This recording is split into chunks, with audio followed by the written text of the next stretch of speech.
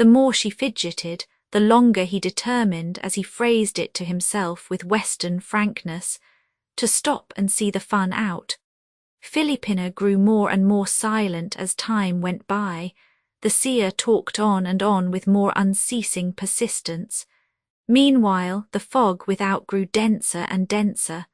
At last, of a sudden, it descended, pitch dark, with that surprising rapidity we all know so well in our smoky metropolis. Philippina yawned. She saw there was no help for it. It was a case for the gas. "Will you ring the bell, Mr. Holmes?" she asked languidly in German. The seer seized his chance and rose briskly to obey her. As he brushed past her side, Philippina, in a quiver, put out her hand for her letter. The room was black as night.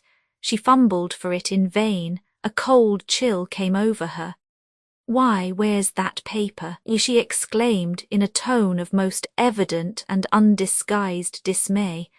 "I wish I had a match. It was lying here a minute ago." Mr. Holmes stood calmly in the dark with his hand upon the bell handle. He was in no hurry to ring it. "You'll have to wait now," he said in his very coolest manner, "till the servant comes up. Unfortunately, I don't happen to have a match about me." "There are some upon the mantelpiece, perhaps," Philippina faltered, unwilling to rise and move away from the table that held that compromising letter. "Oh, that's all right," the seer said quietly, in his slow Western drawl. "Don't trouble yourself about me. I can see very well in the dark without one." Then he began to read aloud, "Du liebst Philippina." Philippina made a wild dash across the room in his direction. This was horrible. He had abstracted it. But the seer, unabashed, took a step or two backward with great deliberation. "That's all right," he said again in a languid tone of the blandest unconcern. "There's nothing fresh here. You needn't trouble yourself. It's only a little note from a very old friend, signed thy ever-affectionate Andreas Horsberger." Philippina darted once more blindly in the direction of the voice. Joaquin Holmes heard her coming and stepped aside noiselessly. He passed his practised fingertips again over the lines of the writing. "Very pretty," he said, smiling. "Very nice indeed for Signora Caselmont. Why, I fancied you were her friend. This is charming, charming. And only to think so prudent a man as our dear friend Horsberger should have ventured to write such a compromising letter. At 3 o'clock tomorrow at the usual place, he says. Dear me, that's interesting. So you've met him there before, and what a fool the man must be to go and put it on paper." Philippina clasped her hands and dashed wildly against the sofa. "Oh, give it back to me," she cried, really alarmed. "What will Andreas ever say? How can you be so cruel? And my husband, my husband." The American, still wholly undisconcerted by her cries, popped the paper inside his breastcoat pocket, buttoned it up securely, drew a matchbox from his waistcoat, and lighted the gas with a calm air of triumph. "Now don't be a fool, Philippina," he said, taking hold of her by those plump round arms of hers and pushing her back with conspicuous calmness into an easy chair. Compose yourself, compose yourself. There's nothing new in all this. We all know what you are, Theodore Livingstone, I suppose, just as well as the rest of us. Why trouble to give yourself these airs of tragic virtue? To tell you the truth, my dear girl, they don't at all become you. Nobody expects miracles from an actress nowadays, not even her husband. Besides, I'm not going to make money out of you. You're a very nice girl and you've always been kind to me. So why should I want to show this letter to Theodore? What's Theodore to me or I to Theodore that I should bother my head to uphold his domestic dignity? No, no, my child, that's not the game. I hold the letter as a threat over Andreas Horsberger. Horsberger's rich, don't you see, and his wife's his fortune. What's more, she hates him and he keeps her always precious short of money. She'll be ready to pay anything for a letter like this. It's a handle against him, and he, for his part, well, He'll make any terms she likes rather than drive her away from him. He took up his hat and made a courtly bow. "Goodbye, Philippina," he said, smiling. "This'll never come out at all as far as regards yourself and your husband. Horsebudge'd pay me well to keep the thing out of court, but I shan't take it to him. I'll go and offer it direct, money down, to the Kaiselmont." He walked lightly to the door, leaving Philippina petrified. He turned into the street. The fog began to lift again. He walked briskly on in the direction of Portland Place. Before he crossed the Regent's Park, he had made up his mind to his plan of action. It was no use trying to blackmail a cool hand like Andreas. He must offer the letter, as he said, direct to Linnet. He didn't doubt she would gladly seize on the pretext for a divorce or at least a rupture. It would give her a good excuse for going away from the man whom his observation and instinct had rightly taught him she despised and detested. He rang at the door in Avenue Road. By a lucky chance he found Linnet in, and alone. Her husband, she said, was out. He had gone for the day, she thought, with a party down to Greenwich.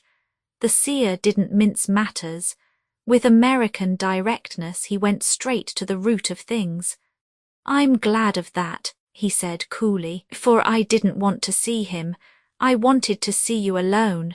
I've got something against him I want to sell you." "Something against him?" Linnet cried, puzzled. "I don't know what you mean, Mr. Holmes, and why on earth should you think I'd care to buy it?" "Now just you look here," the seer went on, holding the letter face downward before him and fumbling it with his fingers. "Why shouldn't we speak straight? What's the good of going beating about the bush like this? Let's talk fair and square. You hate your husband." Linnet rose and faced him. She was flushed and angry. "You've no right to say that," she cried. "I never told you so." The seer smiled sweetly. "I wouldn't be a thought reader," he answered with unaffected frankness, "if I needed to be told a thing in order to know it. But that's neither here nor there. Don't let's quarrel about these trifles. The real thing's this. I have a letter in my hand here that may be of very great use to you if you want to get away from this man, as you do, and to marry Mr. de Verrill." Linnet's face was crimson with shame and indignation. "How dare you say such a thing, sir?" she cried, trying to move towards the door. "You know it isn't true. I never dreamt of marrying him." By a quick flank movement, the seer sprang in front of her and cut off her retreat. "That won't do," he said sharply. "You can't deceive me like that. Remember, I can read your inmost thoughts as readily as I can read this letter in my hand. I'll read it to you now. It's to your friend Mrs. Livingstone." And without a passing tremor on that handsome face or a quiver in his voice, he read out with his fingers the short compromising note, "From thou dearest Philippina down to thy ever affectionate Andreas Horsebudger." Linnet faced him, unmoved externally but with a throbbing heart. The seer, as he finished it, darted a triumphant glance at her. "Well," Linnet said quietly, drawing herself up to her full height. "Well, what'll you give me for that in plain black and white?" the seer asked with a calm tone of unquestioned victory. "Nothing," Linnet answered, moving once more towards the door. "It's nothing fresh to me. I knew all that, long ago." "Knew it? Ah, yes, no doubt," the seer answered with a curl of those handsome lips. "There's nothing much in that. Of course we all knew it, but it's not enough knowing it. You want it written down in plain black and white, to put in evidence against him. You see he acknowledges—" Linnet cut him short sharply. "To put it in evidence," she repeated, staring at him with a bewildered look. "In evidence against whom? What on earth can you mean, to put in evidence where? I don't understand you." "Now don't let's waste useful time," the seer interposed seriously. "This is a practical matter. There's no knowing how soon your husband may return. I just mean business. I want to hear, straight and short, what you'll give for this letter. We all know very well you've got enough already to prove the count of cruelty upon. You've only got to prove the other thing in order to get a regular divorce from him. And the proof of it's here in plain black and white under his own very hand, in this letter I've read to you. Now, what do you offer? If you name my figure, it's yours. If you don't, well, Filipina's a very good friend of mine. Here goes, I'll burn it. He held it over the fire, which was burning in the grate. As he looked hard into her eyes, Linnet drew back a pace or two and faced him proudly. Mr. Holmes, she said in her very coldest voice, you entirely misunderstand. You reckon without your host. You forget I'm a Catholic. Divorce to me means absolutely nothing.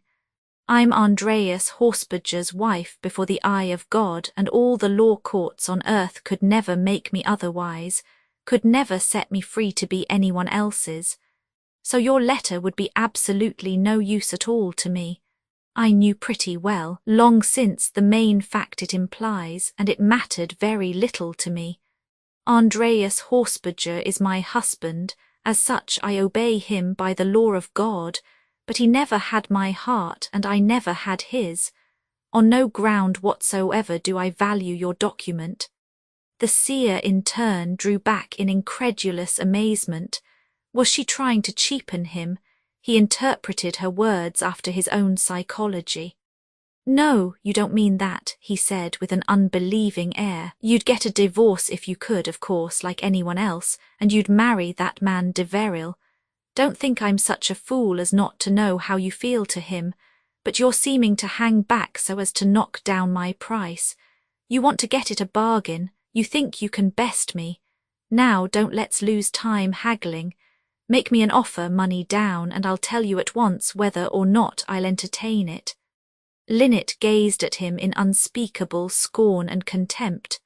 Do you think, she said, advancing a step, I'd bargain with you to buy a wretched thing like that? If I wanted to leave my husband, I'd leave him outright, letter or no letter. I stop with him now of my own free will by the Church's command and from a sense of duty.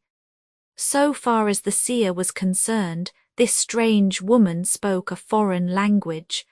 Duty was a word that didn't enter into his vocabulary. He scanned her from head to foot, as one might scan some queer specimen of an unknown wild species. You can't possibly mean that, he cried with a discordant little laugh, for he was used to the free Western notions on these subjects. Come now, buy it or not, he went on, dangling the letter before her face between finger and thumb. It's going, going, going. Won't you make me a bid for it? He shook it temptingly, held it aloft. It was valuable evidence. As he did so, the paper slipped all of a sudden from his grasp and fell fluttering at Linnet's feet. Mr. Holmes was quick, but Linnet was quicker still. Before he could stoop to pick it up, she had darted down upon it and seized it. Then, with lightning haste, she thrust it inside her dress in the shelter of her bosom. The baffled seer seized her hand, too late to prevent her. Give it back to me, he cried, twisting her wrist as he spoke. How dare you take it? That's a dirty trick to play a man. It's mine, I say, give it back to me. Though he hurt her wrist and frightened her, Linnet stood her ground well. She was stronger than he thought, with all the stored-up strength of her mountain rearing. She pushed him back with a sudden burst of explosive energy. You're wrong, she cried indignantly. It never was yours, though I don't know how you got it. You must have stolen it, no doubt, or intercepted it by some vile means, and then tried to make money out of it.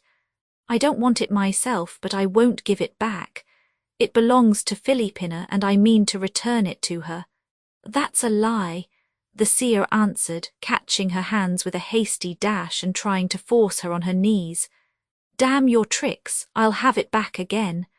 And in the heat of his rage, he tried to unfasten her dress and snatch it from her bosom. She tore herself away. The seer followed her, still struggling. It was a hand-to-hand grapple. He fought her for it wildly. At that very moment, before Linnet had time to scream for help, the door opened suddenly and Andreas Horsberger entered. Chapter 40. He glared at them for a moment before he fully took it in. The seer, thus suddenly surprised, loosed his hold on Linnet and drew back instinctively. But an awful feeling of doubt came over Linnet's mind. The position was most equivocal, nay, even compromising. Would Andreas misunderstand what this man was doing with her? One hand held on her wrist and one clutching at her bosom, but Andreas knew that simple, loyal nature too well to doubt her relations with anyone, except Will Deveril. As he stood there and stared, he saw only that the American had been offering violence, personal violence, to Linnet.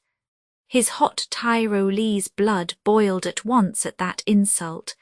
He sprang forward and caught Joaquin Holmes by the throat. "You scoundrel," he cried through his clenched teeth. "What are you doing to my wife? How dare you touch her like that? How dare you lay your blackguard hands upon her?"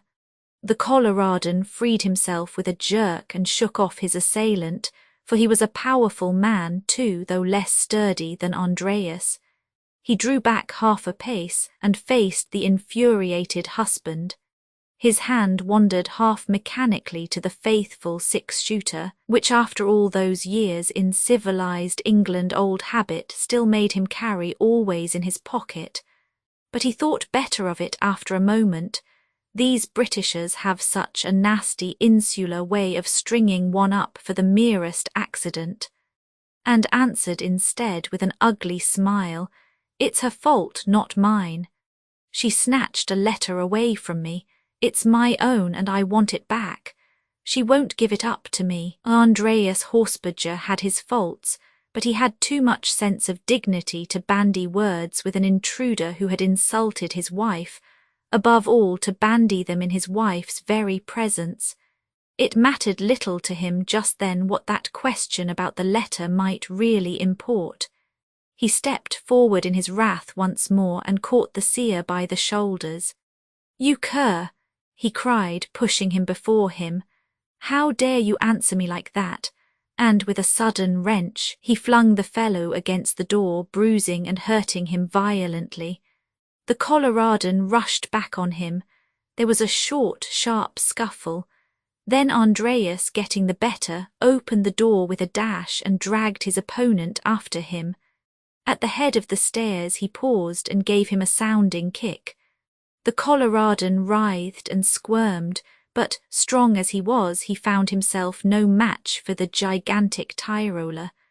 Besides, he was less used than his antagonist to these hand-to-hand struggles. Andreas, for his part, was quite in his element.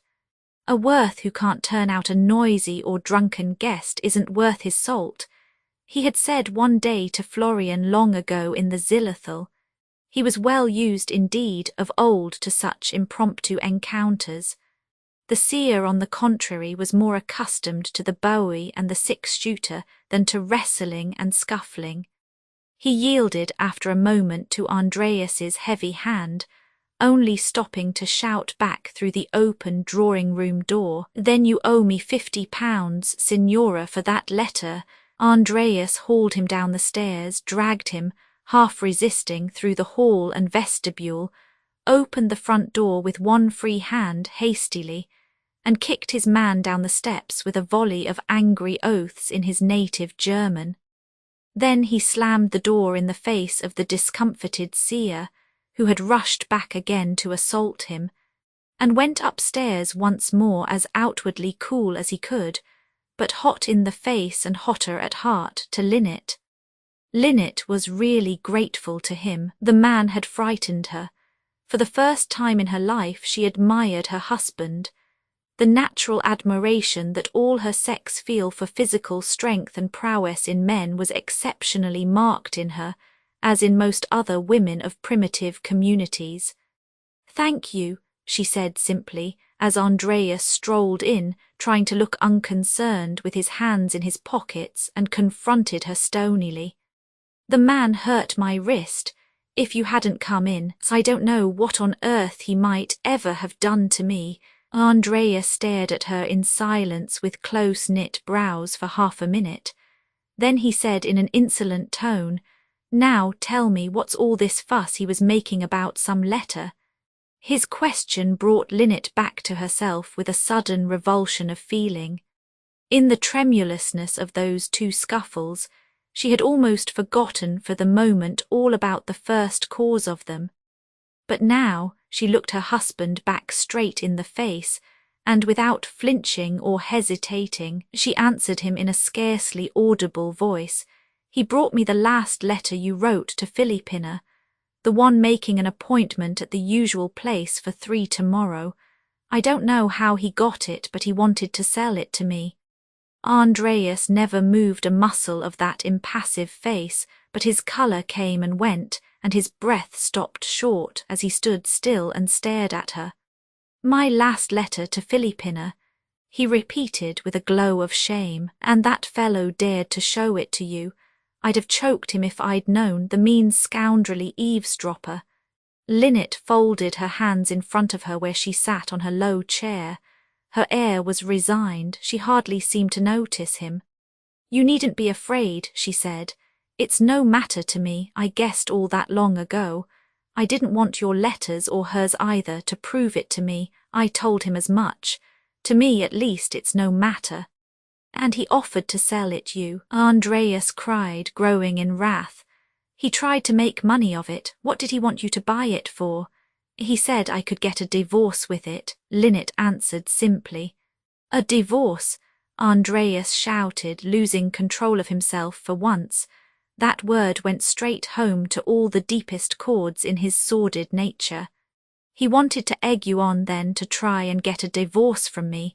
He wanted to cheat me of all I've worked and toiled for." He flung himself into a chair and clenched his fists and ground his teeth. "The damned rogue," he cried once more.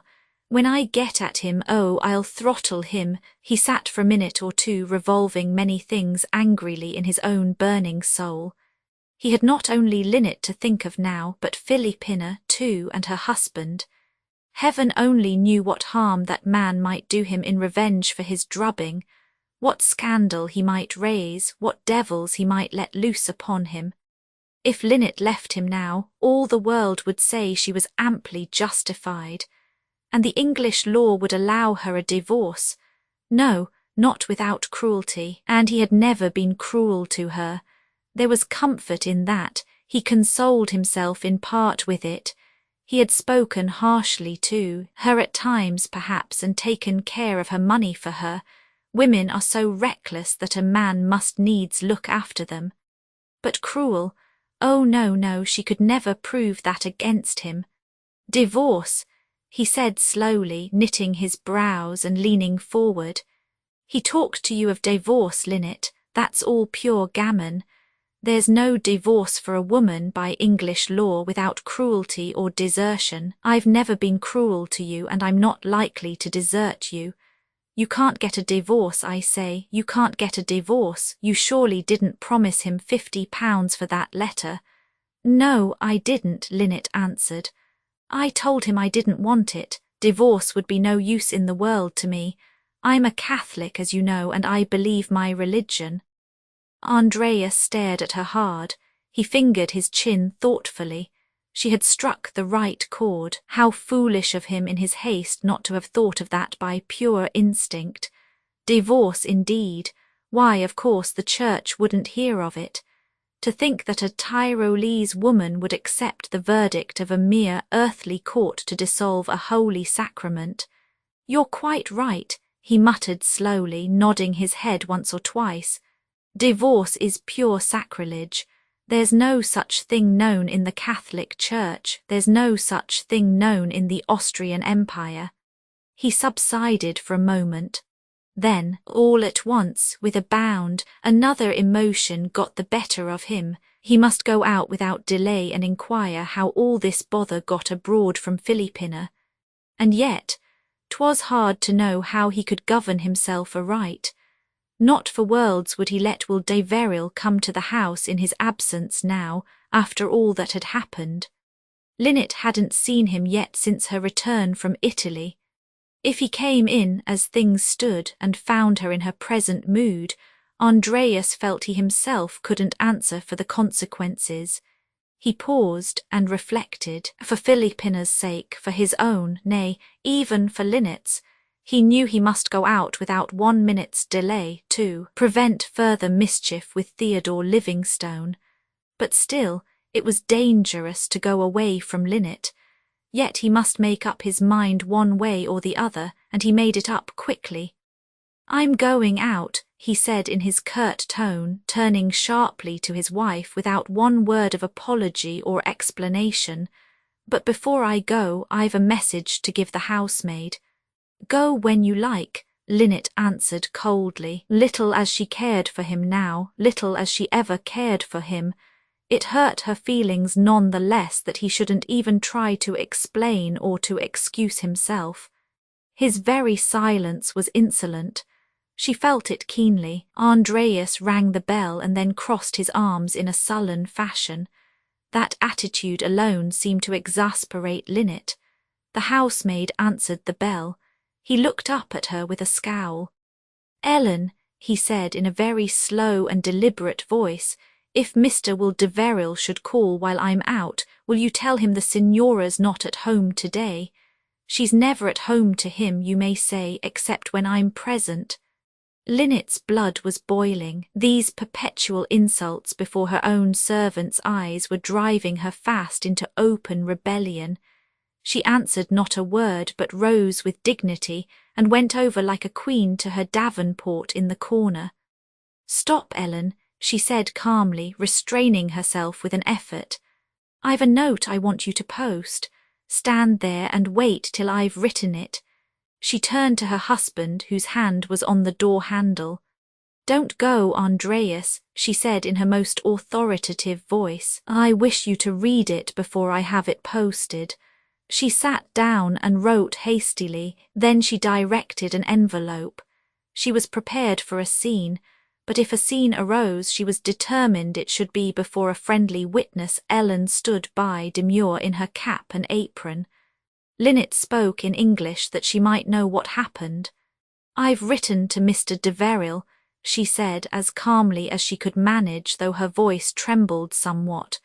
"We haven't seen him yet since we came back to London. And this is what I've said. I hope you'll approve of it. My dear Mr. Deveril, it will give my husband and myself great pleasure if you'll lunch with us here at 2 next Thursday. We want to talk over our Italian experiences. Yours sincerely, Linnet Horsbadger."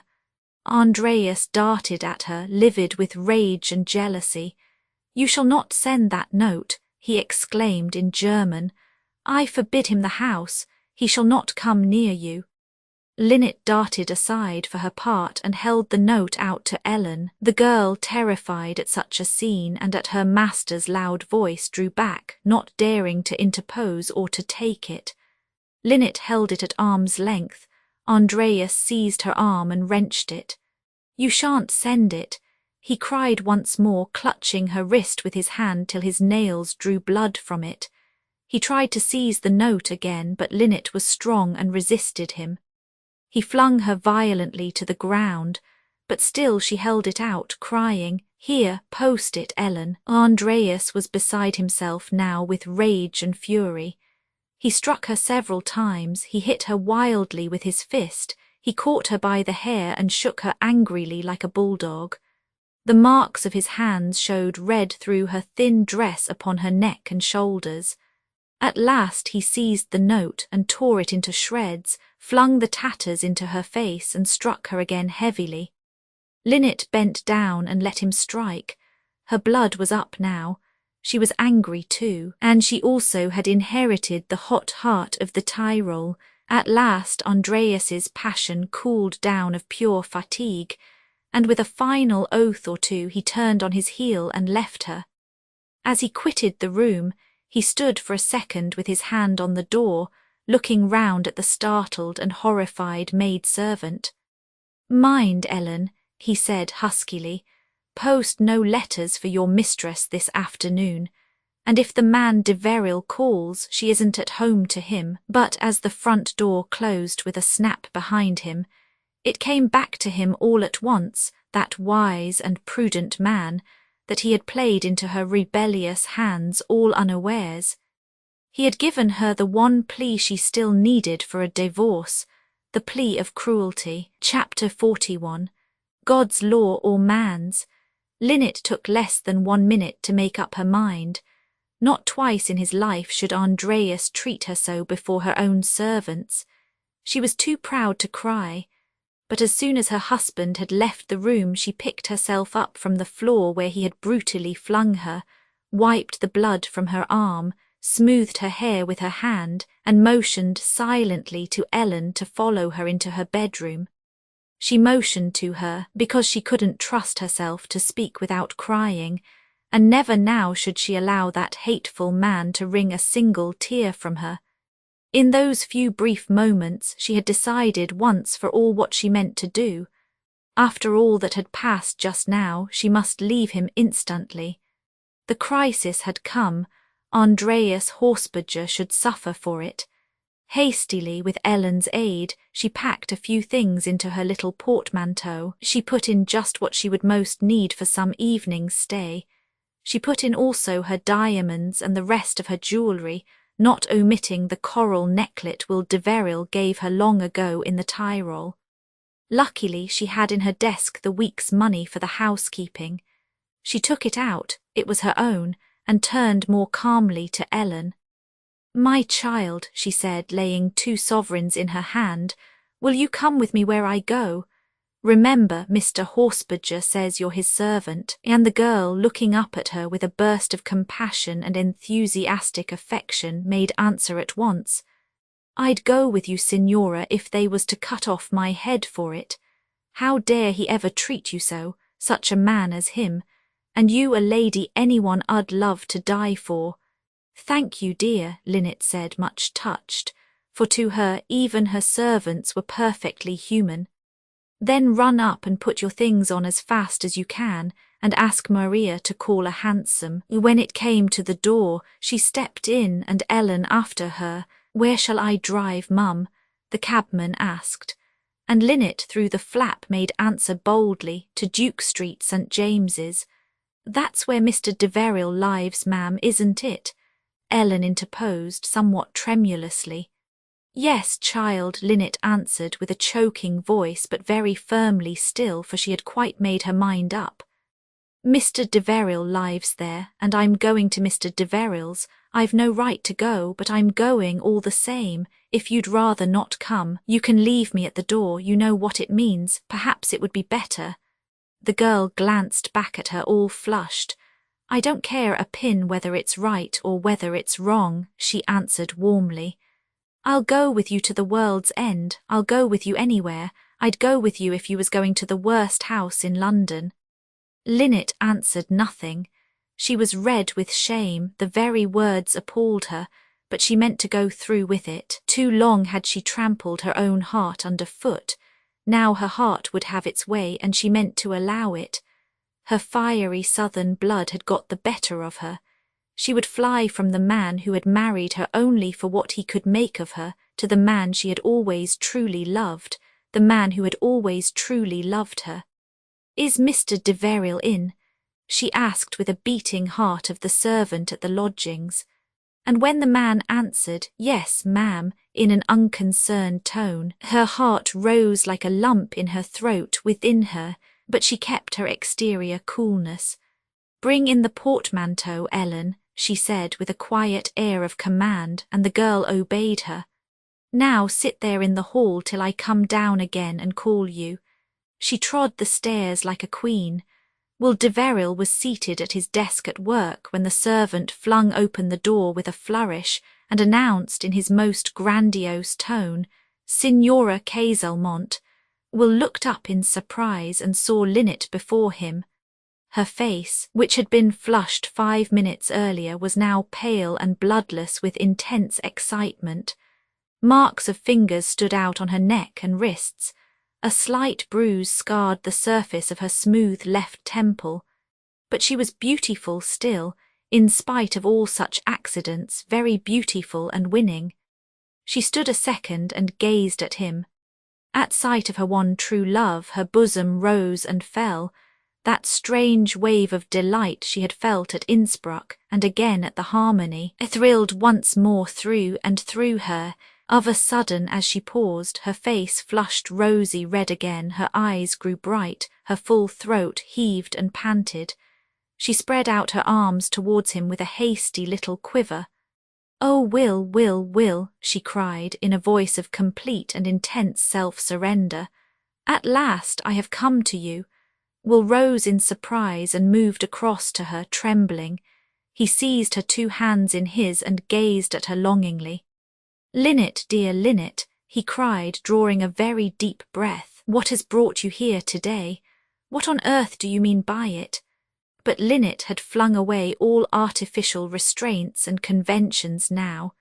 She abandoned herself to her love with the perfect abandonment of a pure and good woman, when once she has made up her mind to repress nature no longer. With a wild impulse of delight, she flung herself bodily into her lover's arms. She flung herself into Will's arms and buried her head confidingly on his tender shoulder. Then she broke into a storm of deep-drawn sobs. "It means," she cried between little bursts, "I've left him forever. That man I never loved, I've left him forever. And I've come home at last where I ought to have come to nestle long ago. Will, Will, dear Will, will you take me? May I stop with you?" In a transport of joy, Will clasped her to his bosom. Not to have done so, indeed, would have been more or less than human. No man can even pretend to be otherwise than overjoyed when the woman he loves flings herself into his arms for the first time in a fierce access of passion. He clasped her long and hard, breast pressed against heaving breast, and lips meeting lips in a sharp shower of kisses. For some minutes they neither knew, nor felt, nor remembered, nor thought of anything else on earth save their present intoxication. But surely those minutes were in themselves worth living for.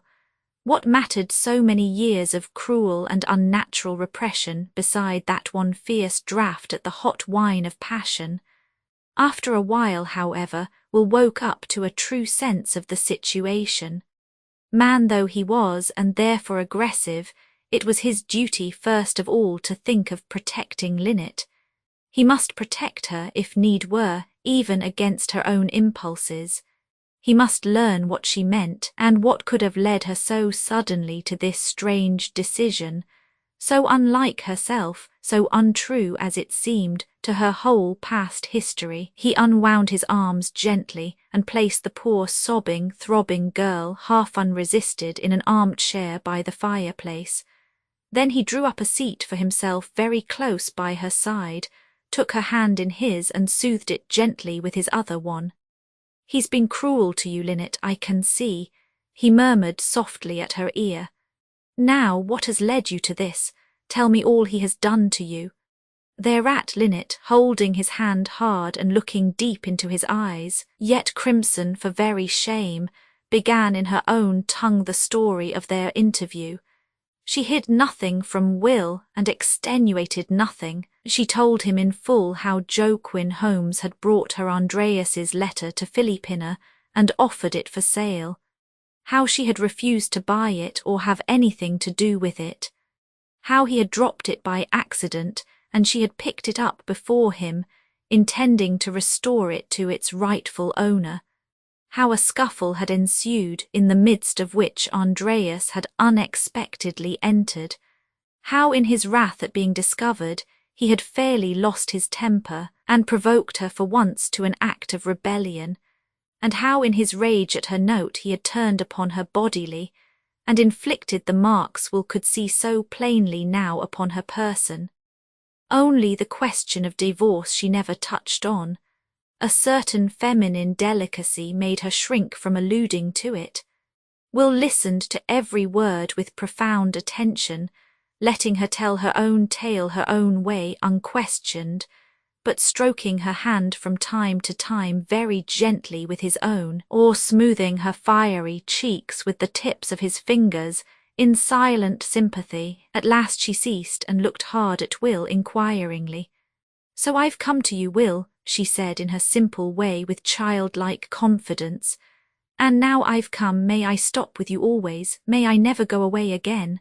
Will's heart beat high. Her loving trust, her perfect self-surrender could not fail to touch him, yet he gazed at her ruefully. "My darling," he said with a burst, belying his words as he spoke by laying her soft head once more in the hollow of his shoulder. "You shouldn't have come to me. You've done very, very wrong, very foolishly, I mean. I'm the exact last person on earth you should have come to." Linnet nestled to him close. "But I love you," she cried pleadingly. "You're the only living soul I'd have cared to come to." "Yes, yes, I know," Will answered hastily. "I didn't mean that, of course. You're mine, mine, mine.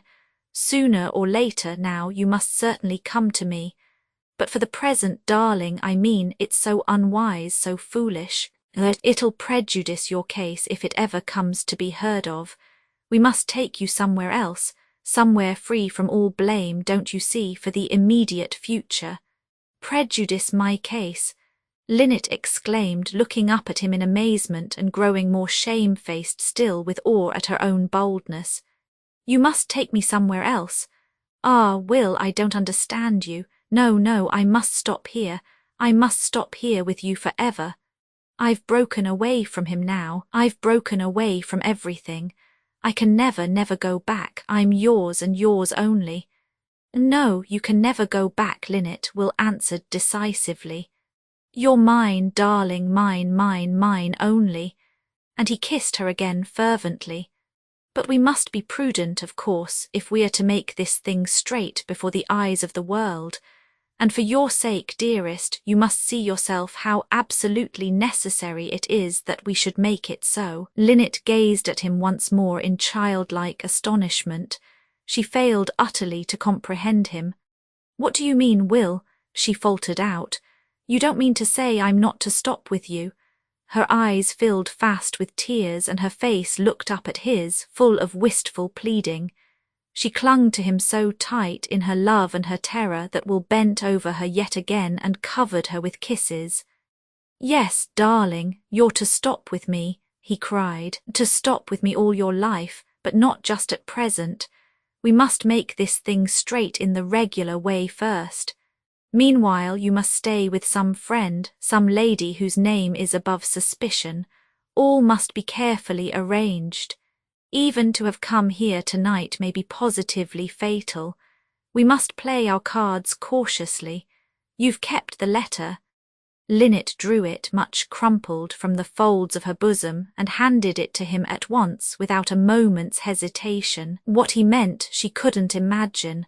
Will ran his eye over it hastily, then he glanced at the deep red marks on her neck and her half-bared arm, for she had rolled back her sleeve like a child to show him.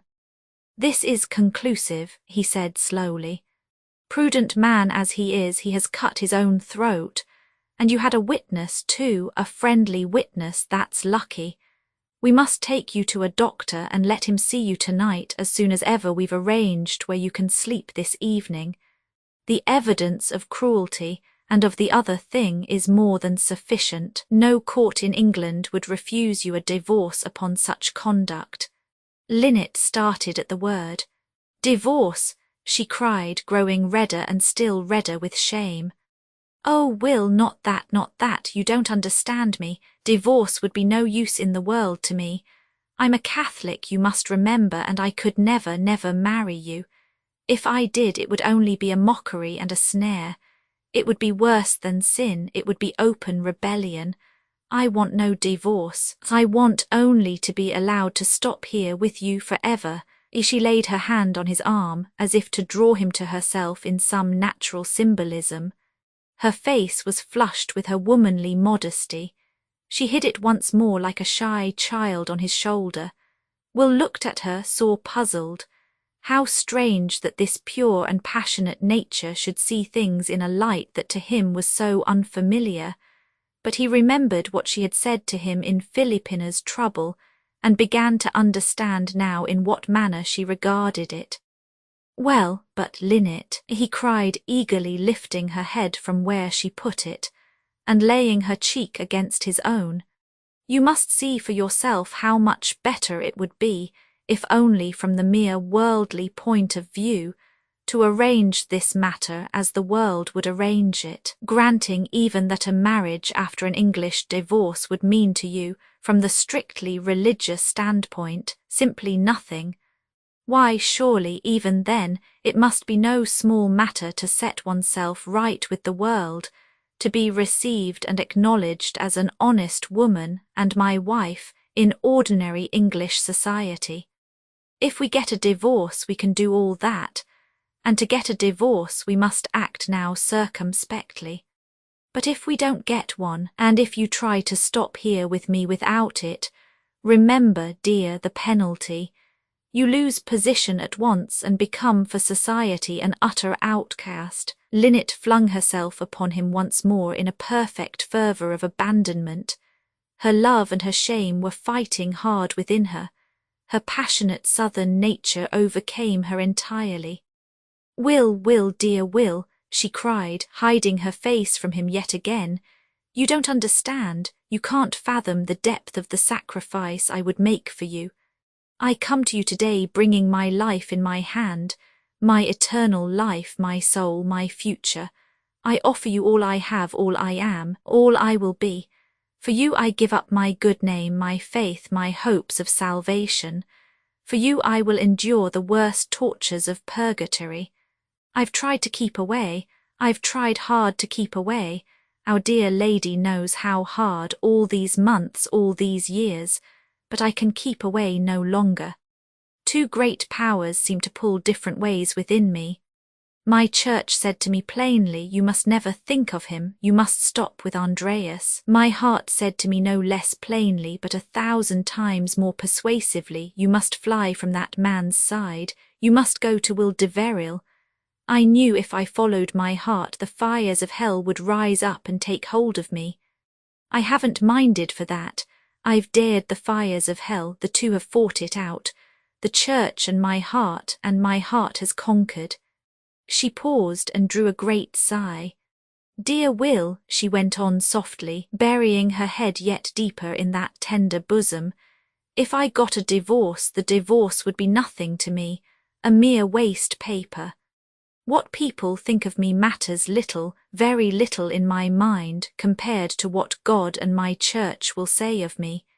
If I stop with you here, I shall be living in open sin, but I shall be living with the man my heart loves best. I shall have at least my own heart's unmixed approval. While I lived with Andreas, the church and God approved. But my own heart told me every night of my life I was living in sin, unspeakable sin against human nature and my own body. Oh, Will, I don't know why, but it somehow seems as if God and our hearts were at open war.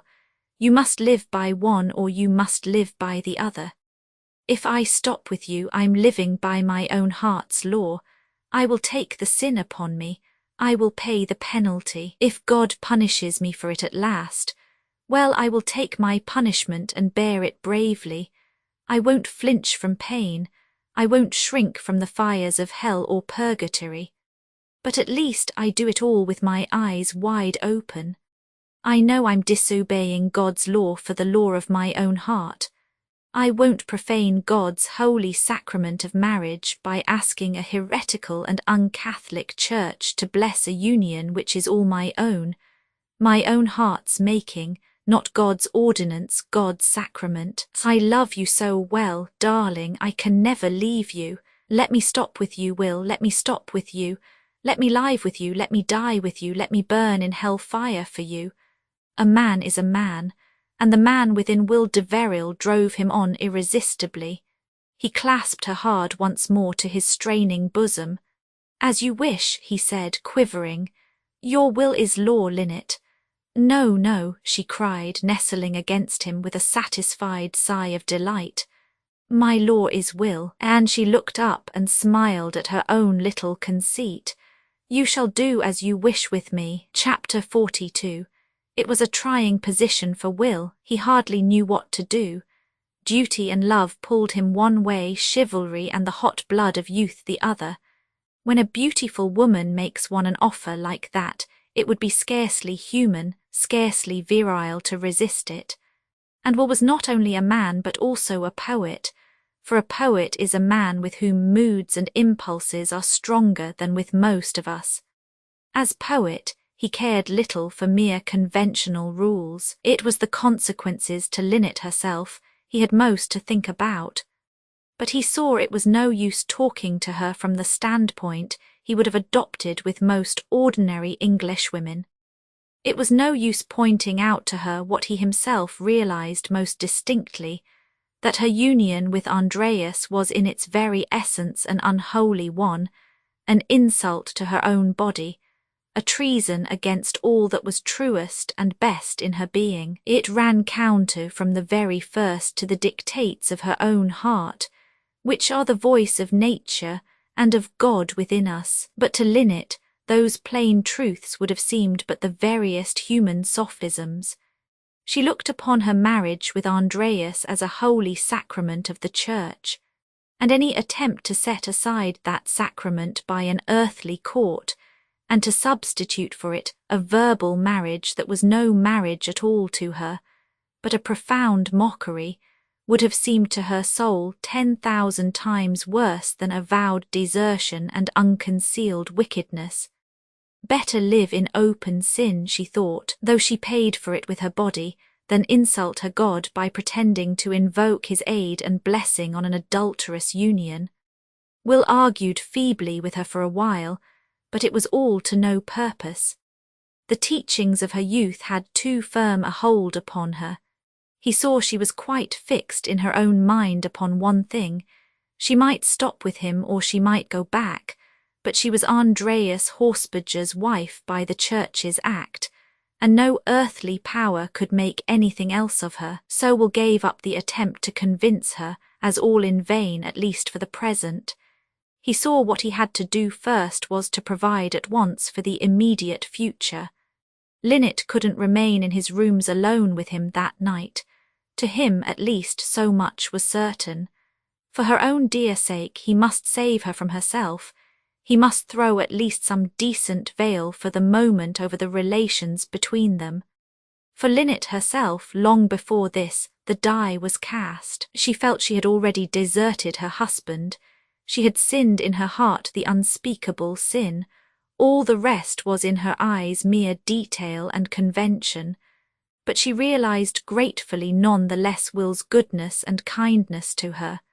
"You are better to me far than I've been to myself," she cried, clinging hard to him still.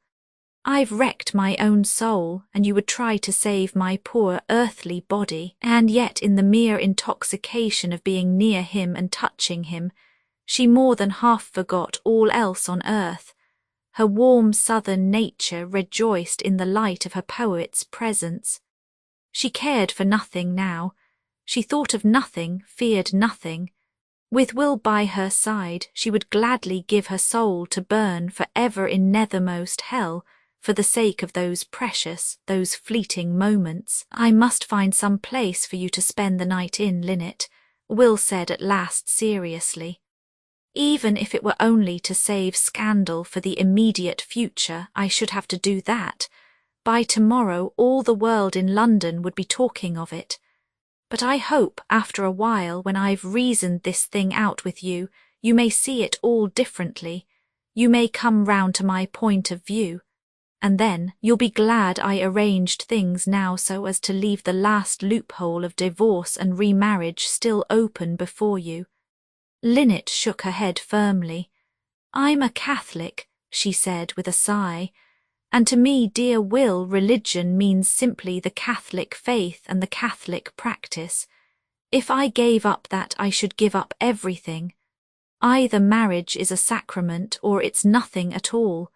It's to the sacrament alone that I attach importance. But if you wish me to go, I'll go anywhere you take me. Though if I obeyed my own heart, I'd never move away from your dear side again, my darling, my darling." She clung to him with passionate force. Will felt it was hard to drive her from him against her will. How hard, perhaps no woman could ever tell, for with women the aggressiveness of love is a thing unknown. But for the love's sake he bore her, he kept down his longing for her. "Have you brought any luggage with you?" he asked at last, drawing himself suddenly back and descending all at once to the level of the practical. "A little portmanteau and all I need for the night," Linnet answered with a deep blush still clinging hard to him. "My maid's in the passage. But how about the theatre this evening?" Will inquired with a little start. "You know this was to have been your first appearance this season." Linnet opened her palms outward with a speaking gesture. "The theatre," she cried half scornfully. "What do I care for the theatre? Now I've come to you, Will, what do I care for anything? If I had my own way I'd stop here with you for ever and ever. The theatre, well, the theatre might do as best it could without me." Will paused and reflected. He saw he must absolutely take measures to protect this hot, passionate creature against the social consequences of her own hot passion. "You've got an understudy, I suppose," he said, "someone who could fill the part pretty decently in your enforced absence. They don't depend altogether upon you, I hope, for tonight's performance." "Yes, I've got an understudy," Linnet answered in a very careless voice, clasping his hand tight in hers and gripping it hard now and again, as though understudies were a matter of the supremest indifference to her.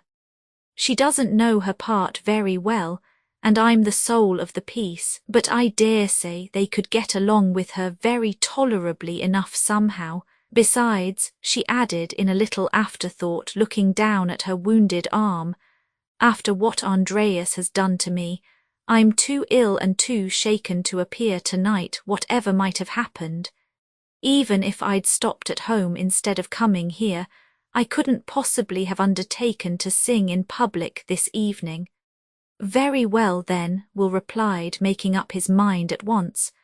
"We must act accordingly. If that's the case, the best thing I can do is to go out and telegraph to the management without delay that Signora Caselmont is seriously indisposed and won't be able to appear in Carmen this evening." "To go out," Linnet cried, clutching his arm in dismay. "Oh dear, Will, don't do that. Don't leave me for a moment. Suppose Andreas were to come and to find me here alone. What on earth could I do? What on earth could I say to him?" Will stroked her cheek once more, that beautiful soft cheek that he loved so dearly, as he answered in a grave and very serious tone, "Now, Linnet, you must be brave, and above all you must be practical. This is a crisis in our lives. A great deal depends upon it. If you love me, you must do as I advise you in this emergency. You have done quite right to come away from Andreas instantly, the very moment you discovered this letter, the very moment he offered you such unmanly violence. In that you were true woman. You're in the right now, and if you behave circumspectly, all the world will admit it, all the world will say so. But you mustn't stop here 1 second longer than is absolutely necessary. You must spend the night with some friend whom we know, some lady of position and unblemished reputation, and the world must think you went straight from your husband's roof to hers when all these things happened." Linnet drew back all aghast. "What, go from you?" she cried. "This first night of our love? Oh, Will, dear Will, go right away from you." "Yes," Will answered firmly. "For the moment the one thing needful is to find such a shelter for you. If you took refuge in a hotel or private lodging tonight, people would whisper and hint. You know what they would hint. We must stop their hateful whisperings. Now, darling, you mustn't say no, you must act as I advise. I'm going out at once to find that lady. I shall ask my sister first. She's a clergyman's wife, and nothing looks so well as a clergyman's wife in England. But if she objects, I must try some other woman. You're agitated tonight, and I should be doing you a gross wrong if I took advantage now of your love and your agitation. though it isn't you and myself I'm thinking of at all. You and I know, you and I understand one another. Let me not to the marriage of true minds admit impediment. It isn't that I trouble, for it's the hateful prying eyes and lying tongues of other people. For myself, darling, my creed is quite other than your priest's. I hold that here tonight you are mine and I am yours. God and nature have joined us by the witness of our own hearts. His voice sank solemnly, and whom God hath joined together, he added in a very grave tone, let not man put asunder. He paused and hesitated. But for tonight, he went on, we must make some temporary arrangement. Tomorrow and afterwards we may settle for the future with one another at our leisure. When you look at it more calmly, dearest, you may change your mind about the matter of the divorce. Till then we must be cautious, and in any case we must take care to give the wicked world no handle against you. Linnet clutched him tight still. But if you go, she cried, all eagerness, you won't leave me, I may go with you. Her voice was so pleading it cut Will to the quick to be obliged to refuse her. He leant over her tenderly. My Linnet, he cried, caressing her with one strong hand as he spoke, I'd give worlds to be able to say yes, I can't bear to say no to you. But for your own dear sake, once more, I must. I can't possibly let you go with me. Just consider this, how foolish it would be for me to let you be seen with me tonight on foot or in a cab, in the streets of London. All the world would say, with truth, you'd run away from your husband and rushed straight into the arms of your lover. You and I know you've done perfectly right in that, but the world would never know it. We must never let them have the chance of saying what, after their kind, we feel sure they would say about it. He rose from his chair. She clung to him passionately. Oh, take me with you, Will, she cried in a perfect fever of love. Suppose Andreas was to come. Suppose he was to try and carry me off by force against my will. Oh, take me with you. Don't leave me here alone to Andreas. Sadly against his wish, Will disengaged her arms and untwined her fingers. He did it very tenderly but with perfect firmness. No, darling, he said in a quiet tone of command. Let go, I must leave you here alone, it's imperative. And it's wisest so, it's right, it's the best thing to do for you.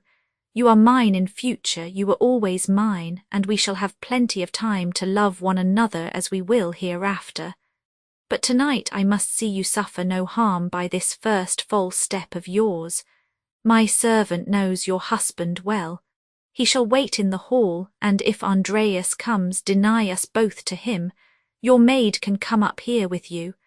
I'll take care no evil happens to you in any way in my absence. Trust me for this. Linnet, you needn't be afraid of me. With a sudden change of front, Linnet held up her face to him. I can always trust you, dear Will, she cried. I have always trusted you. All these long years I've known and seen how you yearned for one kiss and would never take it. All these long years I've known how you hungered and thirsted for my love, and kept down your own heart, letting only your eyes tell me a little, a very little, while your lips kept silence. The other men asked me many things, and asked me often. You know a singer's life, what it is, and what rich people think of us that they have but to offer us gold, and we will yield them anything. I never gave to one of them what I was keeping for you, my darling. I said to myself, I am Andreas's by the sacrament of the church, but Will's by my own heart and by the law of my nature. I trusted you then, I'll trust you always. Goodbye, dear heart, go quick. Come back again quick to me. She held the ripe red flower of her lips pursed upward towards his face. Will printed one hard kiss on that rich full mouth of hers. Then, sorely against his will, he tore himself away, and in a tumult of warring impulses descended the staircase. Chapter 43. Will hailed a cab in St. James's Street and drove straight to his sister's, only pausing by the way to dispatch a hasty telegram to the management of the Harmony. Signora Cazelmont seriously indisposed, quite unable to sing this evening, must fill up her place for tonight at least and probably for tomorrow as well by understudy.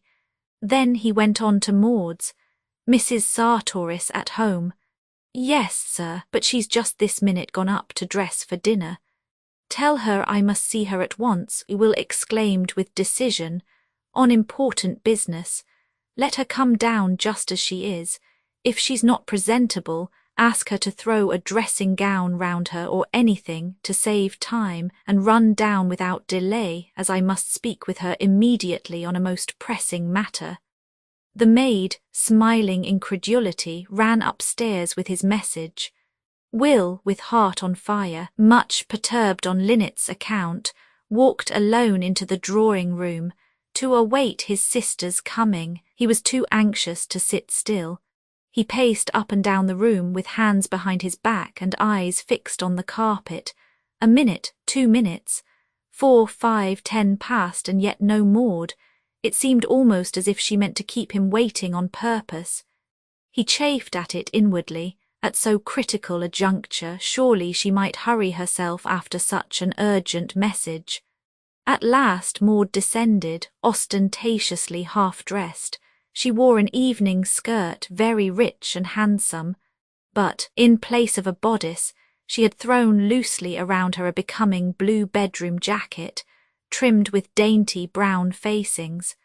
Arthur Sartoris, in full clerical evening costume and spotless white tie, followed close behind her. Maud burst into the room with a stately sweep of implied remonstrance. "This is very inconvenient, Will," she said in her chilliest tone, holding up one cheek as she spoke in a frigid way for a fraternal salute, and pulling her jacket together symbolically.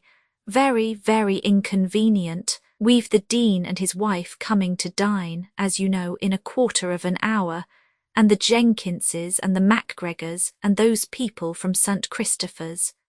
Fortunately, I happened to go up early to dress, and had got pretty well through with my hair when your name was announced, or I'm sure I don't know how I could ever have come down to you. Oh, Arthur, you're ready. Run and get me the maidenhair and the geranium from my room. I can be sticking them in before the glass, while Will's talking to me about this sudden and mysterious business of his. They are in the tumbler on the wash-hand stand behind the little red pot. And wait a moment, of course I shall want some hairpins, the thin, twisted American ones. You know where I keep them, in the silver-topped box. Go quick, there's a dear." "Well, Will, what do you want me for?" This was a discouraging reception, to be sure, and boded small good for his important errand. Will knew well on a dinner night the single emotion of a British matron. Church, crown, and constitution might fall apart piecemeal before Maud Sartoris's eyes, and she would take no notice of them. Still, at least he must try, for Linnet's sake he must try, and he began accordingly. In as brief words as he could find, he explained hastily to Maud the nature and gravity of the existing situation. Signora Cazelmont, that beautiful, graceful singer who had made the success of Cophetua's adventure, Signora Cazelmont, he never spoke of her as Linnet to Maud, of course, had long suffered terribly at the hands of her husband, whose physical cruelty, not to mention other things, had driven her today to leave his house hurriedly, without hope of return again, flying in haste from his violence and not knowing where to look for aid in her trouble. She had taken refuge for the moment. Will eyed his sister close. It was an error of judgment, no more at his rooms in St. James's. "You recollect," he said apologetically, "we were very old friends. I had known her in the Tyrol and had so much to do with her while she was singing in my opera." Maud nodded assent, and went on unconcerned with a quiet smile on her calm face, arranging the geranium and maidenhair in a neat little spray at one side of her much frizzed locks with the profoundest attention. "Well," she said inquiringly at last as Will, floundering on, paused for a moment and glanced at her. "So the lady with many names, Kayselmont, Horsbadger, Linnet, Carlotta, and so forth, is this moment at your rooms, and I suppose is going to sup there. A queer proceeding, isn't it? It's no business of mine, of course, but I certainly must say I should have thought your own sister was the last person in the world even you would dream of coming to tell about this nice little escapade of yours." "Maud," Will said very seriously, "let's be grave, this is no laughing matter." Then, in brief words once more, he went on to explain the difficulty he felt as to Linnet's arrangements for the immediate future. He said nothing about the divorce, of course, nothing about his love and devotion towards Linnet. Those chords could have struck no answering string in the British matron's severely proper nature. He merely pointed out that Linnet was a friend in distress, whose good name he wished to save against unjust aspersions. Having left her husband, she ought to go somewhere to a responsible married woman. "And I've come to ask you, Maud," he concluded, "as an act of Christian charity to a sister in distress, will you take her in for tonight at least, till I can see with greater clearness what to do with her in future?" Maud stared at him in blank horror. "My dear boy," she cried, "are you mad? What a proposal to make to me! How on earth can you ever think I could possibly do it? And it would be such a splendid chance too," Will cried, carried away by his enthusiasm.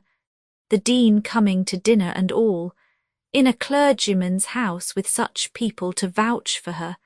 Why, with backers like that, scandal itself couldn't venture to wag its vile tongue at her." Maud looked at him with a faint quiver in her clear-cut nostrils.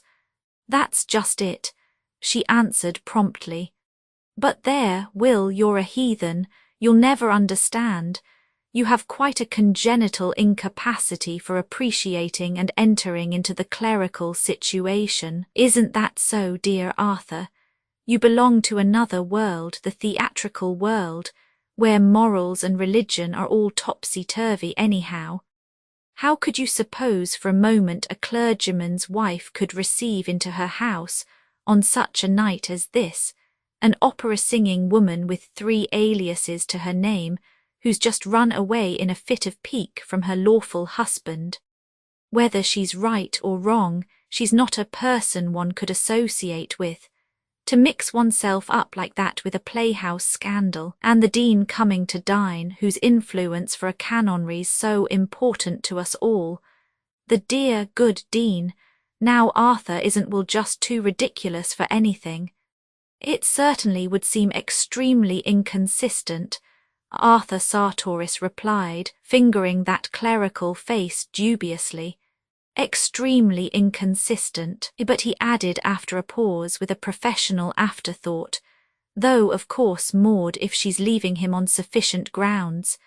Compelled to it, in fact, not through any fault of her own, but through the man's misconduct. And if she thinks it would be wrong to put up with him any longer, yet feels anxious to avoid all appearance of evil, why, naturally, as Christians, we sympathize with her most deeply. But as to taking her into our house, now really, Will, you must see I put it to you personally, would you do it yourself if you were in our position?" Maud, for her part, being a woman, was more frankly worldly. "And it'd get into the papers too," she cried. "Labby'd put it in the papers. Just imagine it in truth, Arthur. I'm also told on very good authority that the erring soul, having drifted from her anchorage, went straight from her husband's house to Mrs. Arthur Sartoris's. Now, Mrs. Arthur Sartoris, it may be necessary to inform the innocent reader, is Mr. de Verrill's sister, and Mr. de Verrill is the well-known author and composer of Cophetua's Adventure. in which capacity he must doubtless have enjoyed, for many months, abundant opportunities for making the best of the Signora's society. Verbum sap. But I would advise the Reverend Arthur to remember in future the Apostle's injunctions on the duty of ruling his own house well and having his children in subjection with all gravity. That's just about what Labby would say of it. Will's face burned bright red. If his own sister spoke thus, what things could he expect the outer world to say of his stainless Linnet? "You forget," he said a little angrily. "The Apostle advises, too, in the self-same passage that a bishop should be given to hospitality, and that his wife should be grave, not a slanderer, sober and faithful in all things. I came to you tonight hoping you would extend that hospitality to an injured wife who desires to take refuge blamelessly from an unworthy husband. If you refuse her such aid, you are helping in so far to drive her into evil courses.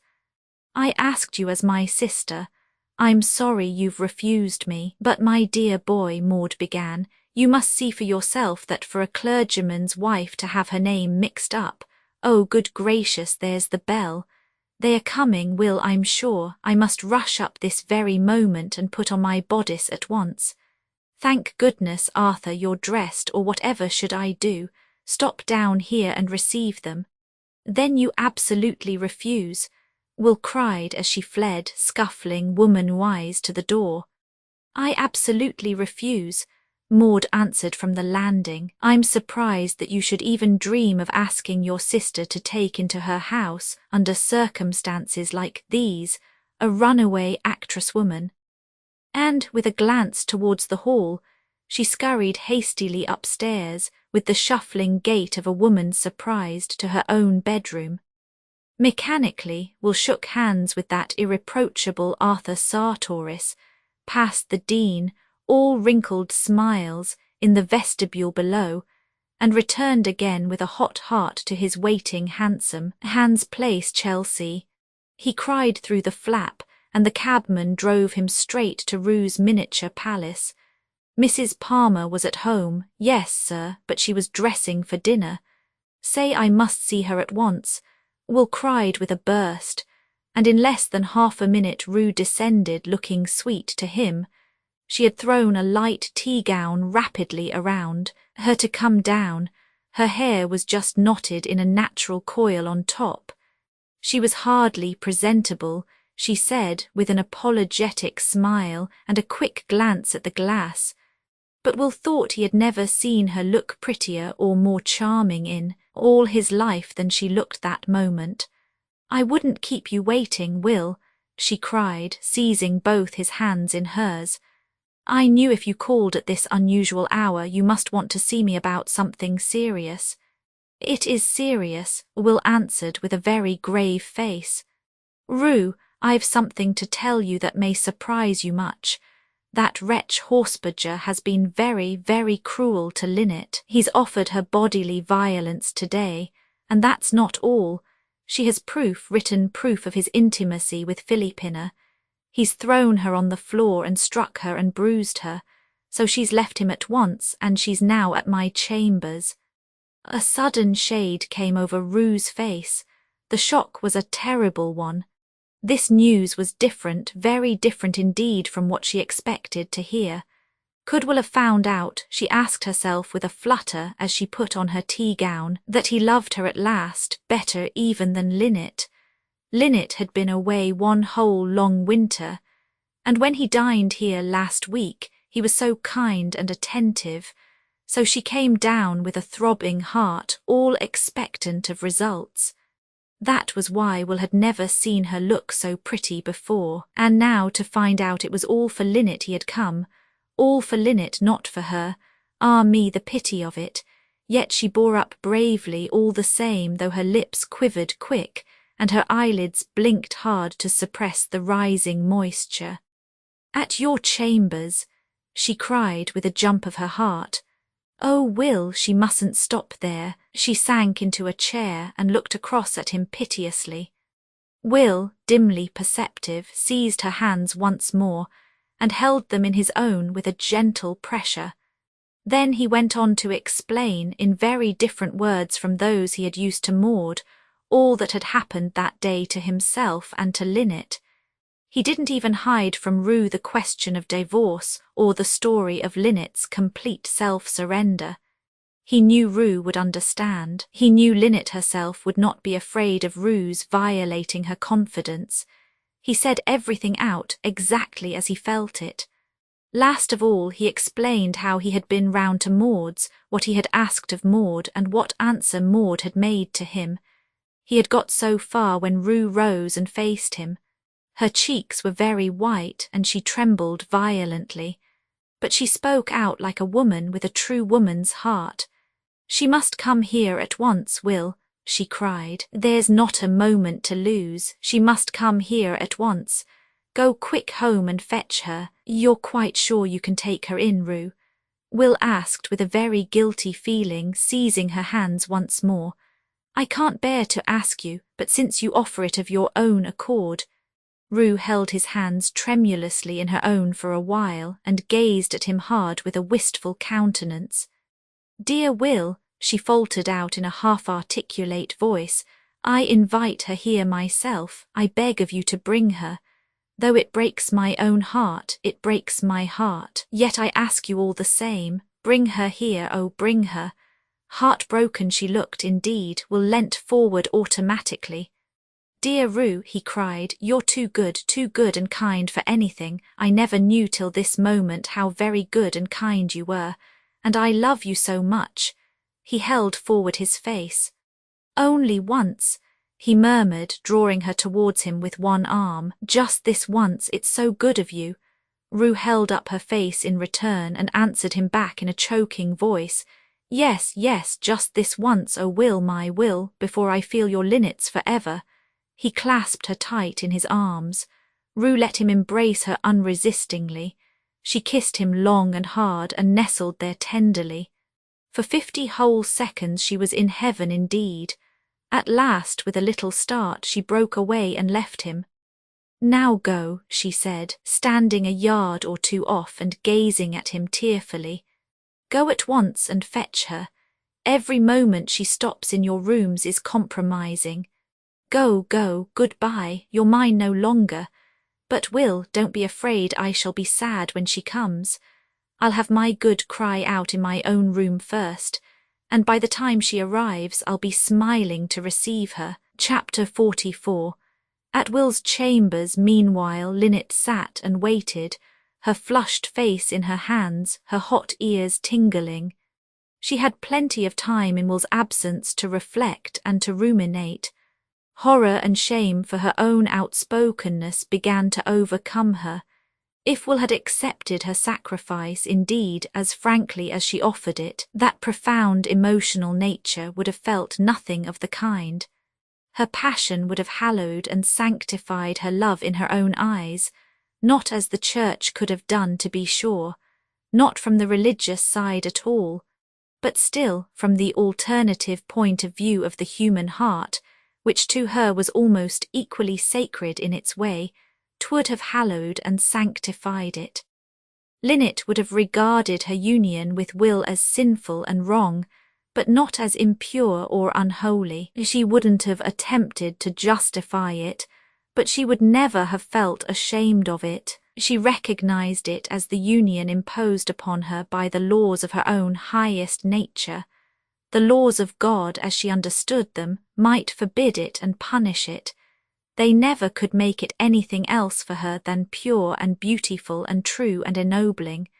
But Will's refusal for her own sake to accept her self-surrender filled her soul with shame for her slighted womanhood.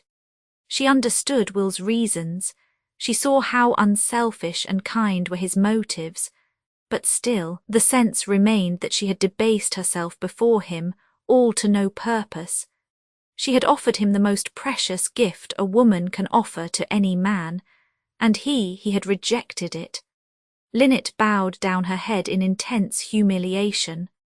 On her own scheme of life, she would have been far less dishonoured by Will's accepting her then and there, in a hot flood of passion, than by his proposal to wait till she could get a purely meaningless and invalid release from her sacrament with Andreas. Having once made up her mind to desert her husband and follow her own heart, in spite of ultimate consequences, it seemed to her almost foolish that Will should shrink on her account from the verdict of the world when she herself did not shrink, so great was her love, from the wrath of heaven and eternal punishment. But as she sat there and ruminated, it began gradually to dawn upon her that in some ways Will was right. Even if she sinned boldly and openly, as she was prepared to sin before Our Lady and the saints, it might be well for her immediate comfort and happiness to keep up appearances before English society. Perhaps it was desirable for the next few days, till the talk blew over, to go, as Will said, under some married woman's protection. But what married woman? Not that calmly terrible Mrs. Sartoris at any rate. She dreaded Will's sister, more even than she dreaded the average middle-aged British matron. She knew how Maud would treat her, if she took her in at all. Better anything at that moment of volcanic passion than the cold and cutting repose, the icy calmness of the British matron's unemotional demeanour, as Linnet was sitting there with her face in her hands, longing for Will's return, and half doubting in her own heart whether she had done quite right, even from her own heart's standpoint, in coming straight away to him.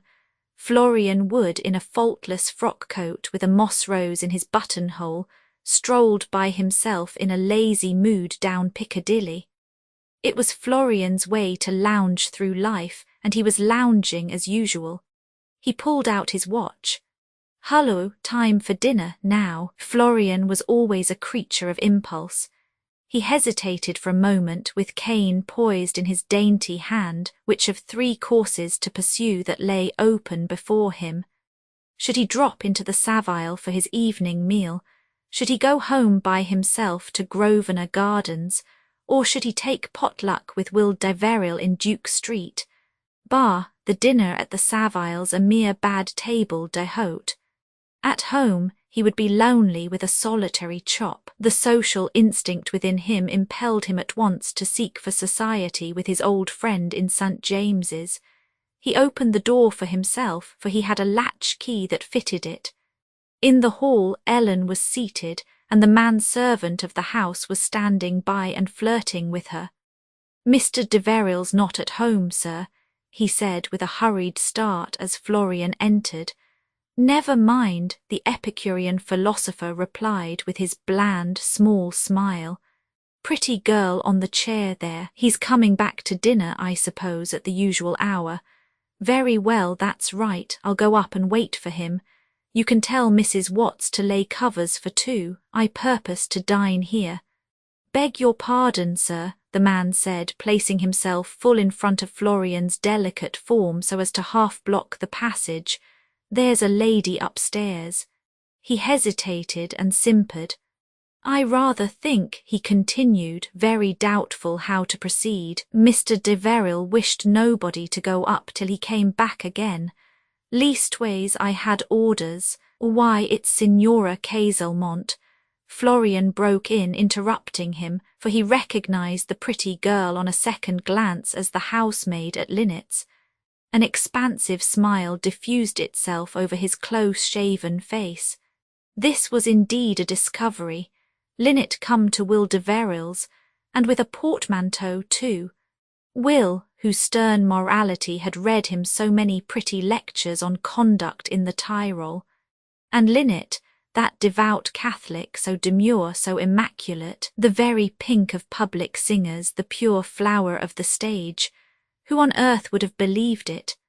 But there, it's these quiet souls who are always the deepest. While Florian himself, for all his talk, how innocent he was, how harmless, how free from every taint of guile, wile, or deception. What reconciled him to life as he grew older every day was the thought that, after all, 'twas so very amusing. The man hesitated still more. "I don't think you must go up, sir," he said, still barring the way. "Mr. de Veril told me if Herr Hausberger called to say he wasn't at home to him." Florian's face was a study. It rippled over with successive waves of stifled laughter. But Ellen, with feminine quickness, saw the error of the man's clumsy male intelligence. It would never do for Mr. Wood, that silver-tongued man-about town, to go away and explain at every club in London how he'd caught the Kaiselmont, with her maid and her portmanteau, on a surreptitious visit to Will de Veril's chambers. Better far he should go up and see the Signora herself. Principals in such cases should invent their own lies, untrammelled by their subordinates. The Signora might devise what excuse she thought best to keep Florian's mouth shut, and Will himself might come back before long to corroborate it. "No, no," she said hastily, with much evident artlessness. "You can go up, sir, of course. The Signora's just waiting to see Mr. de Veril." Florian brushed past the man with a spring and ran lightly up the stairs, with quite as much agility as so small a body can be expected to compass. He burst into the room unannounced. Linnet rose in very obvious dismay to greet him. She was taken aback, Florian could see, and glad indeed he was to notice it. This little contretemps was clearly the wise man's opportunity. Providential, providential. He grasped her hand with warmth, printing a delicate little squeeze on the soft bit of muscle between thumb and fingers. "What, Linnet?" he cried, "alone and in Will de Veril's rooms? How lucky I am to catch you. This is really delightful." Linnet sank back in her chair. She hardly knew what to say, how to cover her confusion, but excuse herself she must. Some portion at least of what had passed she must explain to him. In a faltering voice, with many pauses and hesitations, she told him a faint outline of what had happened that day. Her quarrel with Andreas, his cruel treatment, how he had struck her and hurt her, how she had fled from him precipitately. She hinted to him even in her most delicate way some dim suggestion of her husband's letter to Philippina. Florian stroked himself and smiled. He nodded wisely. "We knew all that before," he put in at last with a knowing little air of sagacious innuendo. "We knew friend Hausberger's little ways, though how quiet he kept over them. A taciturn Don Juan, a most prudent Lothario."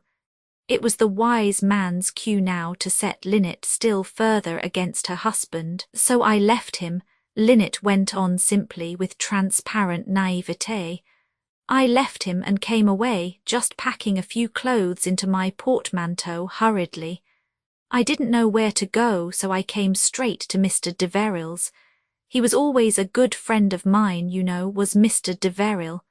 She paused and blushed. "I've sent him out," she continued with a little pardonable deviation from the strictest veracity, "to see if he can find me some house among his friends, some English ladies, where I can stop for the present, till I know what I mean to do now I've come away from Andreas. He's going to his sister's first to see if she can take me in. After that, if she can't, he's going to look about elsewhere." She gazed up at him timidly. She felt as she spoke Will was right after all. How could she brave the whole world's censure, openly and frankly expressed, if she shrank so instinctively from the prying gaze of that one man, Florian? God, who reads all hearts, would know if she sinned for true love. But the world, that hateful world. Linnet leant back in her seat and shut her eyes with horror. As for Florian, however, he seized the occasion with avidity. He saw his chance now. He was all respectful sympathy. The man Hausberger was a wretch who had never been fit for her. He had entrapped her by fraud. She did right to leave him. What horrid marks on her arm and on that soft brown neck of hers! Did the cur do that? What a creature to lay hands on so divine a woman! though of course it was unwise of her to come round to Will's, the world, and here Florian assumed his most virtuously sympathetic expression of face. The world is so cruel, so suspicious, so censorious. For themselves, they too moved on a higher plane. They saw through the conventions and restrictions of society. Still, it was always well to respect the convenances. Mrs. Sartoris, oh dear no, unsympathetic, out of touch with her. And yet, oh, how dangerous to stop here in these rooms one moment longer. With dexterous little side hints the wise man worked upon Linnet's fears insensibly. That fellow in the passage now, the people of the house, so unwise, so uncertain, who could tell friend from enemy? As he spoke, Linnet grew every moment more and more uneasy. "I wish Will would come back," she cried. "I wish I had somewhere to go. It makes me so afraid, you see, this delay, this uncertainty." Florian played a trump card boldly. "Why not come off with me at once, then?" he suggested, "to my sisters." "Your sisters?" Linnet asked, "but I didn't know you had one." Florian waved his hand airily with a compulsive gesture, as if he could call sisters to command from the vasty deep in any required quantity, as indeed was the case. "Oh dear, yes," he answered. "She hasn't been long in town. She lives mostly in Brittany." He paused for a second to give his fancy free play. Ah, happy thought, just so. A clergyman's wife would be the very thing for the purpose. Her husband's chaplain at Dinan, he went on with his bland smile, romancing readily. "She doesn't often come over, she's not well off, poor dear, but this year she's taken a house for the season, in Pimlico. You might go round there at least while you're waiting for Will. It's less compromising than this, and we could leave a note behind to tell him where he could find you." Linnet debated internally. Florian paused and looked judicial. "What sort of person is she?" Linnet asked at last, hesitating. "A kind, nice, sympathetic—" "You've summed her up in one word," Florian answered with a flourish. "Sympathetic, that's just it. She's bubbling over with sympathy. She goes out to all troubled souls. Though I'm her own brother and therefore naturally prejudiced against her, I never knew anyone so intensely capable of throwing herself forth towards other people as my sister Marian. She's the exact antipodes of that unspeakable Sartoris woman. Human, human, human, above all things human. She brims and overflows with the milk of human kindness. And she took such a fancy to you too when she saw you one night in Cophetua's adventure. She said to me, 'Oh, Florian, do you think she'd come and stay with us?' I'd give anything to know that sweet creature personally. I told her, of course, you never stayed with anybody under the rank of a crowned head or a millionaire soap boiler. She was quite disappointed, and she'd be only too delighted now, I'm sure, if she could be of any service to you." He looked at her hard. He had provided a sister mentally. As a matter of fact, he knew a lady, a most obliging lady, tolerably reputable, too, in a side street in Pimlico, who would be willing, for a slight consideration, to take Linnet in, and adopt any relation she was told to Florian. Once get a married woman, and a singer body at that, away from her husband, into a house of your own choosing, and given agreeable manners and a persuasive tongue, you can do before long pretty much what you like with her. So, at least, Florian's philosophy had always instructed him. He chuckled to himself to think pure chance should have enabled him thus to anticipate Will de Veril.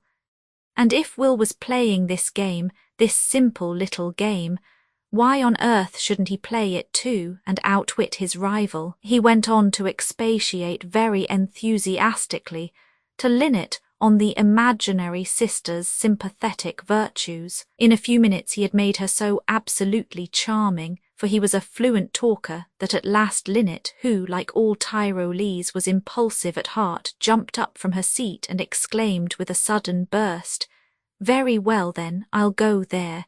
It's safer there than here. We can leave a line for Will to let him have the address. I'll sit down and write it." "No, no," Florian cried, eagerly seizing a pen in haste. "I'll write it myself, then we'll take a cab outside and go round there together." For if once Linnet was seen with him in a hansom in the street, after leaving her husband, her fate was sealed. She might as well do what all the world would immediately say she was bent on doing. Chapter 45. As Florian sat there scribbling off a few lines of apology for their hasty departure, the door opened of a sudden, and Will Deveril entered. Florian rose, a little abashed, though to be sure it took a good deal to abash Florian. He stood by the desk, hesitating, with his unfinished letter dangling idly in his hand, while he debated inwardly what plausible lie he could invent on the spur of the moment and palm off to excuse himself. But before he could make up his mind to a suitable story, Linnet, that impulsive southern Linnet, had rushed forward all eager with her own version of the episode. "Oh, Will," she cried, spoiling all by her frank avowal, "I'm so glad you've come at last. I couldn't bear to wait here in doubt any longer, and Florian's so kind. He was just going to take me off for the night to his sister's." Will turned from her and gazed at Florian for a brief space in blank surprise. Then, as by degrees it dawned upon him what this treachery really meant, his face changed little by little to one of shocked and horrified incredulity. "Florian," he said in a very serious voice, "come out here into the passage. This thing must be explained. I want to speak with you."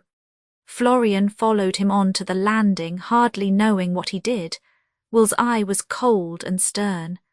"Now look here," he said, frigidly, fixing his man with his icy gaze. "It's no use lying to me. I know as well as you do you've got no sister." Florian smiled imperturbable. "Well, no," he said blandly, "but I thought I might improvise one." Will took him in at a glance. He pointed with one hand to the stairs impressively. "Go." Without another word, he said, "You've behaved like a cad. Instead of trying to save and help this poor girl, you've concocted a vile plan in my absence to ruin her." Florian turned to him cynically. "You were looking out for a house to take her to yourself," he answered. "I don't suppose you meant to return her to her husband. If you may do it, why not I as well? Two can play at that game, you know. It's quits between us. You needn't pretend to such high morality at the very moment when you're engaged in enticing another man's wife away from her husband." Will didn't deign any further to bandy words with the fellow. "Go," he said once more, pointing sternly to the doorway. Florian turned on his heel and slunk down the stairs, as jauntily as he could, but looking for all that just a trifle disconcerted. Will leant over the banisters as he went with a sudden afterthought. "And if ever you dare to say anything to anyone on earth about having seen Linnet here at my rooms tonight," he called out very pointedly, "I shall think you, if possible, even a greater cad than I think you now, and not hesitate to say so." He returned to Linnet in his sitting room. He wouldn't speak before her to Florian because he couldn't bear she should even suspect how bad an opinion the man had had of her, and what plot he had laid for her. "You shall go round to Mrs. Palmer's, Linnet," he said, taking her hand in his. "The place Florian spoke of isn't at all the right place for a girl like you, but Rue will receive you like a sister till we can arrange some other plan for you. At her house you'll be safe from every whisper of scandal." "You'll take me there, won't you?" Linnet inquired, gazing wistfully at him. On that point, however, Will was firm as a rock. "No, dearest," he answered, laying one hand on her full round arm persuasively. "You must go there alone with only your maid. It's better so. Rue has a friend or two coming in to dine with her tonight. They'll see you arrive at her door by yourself, and if any talk comes of it, they'll know how to answer it." Linnet flung herself upon him once more in a last clinging embrace. She was wildly in love with him. Will pressed her hard to his heart, then he gently disengaged himself and led her to the door. A cab was in waiting, the cab that brought him there. Linnet got into it at once and drove off with Ellen. In 20 minutes more she was in Rue's pretty drawing-room. That night, when all the rest were gone, she and Rue sat up long and late, talking together earnestly. Their talk was of Will. Linnet didn't try to conceal from her new friend how much she loved him. Rue listened sympathetically, suppressing her own heart, so that Linnet ceased even to remember to herself how she had thought once of the grand lady as her most dangerous rival. But all the time, Rue preached to her one line of action alone. You must get a divorce, of course, dear, and marry Will Deveril. And all the time Linnet shook her head and answered through her tears, a divorce to me is a mockery and a delusion. I'd rather stop with him openly and defy the world and the church together than affront my God by pretending to marry him, when I know in my heart Andreas Horsberger is and must always be my one real husband. At last they went to bed. Neither slept much that evening. Linnet thought about Will, Rue thought about Linnet. As things now stood, Rue would give much to help them. Since Will loved this woman far more than he loved her, she wished indeed Linnet might be freed at last from that hateful man, and they two might somehow be happy together. Only the church stood in the way, that implacable church with its horrible dogma of indissoluble marriage. Next day Linnet spent very quietly at Rue's. Will never came near the house, but he wrote round a long and earnest letter to Linnet, urging her with all the force and persuasiveness he knew to go down that night as usual to the theatre. It was best, he said, in order to avoid a scandal, that she should appear to have left her unworthy husband on grounds of his own misconduct alone, and be anxious to fulfil in every other way all her ordinary engagements. Linnet went, sick at heart. She hardly knew how she was to get through Carmen.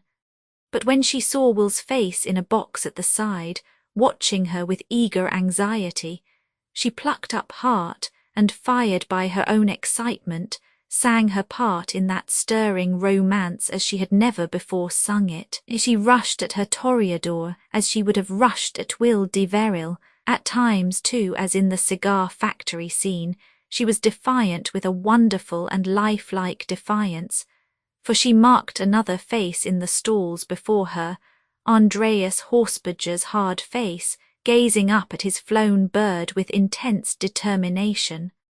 Rue had come to see her through. At the end of the performance, Rue waited at the door for her. Will passed by and spoke casually just a few simple words of friendly congratulation on her splendid performance. Then she drove away, flushed, to Hans' place in Rue's carriage. It didn't escape her notice, however, that as she stepped in, Andreas Horsberger stood behind, with his hand on the door of their own hired brougham. As Linnet drove off, he leaned forward to the coachman. "Follow the green livery," he called out in so loud a voice that Linnet overheard it. When they drew up at Rue's door, he was close behind them. But he noted the number, that was all. He had been there before, indeed, to Rue's Sunday afternoons, and only wished to make sure of the house and that Linnet was stopping there.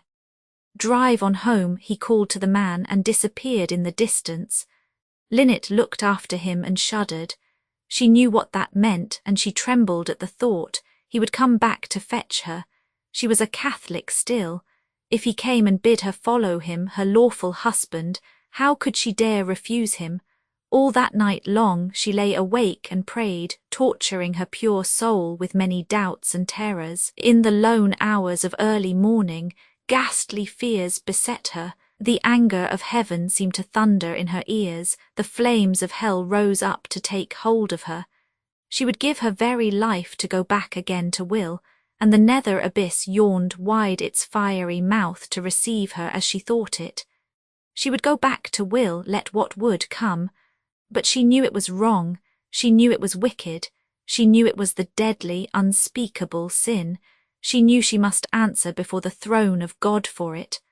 Oh, how could she confess it, even to her own parish priest? How ask for penance, absolution, blessing, when she meant in her heart to live, if she could, every day of her life in unholy desire or unholy union?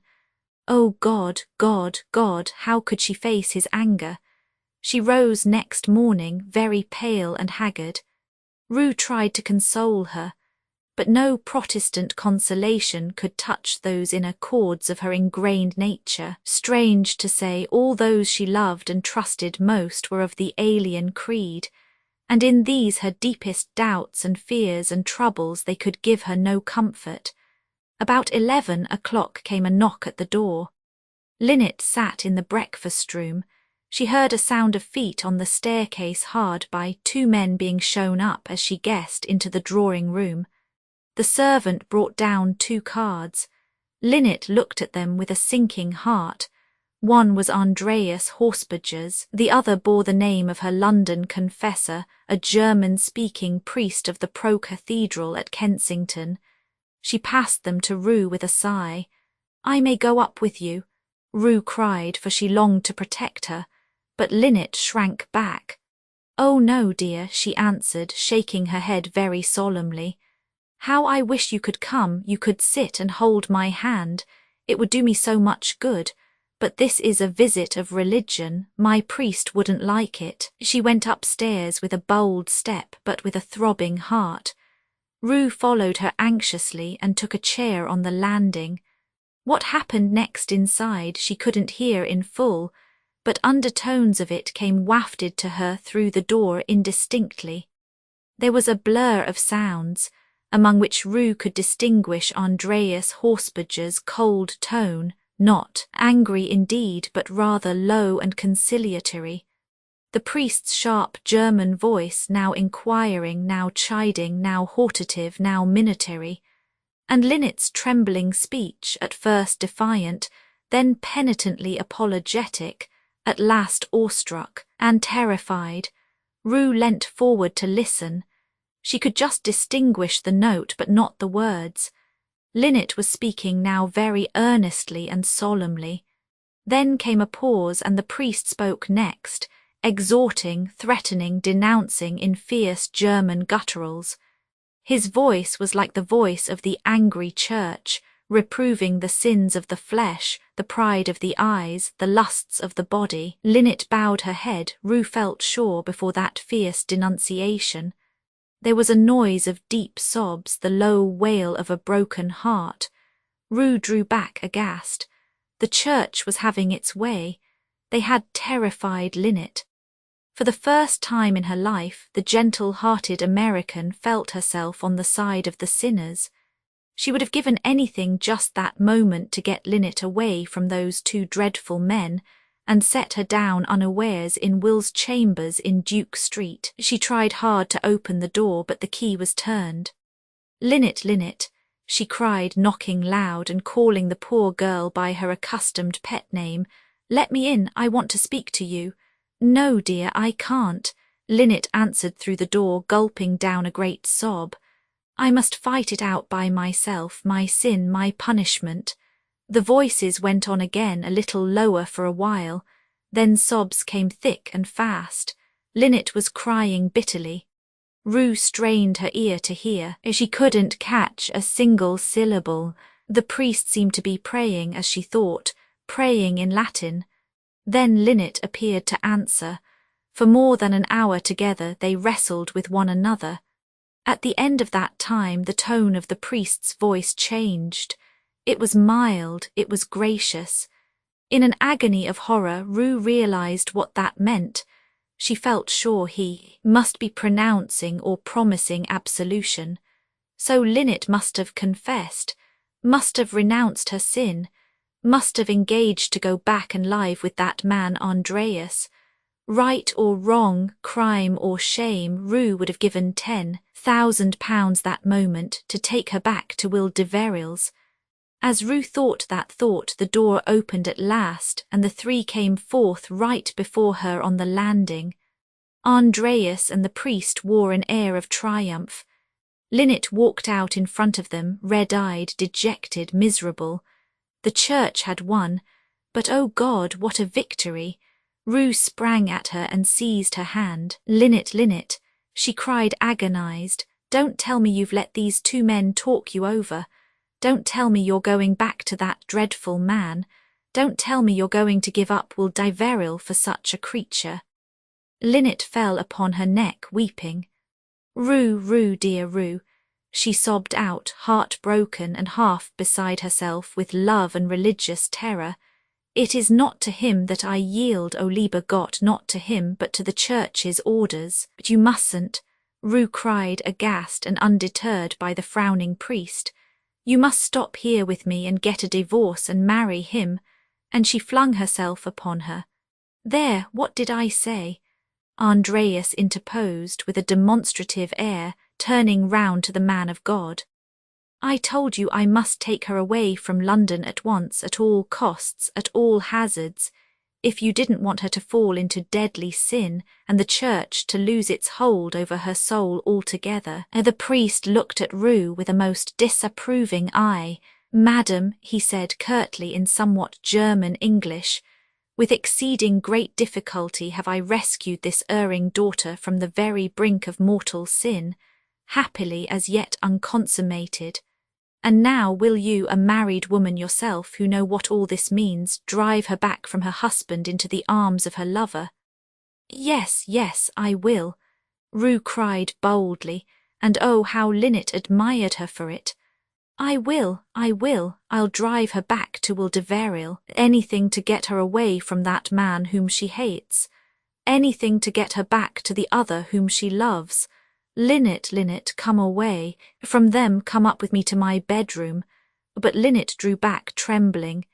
Yes, yes, I hate him, she wailed out passionately, looking across at her husband. I hate him, oh, I hate him, and yet I will go with him, not for him but for the Church. Oh, I hate him, I hate him.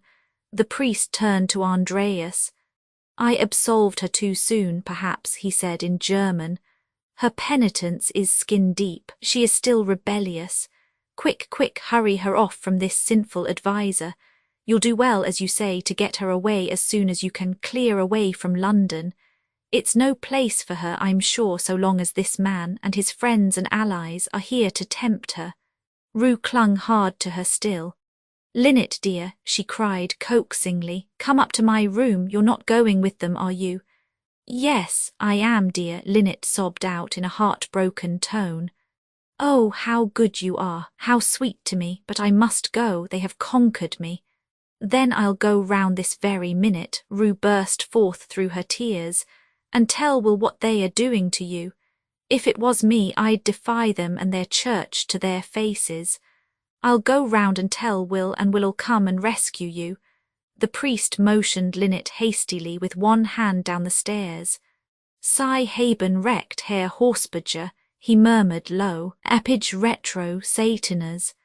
With temptations like these besetting her path, we shall be justified in hurrying away this poor weak lamb of our flock from the very brink of a precipice that so threatens to fall with her. Chapter 46. Andreas Horsberger was always a wise man in his generation. The moment he knew Linnet had left his house, he realized forthwith that the one great danger to his interests lay in the chance of her obtaining a divorce and marrying Will Diveril. To prevent such a catastrophe to his best investment was now the chief object in life of the prudent impresario. He had hurried away from home that first afternoon, it is true, to make sure how things stood with Philippina and her husband, but as soon as he found out no serious danger menaced him there, he rushed back to Avenue Road, to find Linnet flown, without a word to say whither.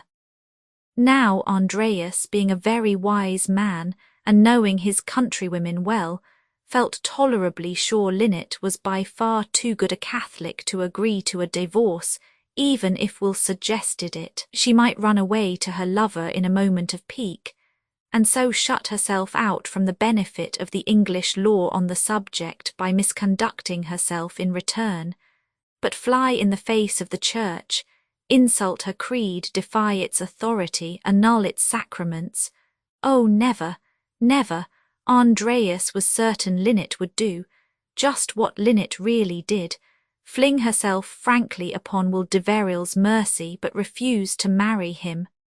Moreover, with his usual worldly wisdom, the worth of St. Valentin saw at a glance that the Church was the only lever which could ever bring his revolted wife back to him.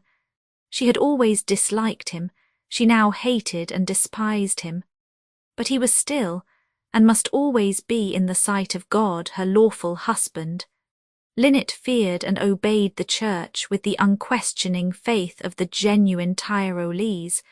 It was to her a pure fetish, authoritative, absolute, final. Andreas recognized clearly that his proper course now was to enlist this mighty engine, if possible, in his own favour, to guard against all adverse chances. He must get Linnet back into his power at once, must carry her away from the sphere of Will's influence, and, if luck permitted, must hurry her off to some land where divorce was impossible. Quick as lightning, he made up his mind. To throw up all her engagements in London forthwith would, of course, cost money, for she was engaged under forfeit, and to lose money was indeed a serious consideration. Still, in the present crisis, the temporary loss of a few stray hundreds was as nothing in Andreas's eyes compared with the possible prospective loss of Linnet's future earnings. He must risk that and more in order to snatch her from Will Deverell's clutches. He had meant to take his wife to America on tour a little later in the year, and he adhered to that programme, but not till she had quite got over her present fit of rebellion. For the moment he judged it best on many grounds to venture on a bold step, no less a step than to go back with her to St. Valentin. For this sudden resolve he had ample reasons. In the first place, he would have her there under the thumb of Austrian law. Divorce would be impossible, nay, even unthinkable. But in the second place, and on this point Andreas counted far more, he would have her there in an atmosphere of unquestioning Catholicism, where all the world would take it for granted that to marry Will Deverell by judgment of an English court was an insult to Providence 10,000 times worse than to sin and repent, nay, even than to sin without pretence of repentance, but without the vain mockery of a heretical marriage. A few weeks in the Tyrol, Andreas thought in his wise way, surrounded by all the simple ideas of her childhood, and exposed to the exhortations of her old friend, the Herr Vicar, would soon bring Linnet back from this flight of unbridled fancy to a proper frame of mind again. Besides, the mountain air would be good for her health after so stormy an episode. Ozone, ozone, ozone. And he wanted her to be in first-rate singing voice before he launched her on the fresh world of New York and Chicago. Lots of money to be made in New York and Chicago. Once get her well across the Atlantic in a White Star liner, and all would be changed. She'd soon forget Will in the new free life of that Western Golconda. To enlist the Church on his side was therefore Andreas Horsburger's first and chief endeavour. With this object in view, he took the unwonted step of confessing himself in due form to the priest of the pro-cathedral the very day after Linnet left him. 'Twas a well-timed confession. Andreas admitted to the full his own misconduct, admitted it with a most exemplary and edifying show of masculine contrition, but then he went on to point out to the priest that between his wife's case and his there was a great gulf fixed, from the point of view of the ecclesiastical vision. He had sinned, it was true, and deserved reprehension, but he was anxious, all the same, to remain in close union as ever with his wife, to admit the obligation and sanctity of the sacrament. Frau Horsberger, on the other hand, had left his hearth and home, and seemed now on the very point of falling into the hands of heretics, who might persuade her to accept the dissolving verdict of a mere earthly court, and to marry again during her husband's lifetime, in open defiance of the Church's authority. Her soul was thus placed in very serious jeopardy. If she continued to remain with Will or with Will's friends, and if they over-persuaded her to obtain a divorce, she would become a Protestant, or at any rate would enter into an irregular union which no Catholic could regard as anything other than legalized adultery. The justness and soundness of Herr Horsberger's views deeply impressed the candid mind of his confessor. It is pleasant indeed, in these degenerate days, to find a layman who so thoroughly enters into the Church's idea as to the obligation of the sacraments. Moreover, to let a well-known lamb of the flock thus stray from the fold before the eyes of all Europe, and on such a question, the confessor saw well would be a serious calamity. Indeed, the Church had somewhat prided itself in its way on Signora Kaiselmont. It had pointed to her more than once as a conspicuous example of pure Catholic life under trying circumstances. A Tyrolese peasant girl, brought up in a country where Catholic influences still bear undisputed sway, and transplanted to the most dangerous and least approved of professions, she had comported herself on the stage, in spite of every temptation, with conspicuous modesty and religious feeling.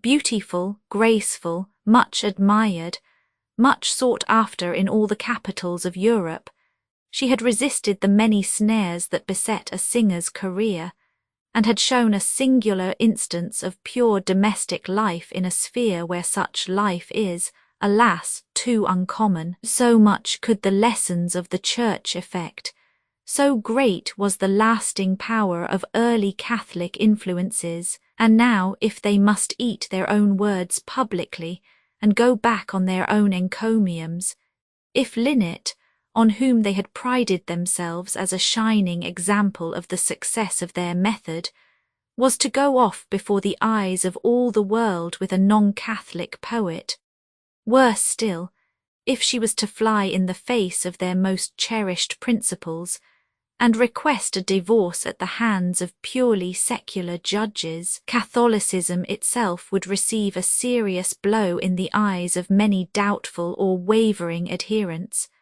A person like the Kaiselmont commands public attention. Of course, if the worst came to the worst, it would be easy enough for the Church to disown her, easy enough to remark with a casual little sneer that Rome had never approved of the theatrical profession, above all for women. Still, it is a good pastor's duty, if possible, to save above all things the souls of his flock, and the first thing to do, it was clear the confessor thought, was to bring the Kaiselmont back again into subjection to her own husband. They must strain every nerve to prevent her obtaining or even demanding a divorce. They must strive, if they could, to obviate a gross and open scandal. Actuated by such motives, and by many others of a more technical character, the confessor, after some demur, consented at last to the somewhat unusual course of calling upon the lost lamb, if her whereabouts could be found, and endeavouring to save her either from open sin or still more open rebellion, as soon as he learned she hadn't gone off with Will de Verril, but was quietly staying with a wealthy American lady, an intimate friend of her suspected lover's. The priest made up his sapient mind at once this meant a determination to seek a divorce, which must instantly be combated by every means in his power.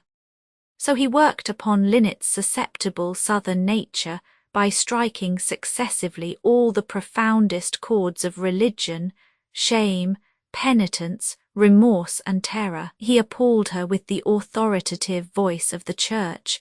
He convicted her of sin. He overawed her with the mysterious sanctity of a divine sacrament. Before he had finished his harangue, Linnet crouched and cowered in abject fear before him.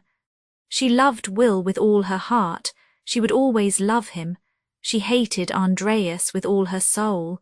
She couldn't help but hate him. Still, if God and the church so ordained, she would follow that man she hated, till death them did part. She would forsake that man she loved, though her heart broke with love for him. Andreas seized his opportunity. He struck while the iron was hot. His brougham was at the door. He had sent their luggage on to Charing Cross before him. In haste and trembling he hurried Linnet away, hardly even waiting for Ellen to bring down the portmanteau with her jewellery and necessaries. They drove straight to Charing Cross and took the club train southwards. That night they spent in Paris. Linnet, heartbroken but calm, insisted on separate rooms. For that at least she must stipulate.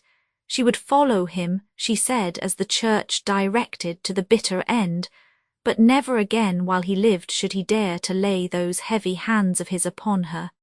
Next morning they took the early express to Innsbruck via Zurich and the Vorarlberg. 2 evenings later they sat together at St. Valentin.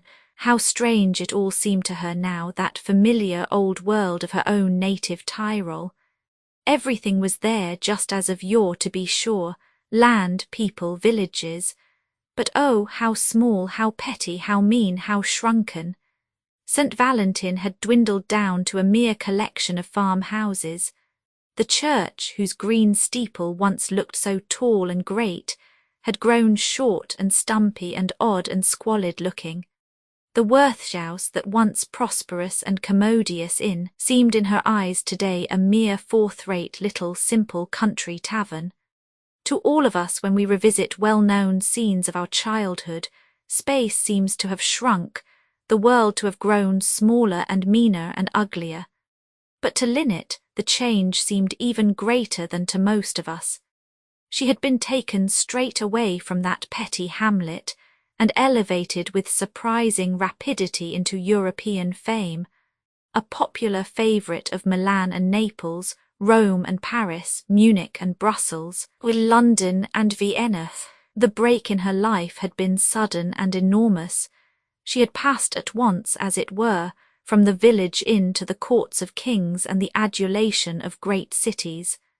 And now, when she came back again, all was blank and dreary. The dear mother was dead.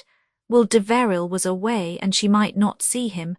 The Herr Vicar turned out a greasy, frowsy Austrian parish priest. Cousin Fridolin had a fat wife and 2 dirty-faced babies. The poetry seemed to have faded out of the Tyrol she once knew. The very cowbells rang harsh, and Will de Veril, who could make music of them, was away over in London. Only nature itself remained to console her, and Andreas in his wisdom allowed her to commune much with nature. The eternal hills had still some slight balm for her wounded spirit. Linnet and her husband stopped as guests at the Wirtshaus. It was Andreas's still, but he had let it to cousin Fridolin. In the morning, after Linnet had gulped down the coffee and roll that seemed to half choke her, she would stroll up the hill behind the village inn and sit on the boulders just above the belt of pine wood, where she had sat long ago hand in hand with Will de Veril. The village children sometimes came and gazed at her, and whispered to one another in an awestruck undertone how this was Lena Telser, who once minded cows in a chalet on the Alps, and who was now the Kaiselmont, a great, rich singer in England, with diamonds in her box and grand rings on her fingers. Linnet dressed very simply for this mountain life, and tried to seem the same as of yore to cousin Fridolin and the priest and the good old neighbours. But me, how changed was the world of the Tyrol, and how curious it seemed to hear the same familiar chatter still running on about the same old gossips, the same petty jealousies, the the same narrow hopes and fears and ideals, when she herself had passed through so much, meanwhile, had known other men, new ideas, strange cities. So for a fortnight Linnet lived on, scarcely speaking to Andreas, but sitting by herself on those springtide hills, where the globe flowers scattered gold with a stintless hand, and the orchids empurpled whole wide tracts of the meadows. She sat there, and thought of Will, and obeyed the church, and followed Andreas. Yet, oh, how strange that God and our hearts should be thus at open war, that nature should tell us one thing and the church another. 'Twas a consequence of the fall of man, the Herr Vicar assured her, for the heart is deceitful above all things and desperately wicked. And it was desperately wicked of her, no doubt, to think so much about Will, but there, church or no church, Linnet couldn't help thinking of him. She was resigned in a way, very much resigned.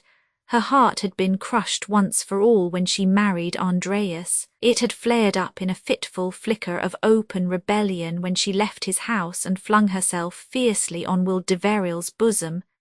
And then Will himself had bruised the broken reed, had quenched the smoking flax, and sent her away hurt, bleeding, and humiliated. He did it for her own sake, she knew, but oh, she would have loved him better if he'd been a little less thoughtful for her, less noble, less generous. Loved him better? Oh no, to love him better would be impossible, but they would both have been happier with the world well lost and present love for the reward of paradise closed to them hereafter. Purgatory? Ah, what did she care for their purgatory now? To count 1 year of love fulfilled with Will, she would gladly give her poor body to be burnt in burning hell for ever and ever. It was the church that intervened to prevent it, not she. For herself she was Will's. She could live for him, she could die for him, she could lose her own soul for him. She never said a word to cousin Fridolin and his wife, or to the people of St. Valentin of her relations with Andreas. Still, the villagers guessed them all. Simple villagers know more of the world than we reckon. She was rich, she was grand, they said, since she'd married the Worth and become a great lady. But she wasn't happy with Herr Andreas.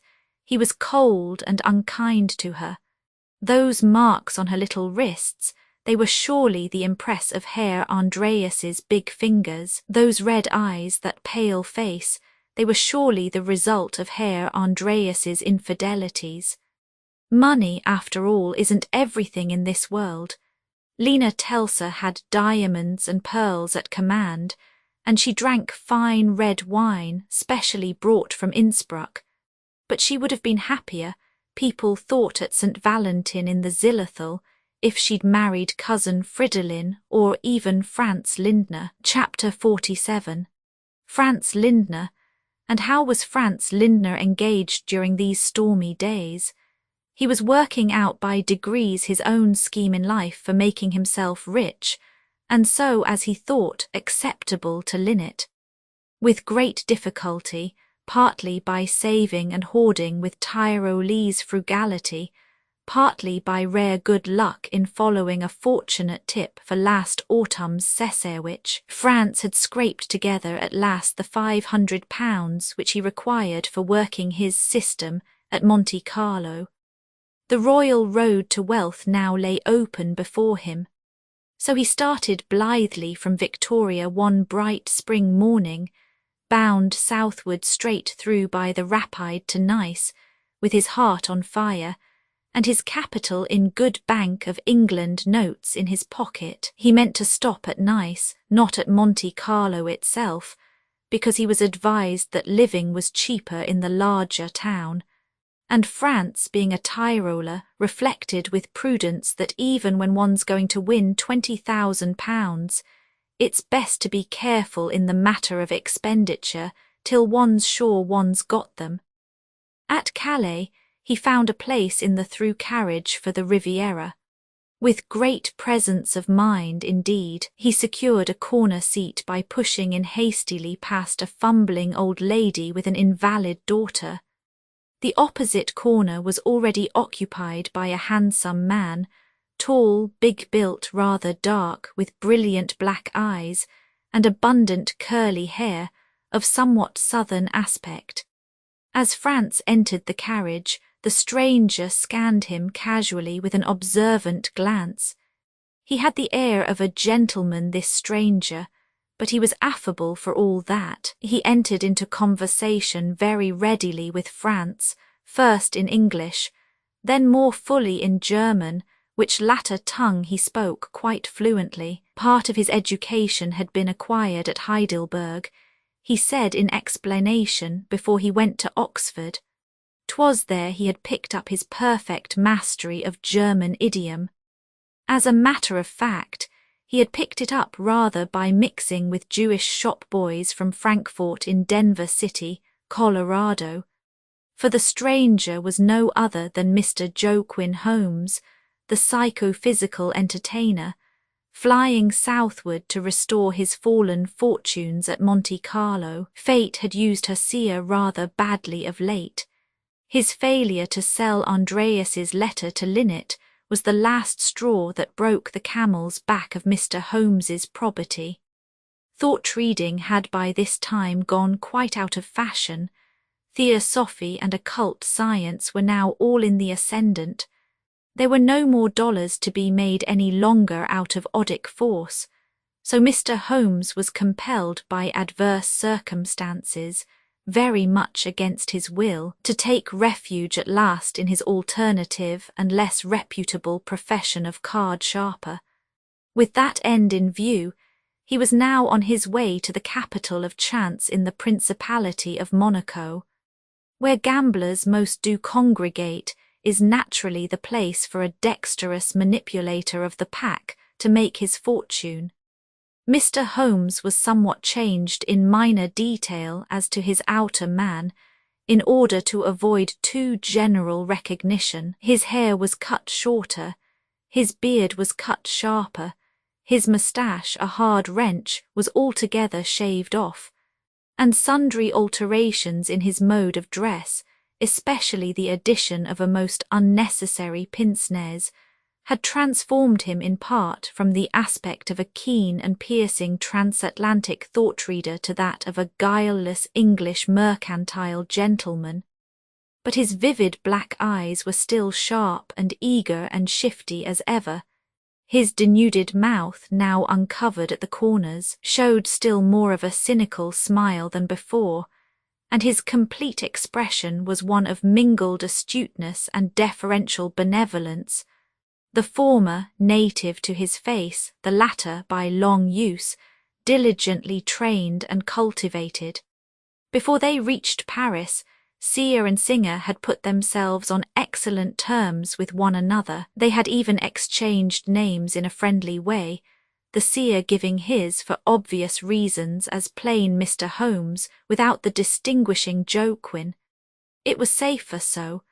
There are plenty of Holmeses scattered about through the world, and the name's not compromising, while, on the other hand, if any London acquaintance chanced to come up and call him by it, such initial frankness avoided complications.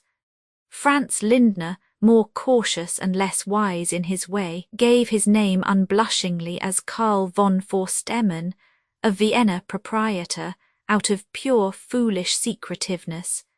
He had no reason for changing his ordinary style and title, except that he wished to be taken at Monte Carlo for an Austrian gentleman, not a music-hall minstrel. The seer smiled blandly at the transparent lie. Franz's accent and manner no more resembled those of a Viennese junker than his staring tweed suit and sky-blue tie resembled the costume of an English gentleman. However, the prudent seer reflected immediately to himself that this sort was created for his especial benefit. Behold a pigeon! He was even more affable than usual on that very account to Herr Karl von Forstemmen.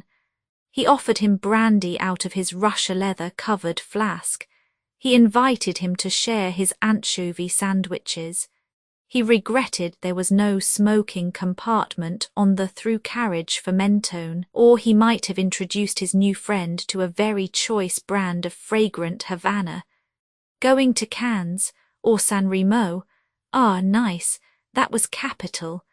They'd travel together all night then without change of companions, for he himself was going on straight through to Monte Carlo. At that charmed name which the seer pronounced with a keenly cautious side glance, Franz pricked up his ears. Monte Carlo, so, really, did he play then? The cautious seer smiled a deep and wary smile of consummate self-restraint. Play? No, not he. The casino was rubbish. He went there for the scenery, the music, the attractions. Occasionally of an evening, to be sure, he might just drop into the rooms to observe what was happening. If a run of luck came on any particular colour, or number, or series, as the case might be, now and again he would back it, once in a week or a blue moon for pure amusement. But as to making money at it, what puerile nonsense. With odds on the bank, 1 chance in 36, no scientific player could regard it in that light for 1 moment. As excitement, I grant you, yes, all very well. One got one's fun for one's louis. But as speculation, investment, trial for luck, if it came to that, why, everybody knew it was all pure moonshine. Franz listened with a smile and looked preternaturally cunning. That was all very well in its way, he said with a sphinx-like face, for the general public, but he had a system. The seer's eye was grave, the seer's face was solemn. Only about the corners of his imperturbable mouth could a faint curl have betrayed his inner feelings to the keenest observer. A system? Oh, well, of course, that was altogether different. No one knew what a clever and competent mathematician might do with a system, though, mark you, mathematicians had devised the tables too. They had carefully arranged so that no possible combination could avoid the extra chances which the bank reserved to itself. However, experience is the only solid guide in these matters. Let him try his system by all means, and if it worked, with stress on that if, Mr. Holmes would be glad for his own part to adopt it. If it didn't, he could show him a trick worth 2 of that. A game where the players stood at even chances, with no rapacious bank to earn a splendid dividend and pay royally for the maintenance of a palatial establishment. And with that, he tucked himself up and subsided into his corner. All night through on their way to Marseille they slept or dozed at intervals, and then woke up once more to discuss by fits and starts that enthralling subject of winning at Monte Carlo. The fumbling old lady and her invalid daughter, propped upright in the middle seats, got no sleep to speak of with their perpetual chatter. Before morning the 2 men were excellent friends with one another. Franz liked Mr. Holmes. He was a jolly, outspoken, good-natured gentleman, very kindly and well-disposed, and he recommended him to a good cheap hotel at Nice, lying handy to the station, for a man who wanted to run over pretty often to Monte Carlo. Franz went there as he was bid, and found it not amiss. 'Twas pleasant, after so long a stay in England, to discover himself once more amongst compatriots or next door, to talk in his native tongue with Swiss porters, Swiss waiters, Swiss boots and Swiss chambermaids, with the great bare mountains rising abruptly in the rear.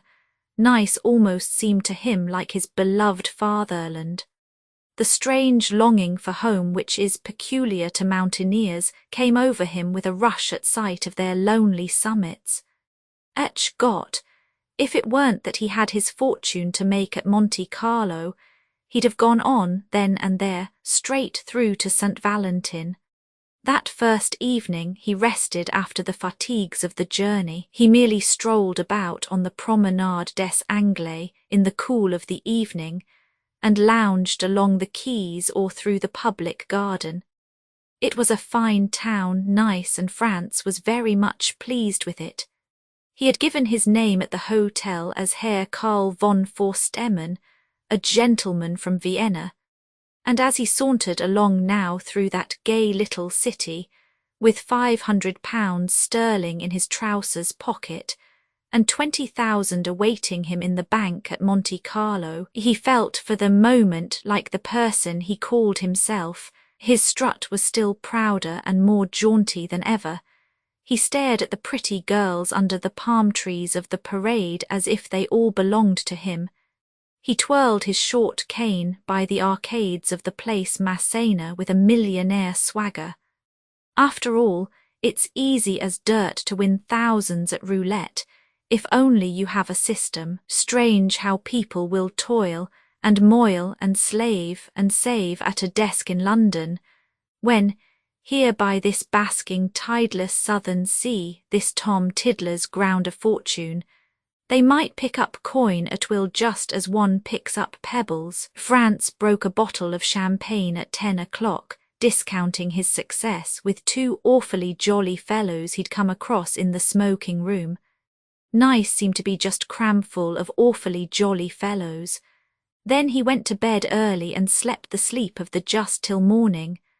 After a cup of fragrant coffee and a fresh French roll, so unlike that bad bread man gets in London, he lounged over to the station and took a first-class return to Monte Carlo.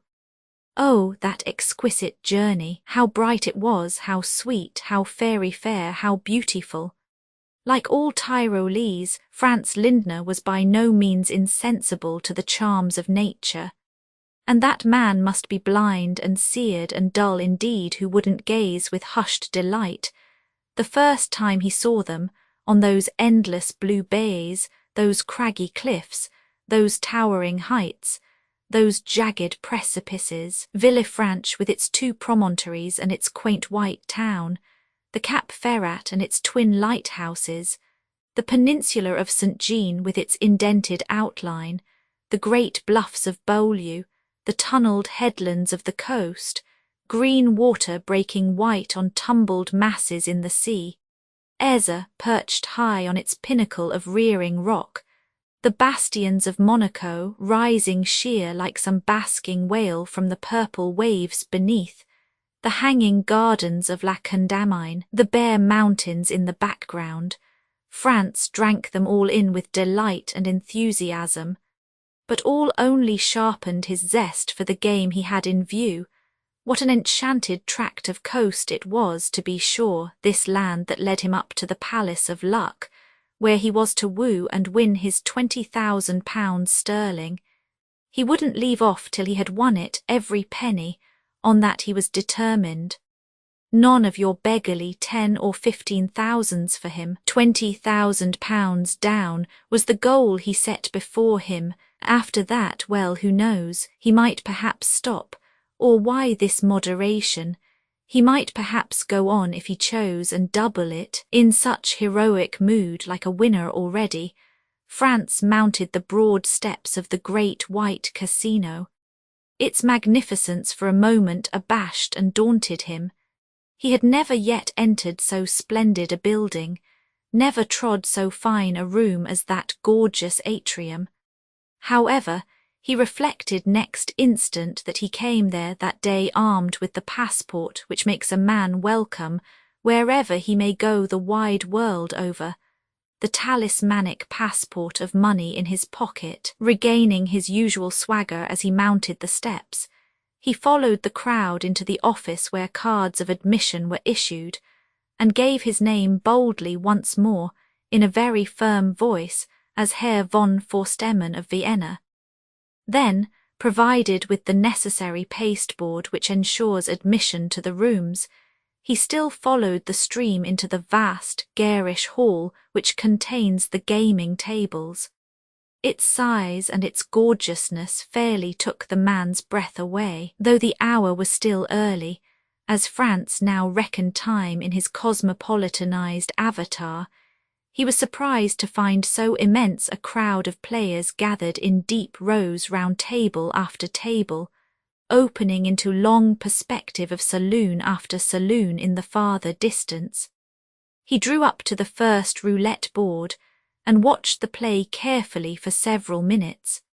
Though he had studied the subject beforehand with books and diagrams, and had made sure, as he thought, of the truth of his system by frequent imaginary trials, it interested him immensely to see at last in real life, and with tangible actors, the scene he had so long contemplated in his feverish daydreams.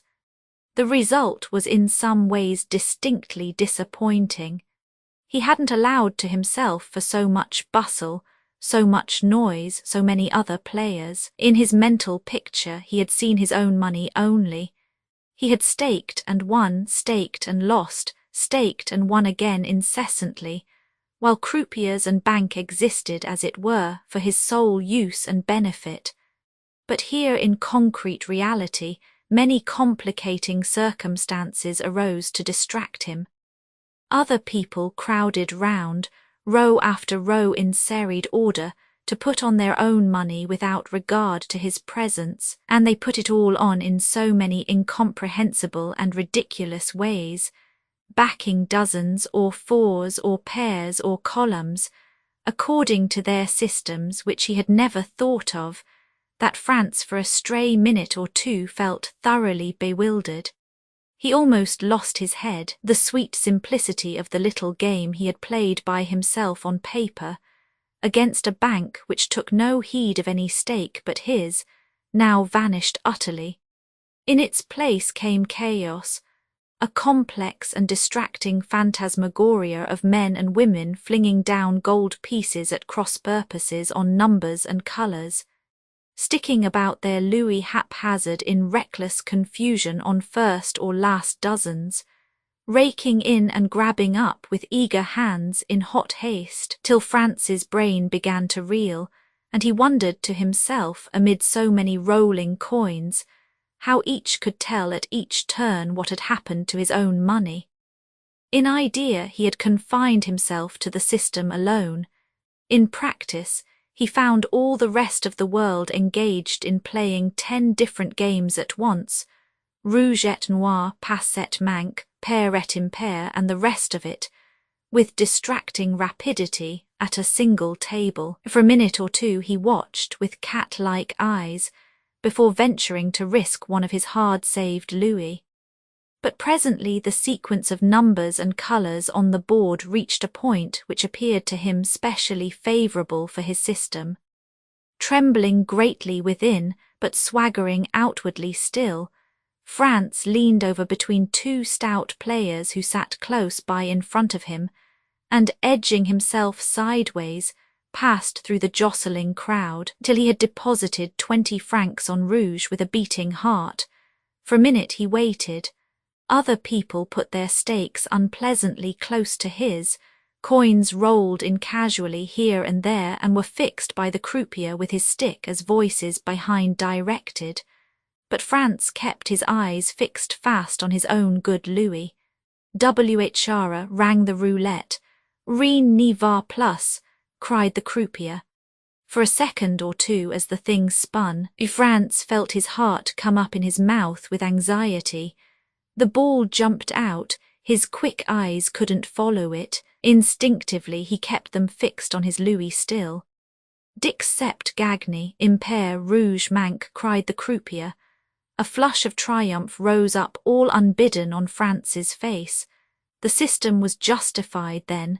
He had won a louis. By his side the croupier raked in whole heaps of gold and silver. Then he began to pay out, here a beggarly 5 francs, there 10 broad yellow pieces. At last he came to Franz and flung a louis carelessly by the side of the Tyroler's stake. Franz picked it up with a sense of ineffable triumph.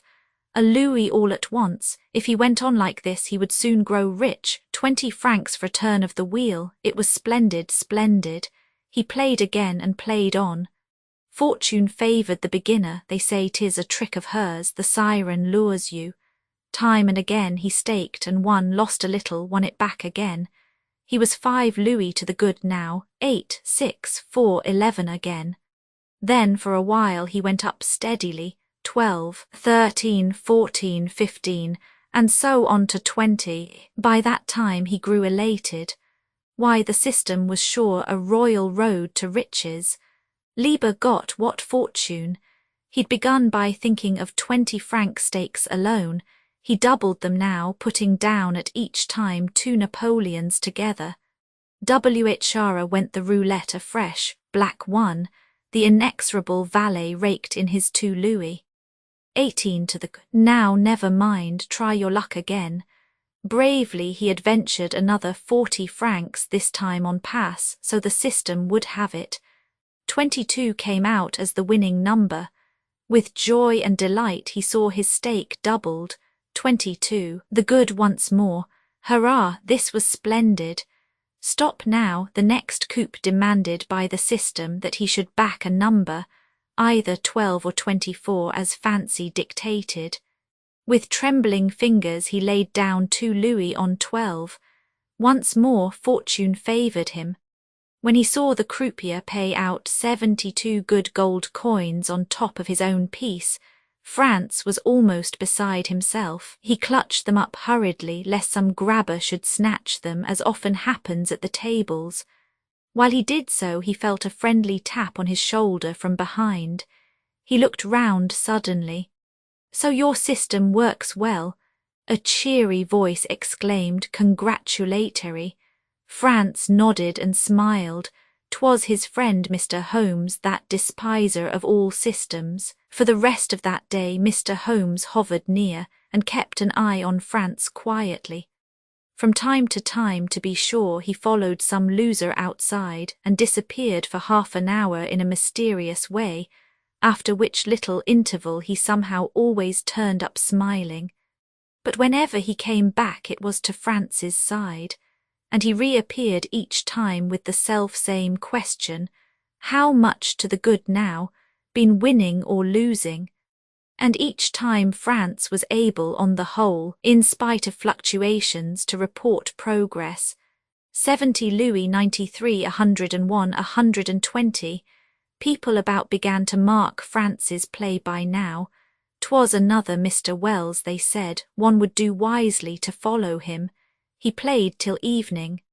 About 7 o'clock, Holmes invited him to dinner at the Hôtel de Paris. France strolled off well content. Why shouldn't he dine in peace? 134 louis to the good was now the reckoning. The affable stranger wished to stand champagne, but no Viennese gentleman with a von to his name could permit such a reversal of the rules of politeness when he was winning heavily. France ordered it himself, dry monopole of the best brand, and drank the larger half of it. After dinner they hurried back to the tables once more. France soon got a seat. He was playing high enough now for Monte Carlo to respect him, for in the salles de jeu you are respected in precise proportion to your stakes. Mr. Holmes, too, put down a quiet 5-franc piece now and again on colour. "Just like my luck," he exclaimed as black turned up each time. "I'm the unluckiest dog at games of chance, I declare, that ever was born. I never touch them somehow, but I burn my fingers. There's a fate in it, I think," and so indeed it seemed. He lost every single silver piece he adventured. But as for France, he won steadily. He had advanced his stake now with his advancing fortunes to 5 louis a turn. When he saw 5 louis go, he hardly even noticed it. They came back again so soon, 5, 10, 15, 20. Oh, but this was royal sport indeed. 300 louis 1 minute, then down again the next to 270, and up once more with a bound to 285, 290, 300. Coins became as counters to him. Gold seemed to flow in and flow out like water. It was 5 louis lost, 5 won, 5 lost again. But as the rising tide first advances, then recedes, then once more advances, so, in spite of occasional temporary reverses, the tide of France's fortune rose steadily, steadily. He played on till the croupiers were clearing the tables for the night. When he left off at last perforce at the final spin, he reckoned to the good 327 bright French gold pieces. Chapter 48. Complacent Mr. Holmes saw him safely off by the last train to Nice before retiring for the night to his own snug quarters. 'Tis thus one prepares one's pigeons for the plucking. When Franz arrived at the hotel, he called for more champagne to celebrate his victory, and, failing other friends, shared drinks with the waiter. Next morning he was over again at Monte Carlo betimes, though with a chastening headache. He got a seat at once, and sat down to it like a man who means to win a fortune. His experience of yesterday had only strengthened his preconceived belief in the infallibility of his system. Encouraged by luck, he began playing from the outset now on the basis of staking 5 louis a time on each turn of the roulette wheel. For the first 2 or 3 twirls, fortune still went with him. He won as easily as he had won the preceding evening, but after a few hazards the chance began to change. He lost once, twice, thrice as quickly as he had won at the outset of his playing.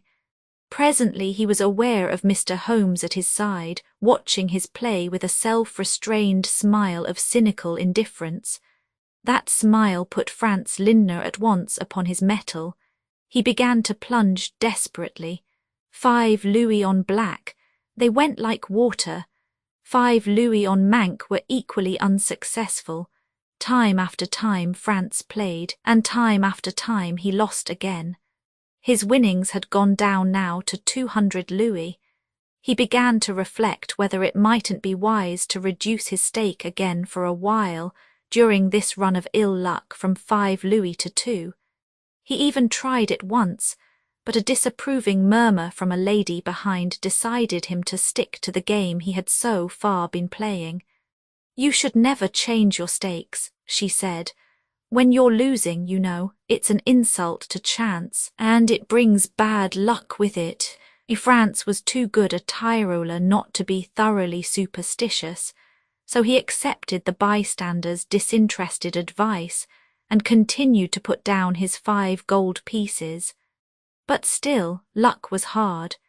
If it's easy to win £300 at a go, it's easier still to lose them. And yet Franz felt sure that, sooner or later, the system must win. The system was infallible. His friend the betting man had made all that so clear to him. Recklessly and desperately he hurried on with his game. 5 louis, 5 louis, 5 louis once more. Lost, lost, lost, lost, till he was sick and tired of it. Now and again luck varied, to be sure, for a time as it had varied yesterday. But while yesterday with minor fluctuations it steadily rose, today with minor fluctuations it as steadily fell again. By 2 o'clock that afternoon he had lost the whole of his last night's winnings, and was reduced once more to his original capital. He was going to stake yet again, somewhat haggard and feverish, when Joaquin Holmes, who had been watching him with the profoundest interest, tapped him lightly on the arm and invited him to luncheon. "You want food," he said, "and wine. After a good glass of mum you'll play better and stronger again." In the altered state of the money market, Franz felt himself less punctilious on the score of treats than the day before. He accepted the lunch and the offer of champagne with despondent alacrity. The seer ever prudent stood a bottle of the best wine the cellar of the Hôtel de Paris could produce. It was excellent and invigorating. As lunch proceeded, Franz's spirits returned. The champagne supplied him with fresh sinews of war, Dutch courage for the onset. "If I were you, von Forstemmen," the seer said in his friendliest and most insinuating tone, "I wouldn't play any more. You're sure to lose in the end by it." But Franz stood by his colours. "Ah, no," he answered, smiling. "I can't lose. I've got a system. It's been tried before. A friend of mine, do you know, made £20,000 in these very rooms by it." Flushed and fired by his wine, he went back to the tables. The seer paid the bill for their lunch and followed him. Franz had found another seat and was deep in his play. But he lost, won a little, then lost again. All the afternoon long he kept on losing. The seer walked about, exchanging a word or two at times with friends and with ladies of his acquaintance, some of whose faces Franz fancied he had seen before at the London Pavilion, but came back again to his side after each such excursion with friendly persistence. "How much have you lost now?" he asked each time. And Franz, very shamefaced, yet proud in a way that he could own to such losses, made answer again and again, as the case might be, 120, 230, 327. Gott, it was pitiful. At last, about 6 o'clock, the Tyroler found himself reduced to £150 of his original capital. He couldn't understand it. This was strange, very strange. The system somehow didn't seem to work as it ought to do. In his despair, he almost began to disbelieve in its virtues. Just then, the seer strolled casually by once more, chatting gaily to a lady. He paused and looked at Franz. In the thirst for human sympathy we all feel at such times, Franz beckoned him up with one hand and confided to him in a hoarse whisper the painful state of his exchequer. "Come out and have a drink," the seer said, bending low with his most courteous manner.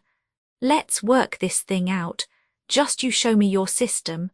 Franz followed him blindly across to the café opposite.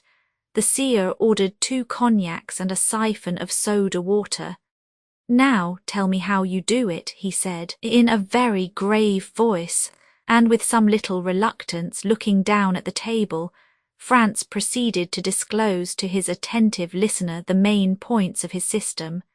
It was a transparent fallacy, of course. Such systems always are, and the seer, who was no fool at the doctrine of chances, saw through it at a glance. His lip curled lightly. "You're a good mathematician?" he asked with a well-suppressed sneer, and Franz was obliged perforce to admit in this critical moment that he had got no further in that abstruse science than the first 4 rules of arithmetic. The seer assumed his kindliest and most didactic manner. "Now you look here, Herr von Forstemmen," he said, leaning over towards his new friend confidentially. "You've allowed yourself to be duped, you've been grossly imposed upon.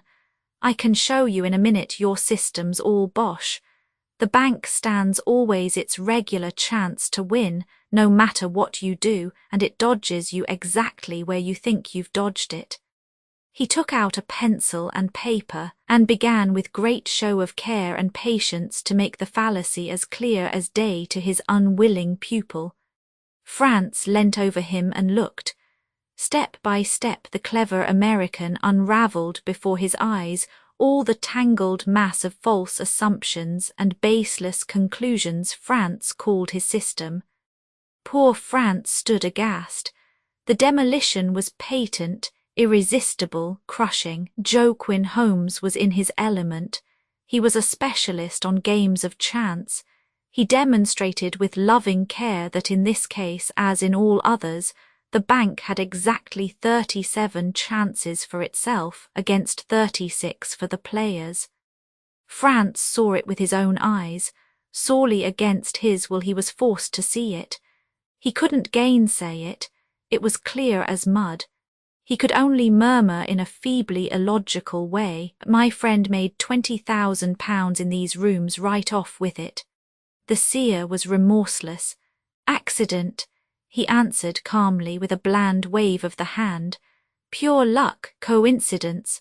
And if it happened once by a mere fluke to pull itself off so well, all the less reason to believe such a wonderful sequence of happy shots would ever manage to repeat itself.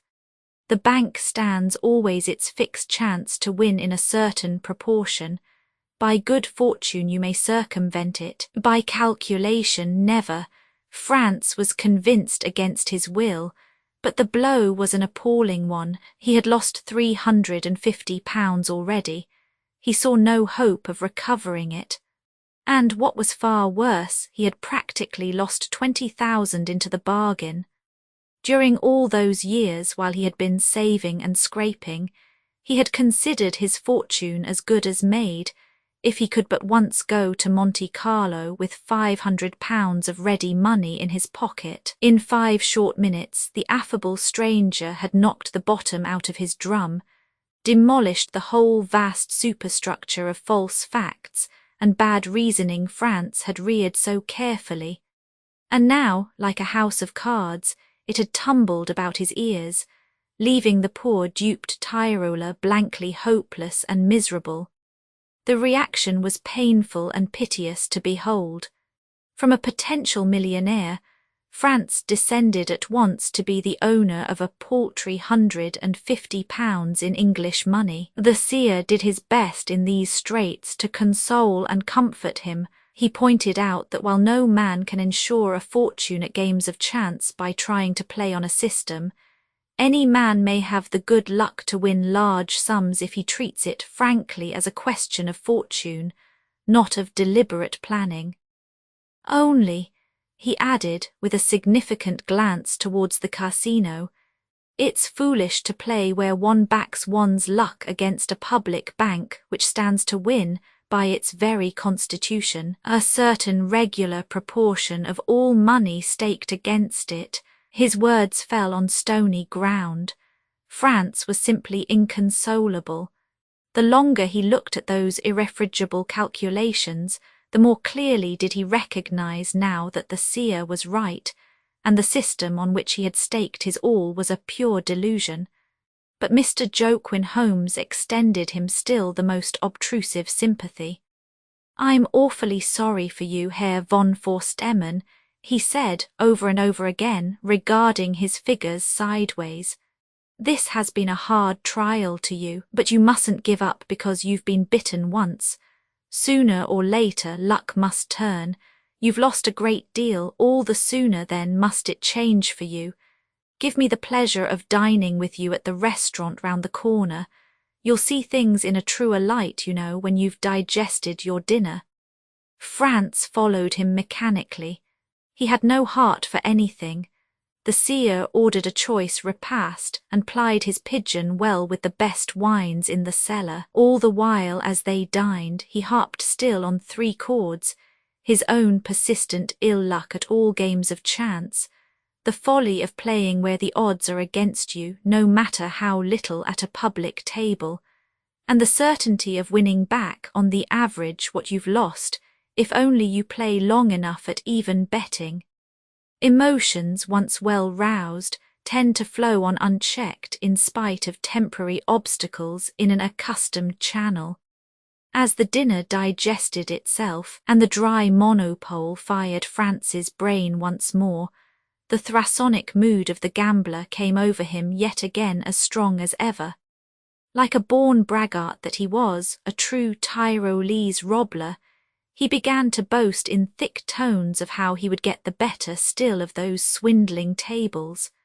The seer encouraged him to the echo in this gallant resolution, but thought ill of his chances at the unfair roulette board, against the certain dead weight of a mathematical calculation. "Come up with me to my room after dinner," he put in carelessly, "and I'll show you a little game I learnt when I went buck-shooting in the Rockies some years ago. It's perfectly fair and square, with no sort of advantage to one side over the other. None of your beastly zeros, all even chances. I won't play it with you myself, or at least only for a turn or two, just to show you how it's done. I'm so deuced unlucky, but there are lots of fellows around who will be glad enough to give you a chance of your revenge. And in my opinion, it's just about the very evenest game a sensible man ever put his money down upon." France submitted to be taught with a very good grace. He was ready enough now for anything on earth that would help him to win back his solid lost sovereigns. They went round to a large hotel in the direction of La Condamine. People were moving in and out of the doorway by degrees, for it was just after dinner, and the town was crowded. France followed the seer upstairs to a nicely furnished bedroom on the second floor, arranged as a salon, with an alcove for the bed, after the continental fashion. Nobody took much notice of them. Come and go is the rule at Monte Carlo everywhere. And besides, Mr. Joaquin Holmes, that affable newcomer, was very much in the habit of taking strangers to play in his bedroom. They sat down at the table, and the seer, after much show of fumbling in his box, produces at last a pack of English cards, the cover still unbroken. With an innocent air of very slight acquaintance with the game he had proposed, he shuffled and cut them. "Let me see," he said, knitting his brows and pretending to recollect. "It's like this, I think. Ah, yes, I remember." And he dealt out a card to himself and another to France with most ingenious carelessness. Then he went on to explain in very glowing terms the simplicity of this game and its peculiar guilelessness. "You back your card for what you like, and if I choose I double you. You see, it's even chances. We each stand to win equally. It's easy as A, B, C, but my luck's so bad I won't play you for money. Let's stake an imaginary £5 on the turn up." They tried a deal or two for love on this imaginary basis, and France won twice out of 3 times. He wished it had been for sovereigns.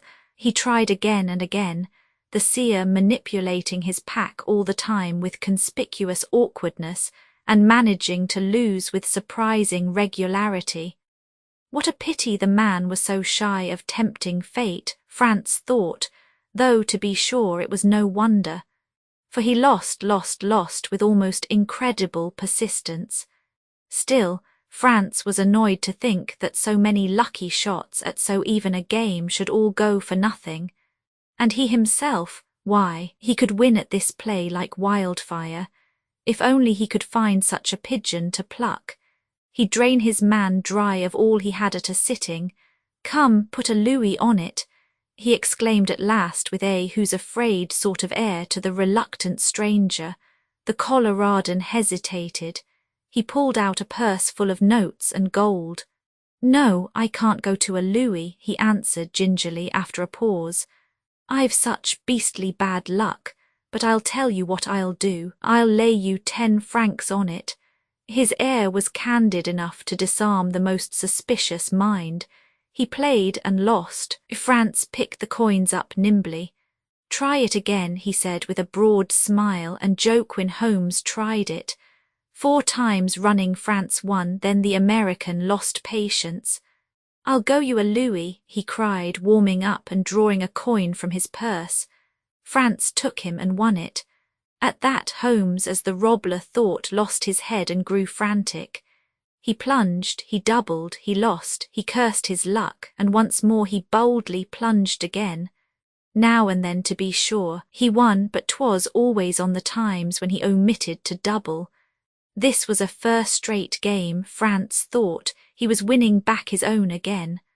After a while the seer pulled up his chair and settled down to it seriously. "I'm a devil of a gambler," he said with a smile, "when once I get well into it. I won't leave off now till you've broken my bank and got my bottom dollar. I've £800 here, which was a simple trade lie, and I won't stop now till I've lost every penny of it." Ha ha, that was game. They buckled to in earnest. France played with a will. He won, he laughed loud, he picked up gaily, then suddenly, strange to say, he lost again. All at once the seer's fingers seemed to go like lightning. He dealt fast and furious, he doubled every time. Luck had somehow changed, he was winning now heavily. France didn't think quite so well of the game as it proceeded. He began to regard it, in fact, as little short of a swindle, but as his pile diminished the seer gave him scant time to reflect between deals. "Stake, I double you." Flash went the card, the seer raked in the money. That was very strong champagne, and France's head was reeling. Still he played, lost, yet played again. His pile was dwindling now with appalling rapidity. He took a pull at the brandy and soda the seer had obligingly placed by his side. What was this? The affable stranger was clearing him out every time. France began to suspect a plant. Could the man be a swindler? He glanced at his little heap. A cold thrill coursed through him.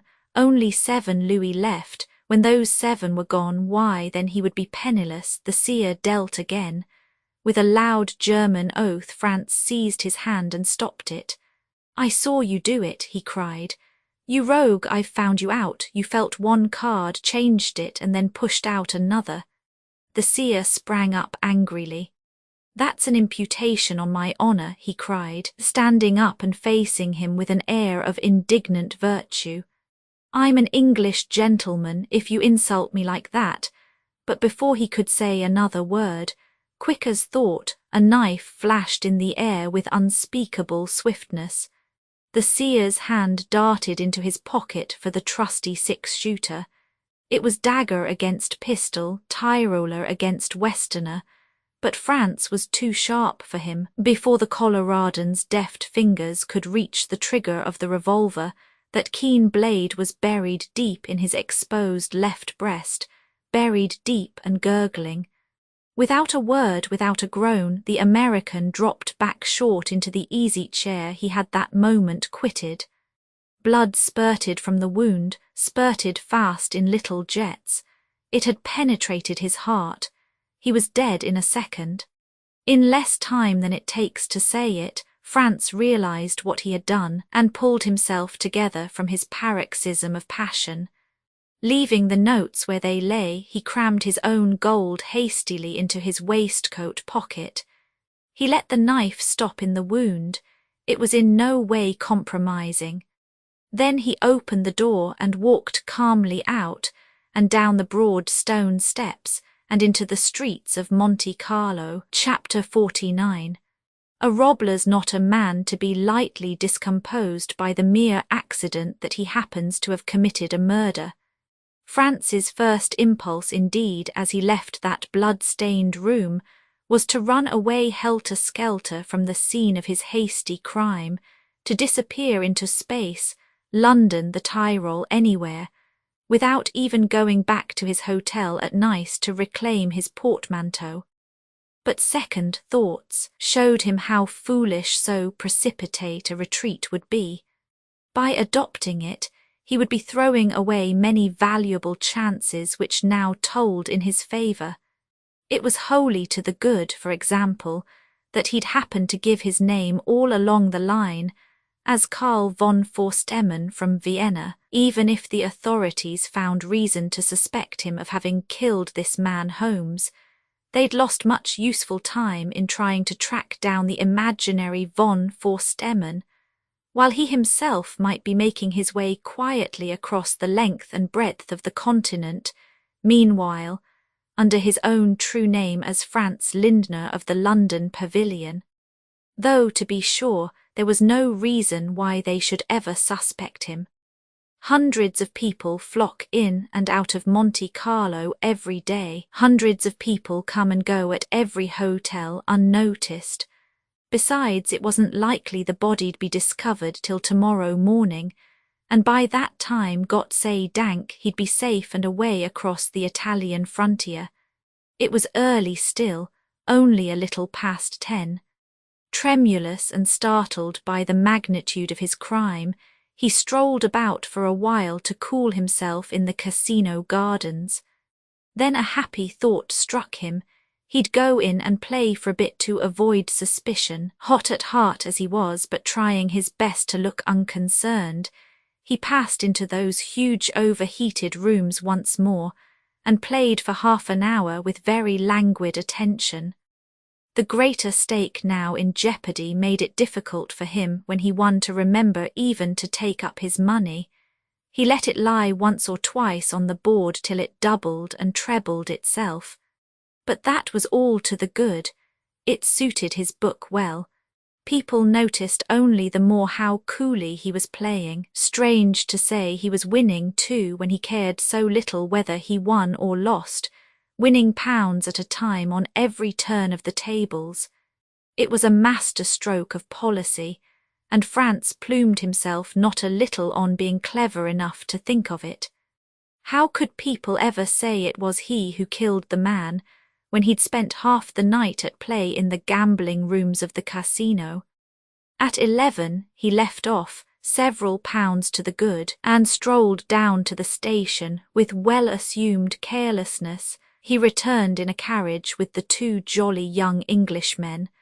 Casually on the way he mentioned to them that he was going to leave Nice next morning. At the hotel they broke another bottle of champagne together. France sat up and talked excitedly and even sang comic songs.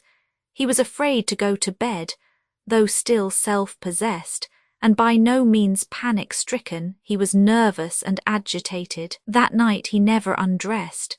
He lay in his clothes on the bed and slept by snatches fitfully. In the morning he rose early and looked hard for spots of blood as he washed and dressed himself, but he had done his work far too neatly to spatter his clothes. "Coffee, quick, and my bill," he said to the waiter who answered the bell. "I want to catch an early train at the station for England." He said England on purpose, though he meant it to be Italy. With a true Tyroler's instinct, he would strike straight home, by Milan, Verona and the Brenner to St. Valentin. At the station he took a through ticket, first class, for Genoa. He had to pass Monte Carlo, and he did so with repugnance. Yet he wasn't much afraid. The Robler instinct was still strong within him. A couple of fat Frenchmen got into the carriage at Monaco. They were talking of some tragedy that had happened last night at an hotel at La Condamine. France pricked up his ears but tried to look unconcerned. "Somebody dead?" he inquired in his Teutonic French with a show of languid interest. "Yes, another suicide," one of the Frenchmen answered, shrugging his shoulders with a smile. "Que voulez-vous? An Englishman, a fellow called Holmes, or some say an American. He stabbed himself last night after losing heavily. He was stopping at my hotel. He went to bed all well. The servants knocked this morning, got no answer, went in and found the body in a fortuile, where the Malheureux had stabbed himself." France's eye gleamed bright, so at first they had put the best interpretation upon it. The mere suspicion of a suicide might give him a start that would enable him to escape. He shrugged his shoulders in return. "A common episode of life as things go at Monte Carlo," he murmured philosophically. The Frenchmen got out and left the train at Mentone. At Ventimiglia, France crossed the frontier with a beating heart. So far, at least, no telegram to arrest or detain him. All morning the train crawled on at a snail's pace towards Genoa. France chafed and grumbled, eating his heart out with impatience. At San Pierdarena, the junction station, he took his portmanteau in his hand and rebooked for Milan. There he spent that second night in fear and trembling. On his way up to an hotel, he bought a copy of an evening paper, the Corriere della Sera. The same story still, suicidio a Monte Carlo. He didn't sleep much, but he slept. That was ever something. At 7 o'clock he was up and walked out towards the cathedral. But that mount of marble with its 1,000 spires and its statued pinnacles in the myriad niches had no power on such a day to arrest his attention. Beside the great west door he was looking for a boy with a morning newspaper. Soon he found one and tore it open under the arcades of the Piazza. He knew no Italian, but by the aid of his scanty French he could make out the meaning of one sinister paragraph. "It is now believed that the man Holmes, who was found stabbed in his room at the Hotel des Étrangers at Monte Carlo yesterday morning, met his death by foul means, and not, as was at first suspected, by suicide." The doctors who have examined the wound concur in the opinion that it could hardly by any possibility be self-inflicted. Holmes is now known to have been a notorious card sharper, and it is surmised that he may have been murdered in a fit of revengeful passion by one of his victims, several of whom he is said to have duped during the last few days in the neighbourhood of the casino. No clue, however, has as yet been obtained to the name or personality of his supposed assailant. Murder! They called it murder to stab that cheating rogue, and they took him for a murderer just because he'd revenged himself. When they'd got as far as that, it was probable before long they'd track the deed home to Herr Karl von Forstemmen. Franz saw clearly enough now what his next move must be. Herr Karl von Forstemmen must disappear as if by magic from this earthly scene, and Franz Lindner of St. Valentin, and of the London Pavilion, that honest and simple-minded Tyrolese musician, must at once replace him. He paid his bill at the hotel, took a cab to the station instead of the omnibus, and caught the through train to Venice direct, throwing the police off his track if it came to police, by getting out short, portmanteau in hand at Verona for the Brenner. All day long he travelled on by that beautiful mountain line, up the Adige towards Botzen, and though he was flying for his life, it gave him none the less a genuine thrill of joy when he beheld once more those beloved Tyrolese peaks, and heard the German tongue spoken with a Tyrolese accent. He slept that night at Botzen. There he felt his foot once more upon his native heath. In the morning he rose early and went into a hatter's, where he bought a Tyrolese hat of the old conical pattern. All fugitive that he was, the ingrained instincts of his youth, yet made him turn the blackcock's feather in it the wrong way forward, Robler-wise. Vainglorious still and defiant, nobody would ever have taken him for a runaway criminal. He bought also a pair of stout Tyrolese boots, and introduced a few other little changes in his costume, sufficient to transform him at once from the cosmopolitan snob into the simple Franz Lindner of the old days at St. Valentin. Then he took the train north again, right through to Innsbruck, where he slept his third night, more confident than before, and had a chance of reading all in a Vienna paper. That all was bad enough. No doubt now remained on the minds of the French police that Joaquin Holmes had been really murdered. The hypothesis of suicide broke down at every step. Suspicion pointed most to one or other of three persons whom he was believed to have duped just before the murder. One of these three was being traced by detectives to Marseille and Paris. The other two, it was believed, had gone on to Italy.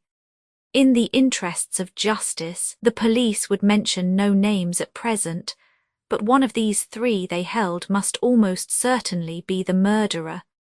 Still, the instinct of his race urged Franz on to St. Valentin. He took the afternoon train north as far as Jenbach. Then he tramped all the way on foot to his native village. It was late when he arrived, and tired and hunted down, he went straight to the Wirtshaus. Cousin Fridolin held up his hands in astonishment to see the wanderer. It wasn't merely surprise that Franz should come back at all, but that he should come back as he went, a genuine Tyroler. All were well in the place, the Herr Vicar and everyone. And Andreas, Horsberger and Linnet were here as well, returned home for a holiday. It was Franz's turn now to start back in surprise. What, Andreas and Linnet come back to St. Valentin? Impossible, you don't mean it. But cousin Fridolin did mean it, with his thumbs in the armholes of his red Tyrolese waistcoat. They'd retired for the night, they were here at the inn, but he'd knock at their door, full of country hospitality as he was, the simple soul, and tell them to come out and welcome a friend home again. Franz seized his arm to prevent him. "Oh no," he cried, "not that. There are reasons why you mustn't. Andreas and I had a difference some years ago at Meran, and though we patched it all up again in a way in London, I don't want to see him now, at least not till tomorrow. As for cousin Fridolin, standing back and regarding him in surprise, he could hardly understand these fine town-bred manners. If Franz had come back a true Tyroler in dress, he brought with him none the less all the airs and graces of Western civilization, as understood by the frequenters of the London pavilion. They sat a while and talked, while Franz ate the rough supper and drank as much as was good for him of the thin country beer. But cousin Fridolin noticed that his old rival and companion seemed unaccountably stiff and reserved in his demeanour. Especially did he shirk any obtrusive questions as to whence he had come, and by what route he had got there. As they parted for the night, Franz turned to cousin Fridolin, who alone in the village had yet seen or spoken with him. "Don't tell Andreas and Linnet I came here tonight," he said. "I want them not to know till they meet me as a surprise tomorrow morning." Cousin Fridolin, much wondering, promised compliance with his wish. He lighted Franz to his room and bade him good night in a very audible whisper. Herr Andreas and his wife had the next rooms to him, he said. Franz nodded a distant assent and shook his hand somewhat coldly. The terror that had stood over him since he left Monte Carlo grew somehow much deeper, much nearer, much more real as he found himself once more in these familiar surroundings. He bolted the door with its little wooden button and sat alone on the bed for some minutes in silence. The solitude appalled him more than ever before. He felt conscious in some dim way the hue and cry of the police was now well after him. As he sat there and listened to his own heart beating, while the tallow candle guttered on the table by his side, a low sound from the next room began to attract his attention.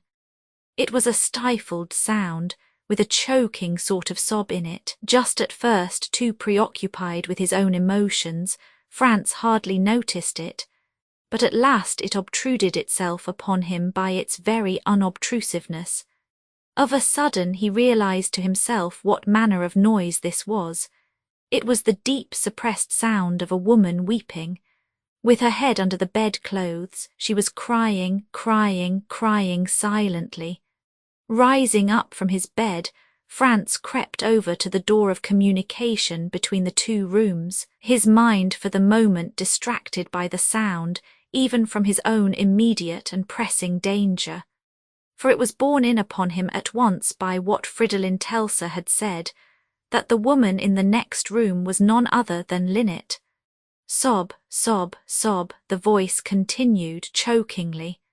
Franz could feel rather than hear that the noise was muffled by the intervention of the bedclothes, and that Linnet, if it was she, was doing the very best she knew to check it. But in spite of her efforts, the sobs broke out afresh every now and again, spasmodically. She was sobbing, sobbing, sobbing as if her heart would break, sobbing by herself in the solitude of her bedroom. All terrified as he was, Franz's heart stood still at it. Presently another door on the far side seemed to open, and a voice was heard saying in low, angry tones, "Won't you stop that noise? I can't sleep for hearing you." It was Andreas Horsbadger's voice. Franz clenched his hands to hear it. But Linnet seemed to raise her head from the bedclothes at those words and speak at last with a great effort to calm herself. "Andreas," she said through her sobs, "as the church bids, I follow you, but I can't help crying when I think how you treat me. I cry as silently and quietly as I can to myself. If I keep you awake, you must take another room a little farther off from me." That was all. She said no more, and Andreas closed the door as Franz judged, and went back again, but even in his own hour of peril and terror, perhaps all the more keenly because of all that had happened to him, Franz read in those few words the whole story of Linnet's unhappy marriage. He had suspected it before, of course, but now he knew it. Andreas's gruff tone of reproof, poor Linnet's shrinking accent of despairing misery, were more eloquent in his ears than whole hours of deliberate and demonstrative talking. This episode meant much to him. It was for Linnet he had hazarded and encountered everything. It was for Linnet, indirectly. He had risked his own life by stabbing that wretched man away over at Monte Carlo. His anger burned bright against Andreas Horsberger who had cheated him of his Linnet long ago, Horsberger who was making his Linnet's life a burden to her, the cold-blooded wretch. How France wished it was into him he had plunged that good knife that did swift execution on the dead cheat at Monte Carlo. Ah well, it was not too late even now. If he couldn't marry Linnet, he could at least avenge her. He could have wiped out old scores and redressed new wrongs. If it had only been Andreas in place of that other man. Chapter 50. That night again France didn't trouble to undress. He lay on the bed in his clothes and let the candle burn out as it would in its socket. Early next morning, with the restlessness of a hunted man, he rose betimes and went down to the wonted breakfast of the inn with cousin Fridolin. Their talk over their coffee was of Linnet and Andreas. Fridolin retailed to him, bit by bit, all the sinister surmises of the village gossips. People thought at St. Valentin Andreas was jealous at last of his beautiful Frau. Fridolin let his voice drop to a confidential key, and had brought her away hither from some lover in London. France smiled bitterly at that thought. Why, the man hadn't heart enough in him to be even jealous, for one may be beneath jealousy as one may be above it. Was he unkind to her? France asked, curiously, as cousin Fridolin broke off in the midst of a sentence. Well, he didn't exactly strike her, cousin Fridolin believed, though, to be sure, when she first came to the inn she bore marks of violence. But she cried all day and she cried all night, and folks fancied in the village it might perhaps be for Will de Veril. At any rate, she and Andreas lost no love between them. Man said it was only as a good Catholic she stopped with him. After breakfast, France rose up and walked out on the road aimlessly. Restless still, with the ever-present fear of detection upon him, and with the fiery Tyrolese heart eating itself out within, he walked on and on, hardly knowing why he did so. At last he reached Zell, the little capital of the valley. It was early still, for he had started at daybreak, but already a strange group of whispering villagers crowded agog round the door of the post office and telegraph, where the postmaster was affixing an official notice. France joined them and read. His blood ran cold within him. It was a Kaiserlich Königlich police announcement of a public reward of 10,000 florins for information leading to the capture of one Karl von Forstemmen of Vienna. Age, height and description as below annexed. Accused of the murder of Joaquin Holmes, an American citizen at Monte Carlo, and known to have returned to Austrian territory by Verona and Botzen, where he had altered his clothing and gone on to Innsbruck. As France read those damning words, he knew in a second all was really up with him. Once they had tracked him so far, they must track him to St. Valentin. Again the instinct of his race drove him back towards his native village, after a word or two interchanged with his friends at the post office. Those simple country souls never dreamt in their hearts of suspecting their old comrade, Franz Lindner the Yeger, who had come back unexpectedly, like Andreas and Linnet, of being the Karl von Forstemmen of Vienna, referred to in the announcement, but Franz knew it couldn't be long before the police were on his track, and he turned and fled upwards to his old home at St. Valentin, like a fox to its lair, or a rabbit to its burrow. All the way up the hill his soul seethed within him. He would sell his life dear if the worst came to the worst. They should fight for it now before ever they took him. He had stopped at a shop at Zell to buy a Yedger's knife, in place of the one he had left behind him at Monte Carlo in the card sharper's body. He stuck it ostentatiously in the leather belt he had bought at Botzen to complete his costume.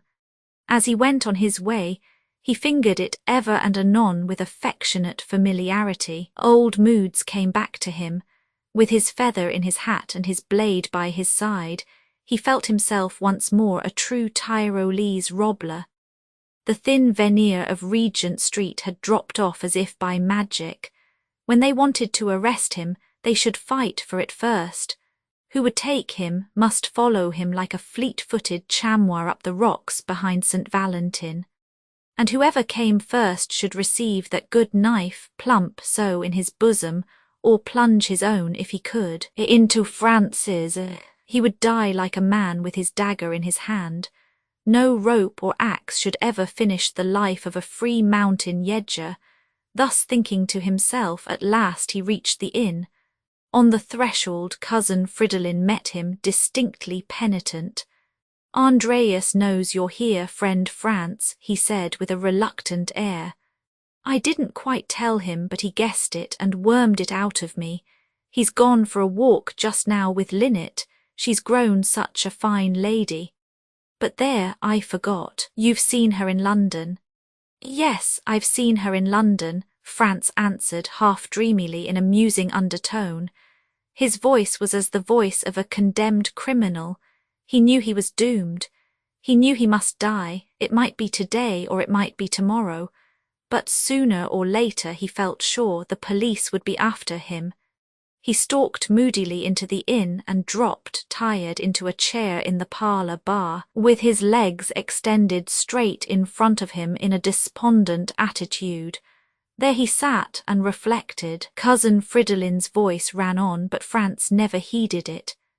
How little it meant to him now, cousin Fridolin's chatter about Linnet and Andreas. What did he care whether they were rich enough to buy up the whole parish, as Fridolin asserted, and have money left over? In a few short weeks nothing on earth would make any difference. He gazed at his feet and knit his brows and breathed hard. Cousin Fridolin by his side ran on unchecked. France answered him nothing. By and by the latch lifted, and Andreas Horsberger entered, followed close by Linnet. Andreas gazed at his man angrily. Then he turned round to his wife. "Go to your room, Linnet," he said in his stern tone of command. "I must speak with this fellow." Linnet, cowed and trembling, slank off without a word. France could see she was pale and had suffered greatly. Her cheeks had fallen in, her colour had flown, her lips were bloodless, her eye had lost its lustre. Andreas spoke to her in an ugly, domineering voice. France glared at him in his wrath. Surely it was high time old scores were wiped out, and this question at least of Linnet's happiness settled. He must die himself soon. Of that he felt quite sure. 'Tis a chance which a robbler has long been accustomed to keep vividly before him. But it would be something at least to feel he didn't lose his own life in vain, that he was avenging himself on Andreas and freeing Linnet.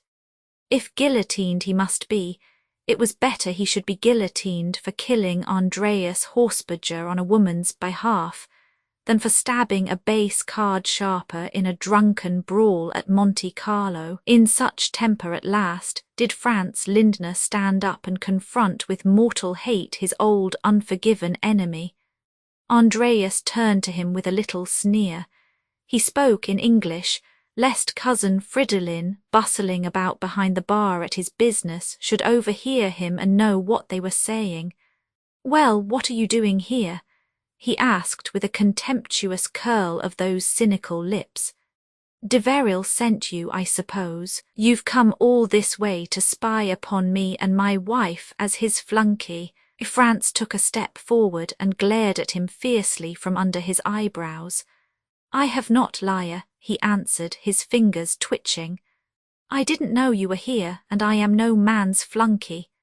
The return to his native air and his native costume, coupled with the gravity and danger of the situation, seemed to have raised him all at once from the music hall level to the higher and nobler plane of the Tyrolese mountaineer. He looked and moved every inch a freeman.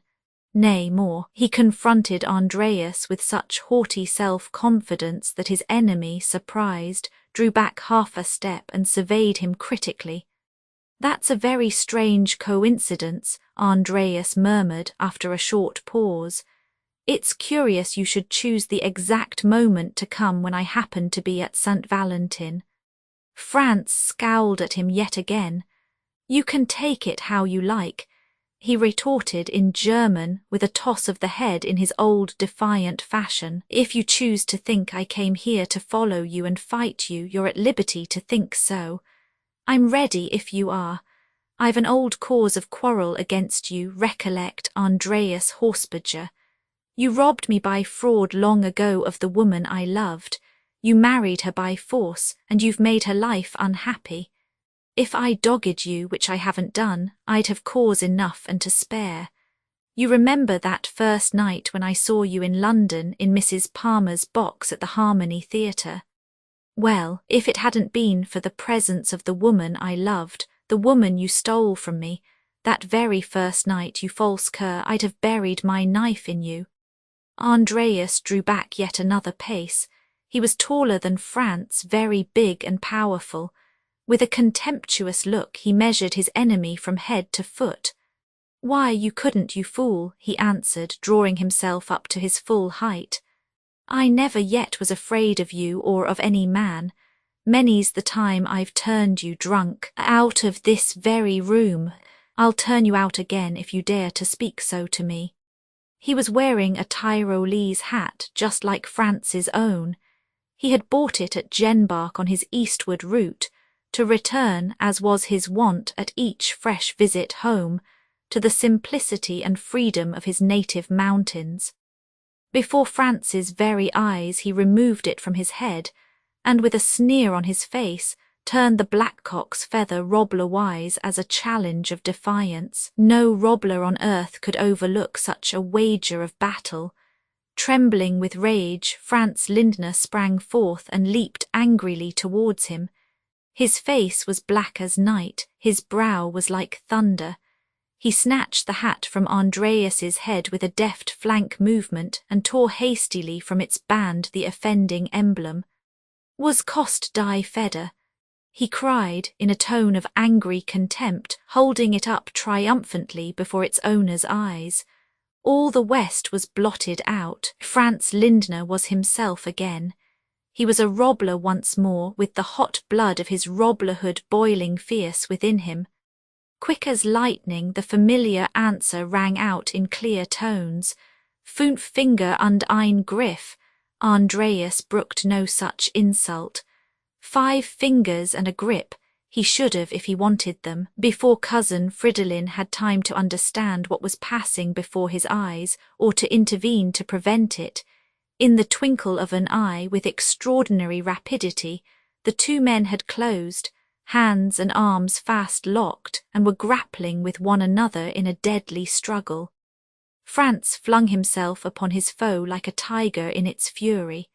One moment his knife flashed high in air. Cousin Fridolin rushed forward and strove to tear them asunder. But before he could reach them, that gleaming blade had risen above Franz's head and flashed down again with unerring aim on Andreas Horsberger's bosom. The big man fell back heavily, both hands pressed to his heart, where black blood was oozing out in long, deep, thick gurgles. With a sudden jerk, Franz flung down the knife he had wrenched from the wound. It stuck quivering by its point in the wooden flooring.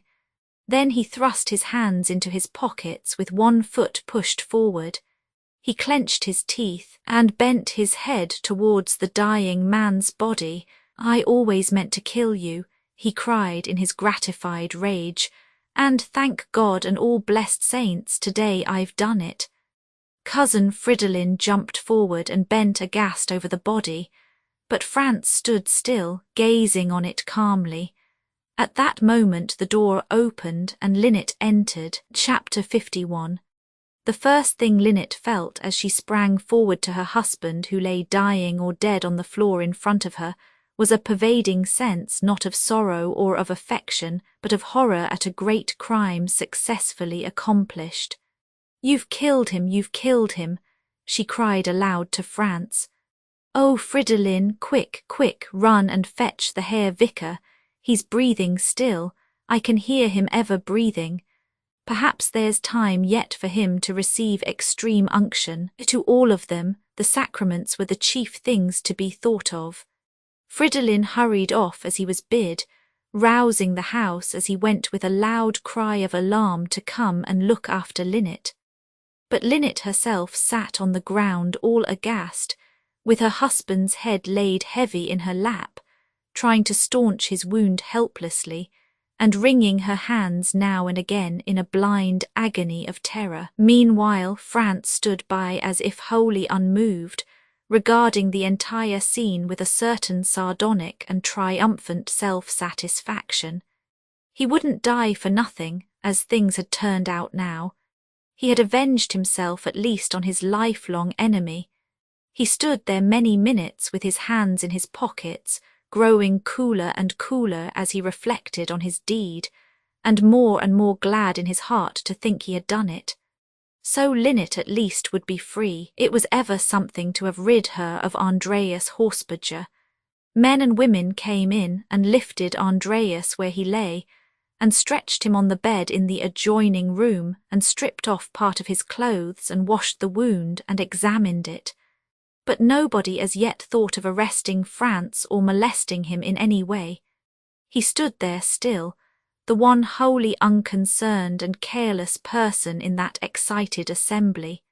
His rage had cooled down by this time, and he was perfectly collected. He was waiting for the village authorities to come and take him into custody.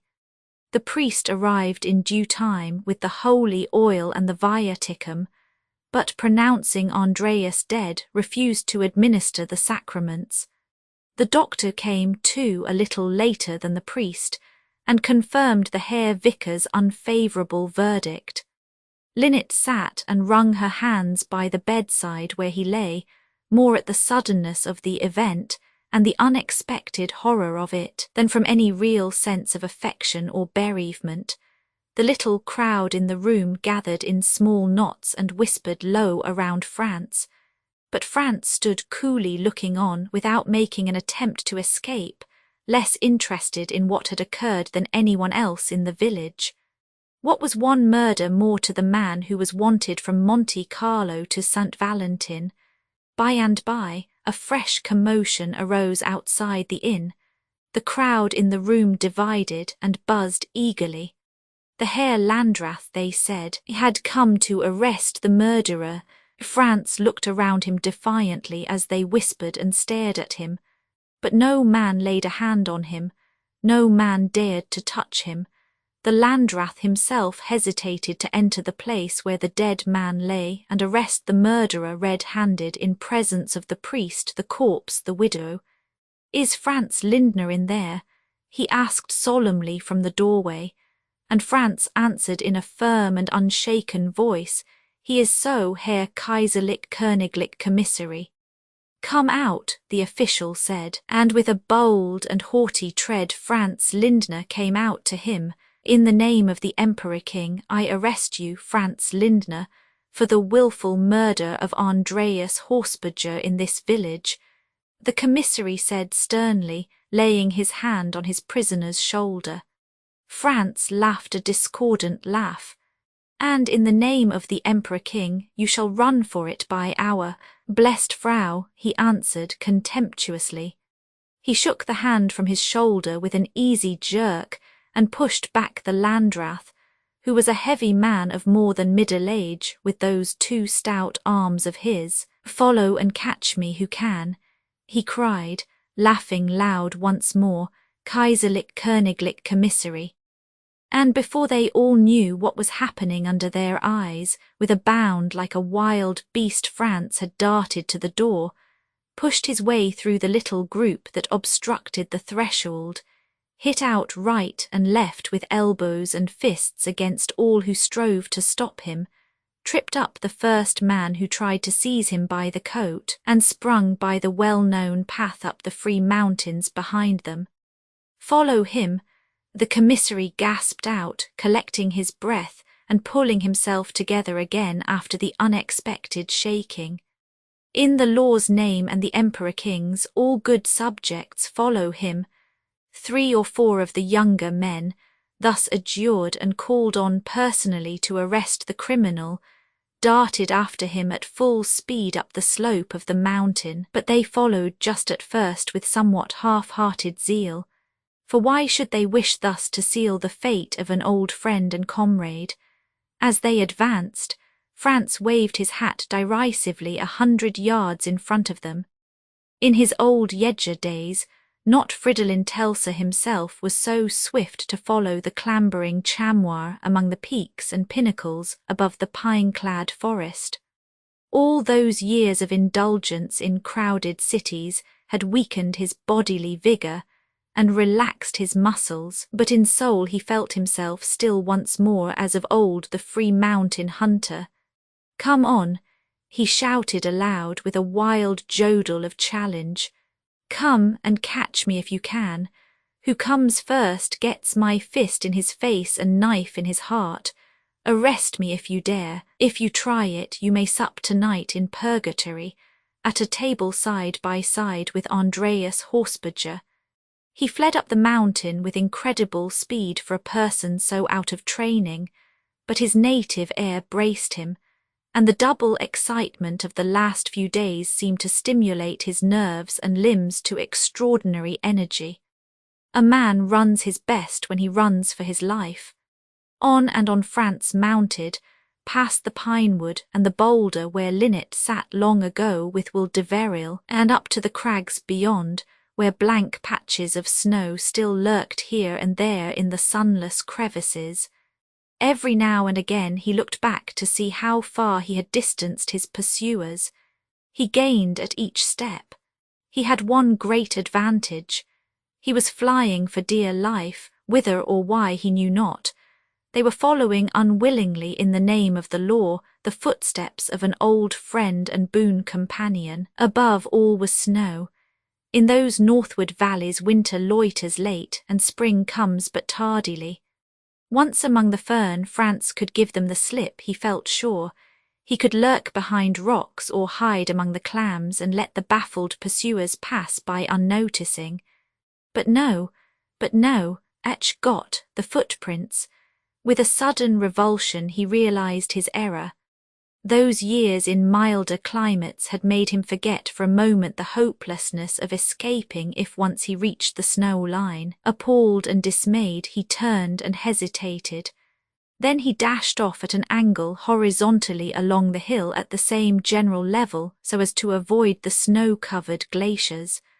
That one false move lost him. His pursuers, seeing him double, headed forward diagonally across the third side of the triangle and gained on him visibly. France was blown and panting. His heart throbbed hard.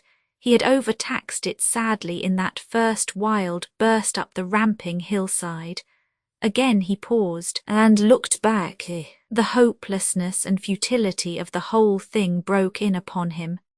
If he ran all day and all night as well, if he distanced that little body of amateur pursuers for the moment, what would it profit him in the end? Could he evade arrest at last? Could he escape the clutches of the Austrian law, shake off the strong hand of the Kaiserlich Königlich government? All at once, seized with a sudden little access of despair, he sat down on the hillside and laughed aloud audibly. "Ha, ha, ha," he cried hoarsely at the very top of his voice as his antagonists drew nearer. "So, you think you'll catch me, you think you'll get well paid, you want to earn a reward on me. Well, look here, Ludwig Dangle," and he shouted through his bent hand to the foremost of his pursuers. "There's 10,000 florins set on my head already for stabbing a man dead in an hotel at Monte Carlo. And it's yours, if you catch me. Come on, friend, and earn it. He had grown reckless now. The daredevil spirit of the man who knows well he has forfeited his life and has no chance of escape left had wholly taken hold of him. He sat there by the cabin waiting till the pursuers were almost upon him. 10,000 florins! He shouted aloud once more, waving his hat above his head as he jumped up when they neared him. 10,000 florins is a nice round sum. Will you have it, Ludwig Dangle? Will you have it, Karl Fürst? Will you have it, Fritz Meerhofer? His very recklessness appalled them. The men thought he must be mad. They paused and stared hard at him. There were only 3 now. Neither liked to advance first. Franz waved his hat frantically and beckoned them on towards the weathered crags that overlook St. Valentin. Great rocks there rose sheer over fissured gullies. The men hardly ventured to follow him up to those frowning heights. Heaven knows what a madman in such a mood as that may do or dare among the cleft troughs and gorges. They halted, debated, then came on towards him, abreast more slowly, step by step in a little formed body. But Franz, now restored by a momentary pause, leaped upward like a chamois over the steep path in front of him. The fresh mountain air seemed to nerve and invigorate him. On, he bounded swift over the jagged steps in the rock, till he poised himself at last like a mountain goat on the very edge of the precipice. It was a sheer cliff that looked down on a great snowdrift in a ravine 200 feet beneath him. The robbler instinct in Franz's blood had now gained complete mastery. He waved his hat again with its feather turned insultingly. 10,000 florins! He cried once more in his loudest voice. 10,000 florins! Who wants them? Who'll earn them? He laughed aloud in their faces. The 3 men drew on cautiously. Franz waited till they came up. Then Ludwig Dangle, mustering up courage to take the first step, stood forward and laid hands on him. Straightway Franz seized his assailant round the body with a wrestler's grip. Ludwig tried to disengage himself, but 'twas a narrow and dangerous spot for wrestling. With a sudden wrench, Franz lifted him from the ground. Holding him grasped in his arms, he looked over the edge of the precipice. Next instant he had leaped, with Ludwig Dangle in his embrace. One loud cry burst at once from both their straining throats, a cry of wild triumph, a cry of fierce despair. Then all was silence. The other 2 men, looking awestruck and horrified over the edge of the crag, saw them fall 200 feet sheer into the soft snow beneath. It received them gently. Not a sign marked the spot where the 2 bodies sank in. The soft snow closed over them, but they must have been dead many seconds before they reached the bottom. Chapter 52. It was a terrible time for Linnet, those few days at the inn while she waited to bury her murdered husband. She felt so lonely here among her own people. Her isolation came out even more vividly than she could have expected. She had outgrown them, that was the fact, and they could no longer sympathize with her. Their very deference and respect chilled her heart to the core in that appalling season of solitary wretchedness. They regarded her just in the light of the great lady from London, too grand and too fine for them to venture upon comforting her. So Linnet was forced to have out her dark hour by herself, and be content for the rest with the respectful silence of her poor fellow country people. The first night in particular was a very painful trial to her. By evening they had brought back Franz's body from the snowdrift, and now it lay with Ludwig Dangle beside her dead husband's in the dancing hall that stood just below the very room where Linnet had to spend the first night of her widowhood.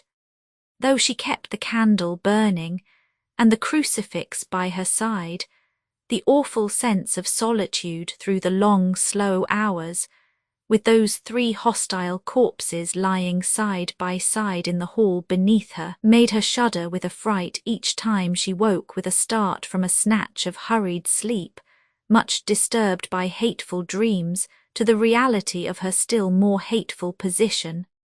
Early next morning, however, a messenger arrived post-haste from Zell with a telegram directed to Frau Horsberger St. Valentin.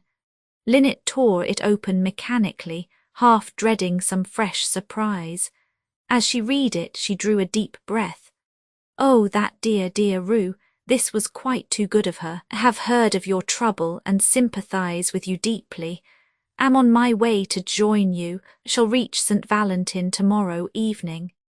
It was a measure to Linnet of how English she had become, that as she stood on the platform at Jenbach next day, awaiting the arrival of Rue's train from Innsbruck, she felt as though she were expecting the advent of some familiar home friend, coming to cheer her solitude in a land of strangers. When at last the train drew up, Rue leapt from the carriage into her rival's arms and caressed her tenderly. Linnet looked sweet in her simple dark dress, the plainest she possessed, for she hadn't yet had time to get her mourning ready. How did you hear of it all, you dear kind Rue? She inquired, half hysterically, clasping her new friend to her bosom in a sudden outburst of sated sympathy. It couldn't surely have got so soon into the English papers. No, dear, Rue answered, in her tenderest tone, laying one soft hand soothingly on the pale cheek as she answered. I'd written to St. Valentin beforehand, to someone whose address Will de Veril gave me, asking for news of you every day and enclosing money, and he telegraphed to me at once as soon as all this happened. His name's Fridolin Telser, and Will says he is a cousin of yours. So, of course, as soon as I heard, I felt I must come out post-haste to join you, for I knew, Linnet, how lonely you'd be, and how much in need of a woman's sympathy. Linnet answered nothing. That, of course, was too much for her. She burst into tears instead, and sobbed her full heart out contentedly on Rue's friendly shoulder. They drove back to St. Valentin hand in hand together. That night Rue slept with her, in a little room in the village, and though they talked for hours with one another and only dozed at intervals, Linnet rose next morning fresher and stronger by far than she had felt at any time since the day of the murder. Rue stopped on with her all that week, till Andreas was buried and she could leave St. Valentin. Linnet shrank now from taking anything that had ever been his. The Wirthshaus was to be sold.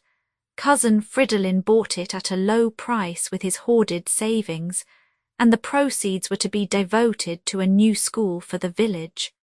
The Herr Vicar, too, was richer by many masses for the repose of the unworthy soul which Linnet felt sure had now much need of his orisons. Nor were even Franz Lindner and Ludwig Dangle forgotten. The shrine on the hilltop by the Chamois rocks, marking the spot whence they took their fatal leap, was erected, the guides will tell you, by the famous singer Kaiselmont, who came originally from this village. Rue went back with her friend to London, stopping a week or two by the way at quiet country spots in the Bavarian Highlands, on the Rhine, and in Belgium. 'Twas early June when they reached town. Rue wouldn't hear of Linnet's returning to her old house in St. John's Wood, where everything would remind her of that hateful past. She insisted that her new sister, as she called her, must share for the present her home in Hans Place, till other arrangements could be made for her. Besides, she added with a little smile full of deeper import, it'll save scandal, you know. You mustn't live alone. It's best you should stop in some other woman's house till you've arrived at some fixed understanding as to your future. It was in Rue's drawing-room, accordingly a few weeks later, that Linnet for the first time saw Will de Veril once more after all that had happened. With the same generous self-restraint he had always shown wherever Linnet's reputation was concerned, Will had denied himself for many days the pleasure of calling upon her. When at last he came, Linnet made up her mind beforehand she should receive him with becoming calmness and dignity. But the moment Will entered the room, and took her 2 hands in his, and looked deep into her dark eyes, and stood there silent, thrilling through from head to foot at sight of her, yet rejoicing in heart at his one love recovered. Why, as for Linnet, she just looked up at him and drew short gasps of breath, and held his hands tight in her own, and then with a sweet, half-unconscious self-surrender let herself fall slowly, slowly upon his bosom. There he allowed her to lie long without speaking one word to her. What need of words between those two who understood one another instinctively? What chance of concealing the hope and joy each felt, and knew and communicated unspoken by mere contact to the other? For touch is to love the most eloquent of the senses. At last they found words and talked long and eagerly. There was no question between them now in what relation they must henceforth stand to one another. It was mere details of time and place and propriety, the when and how and where, that interested them at present. But you can get a dispensation for me? Linnet asked, nestling close to him. Will smiled a gentle smile. There's little need of dispensation for you and me, my darling, he said, holding her hand tenderly. You would have given me yourself once, in spite of the church and the world. You can surely give me yourself now without a qualm of conscience, when the church and the world will both smile approval. To me, Linnet, the whole sanctity of a union between us lies infinitely deeper than any man's sanction, be he priest or pope or king or lawgiver. As I said to you once before, you are mine, and I am yours, not by any artificial bond, but by the voice of our hearts, which is the voice of nature and of God within us. And whom God hath joined together, man cannot join firmer, nor yet put asunder. But if it pleases you to ask some priest's leave for the union no priest on earth can possibly make sacreder, yes, set your heart at rest about that, darling. I've seen the Archbishop already, and he's promised to get you the regular papal dispensation. Linnet leant back and gazed up at him. Her gaze was half fear, half frank admiration. Dearest Will, she said pleadingly in her pretty foreign English, you're a man, I'm a woman, and therefore illogical. Forgive me, I've been brought up to think one way which I know is a dreadful way. My own heart tells me how foolish and cruel and wicked it is to think so, and yet, may the blessed Madonna and all holy saints forgive me for saying it, I should be afraid of their anger and the eternal hell if I dared to disbelieve in what seems so cruel. You speak to me of another way, which my own heart tells me is just and pure and good and beautiful, which my head approves as common sense and sound reasoning. And yet, may the blessed Madonna forgive me again, though I try hard to believe it, the teachings of my childhood rise up at every step and prevent my accepting it. I can't understand this mystery of open war between God and our hearts, between God, who made them on the one hand, and what is best, not what is worst within them on the other. I pray for light, but no light comes. Why should God's law fight so hard against God's instincts in our souls, against all that we feel to be purest, noblest, truest, best in our nature? Not God's law, Will said gently, smoothing her hand with his own, but the priests, Linnet, the priests, which is something quite different. God's law is never some precept beyond and outside us. It is the law of our own being, the law of our own hearts, the law of the native instincts and impulses that stir us. Your marriage with Andreas, were it 20 times blessed by priest or by pope, was from the very first moment an unholy and unnatural one. It was a sin against purity and your own body. It was a legalized lie, a lifelong adultery. You felt its shame yourself and shrank from the man physically. Your heart was not his, so how could your body be? Even the laws of men would have allowed you to leave him and come home to me, whose complement and mate you are by nature, after his treatment of you that day, and your discovery of his letter to Philippina, but the laws of your church, which are not the laws of men but the laws of priests, and therefore worse and more unnatural than even the common laws of mankind, forbade you to take advantage of the loophole of escape which divorce would permit you from that wicked union your priests had imposed upon you. The church or the law that bids you live with a man you loathe and despise, that church or law dishonours your own nature. That church and that law is not of God, nor even of man, but of priests and the devil. The church or the law that forbids you to live with the man your own heart dictates and points out to you is equally of the devil, and see how it proves itself so. It needed the intervention of Franz Lindner's knife to free you from your false union with Andreas Horsberger. Can that church and that law be right or sound, which make a murder the one loophole by which a soul can free itself from the unholy bond they would unwillingly impose upon it? Your own heart told you it was wrong and dishonouring to live with Andreas. Your own heart shrank from his loveless embraces. Your own heart showed you it was right to leave him and fly away to the man you loved, the man that loved you. Will you believe that God's law is worse than your own heart? Will you think there's something divine in an institution of men which compels you to degrade and dishonour your own body, to sin so cruelly against your own pure instincts? Nothing can be wickeder, I say, than for a woman to sell herself or to yield herself in any way to a man she loathes. No church and no law can make right of that wrong. It's degrading and debasing to her moral nature. The moment a woman feels she gives herself up against her own free will and the instincts of her own heart, she is living in sin. And you know it, Linnet, though all the priests and all the popes on earth should stretch robed arms and hands to bless and absolve her. He spoke with fierce conviction. Linnet nestled against his breast, his words overcame her. "I know it, Will, I know it," she exclaimed, half hysterically. "My heart told me so always, but I couldn't believe it. I can't believe it, now, though I know you're right when I hear you speak so.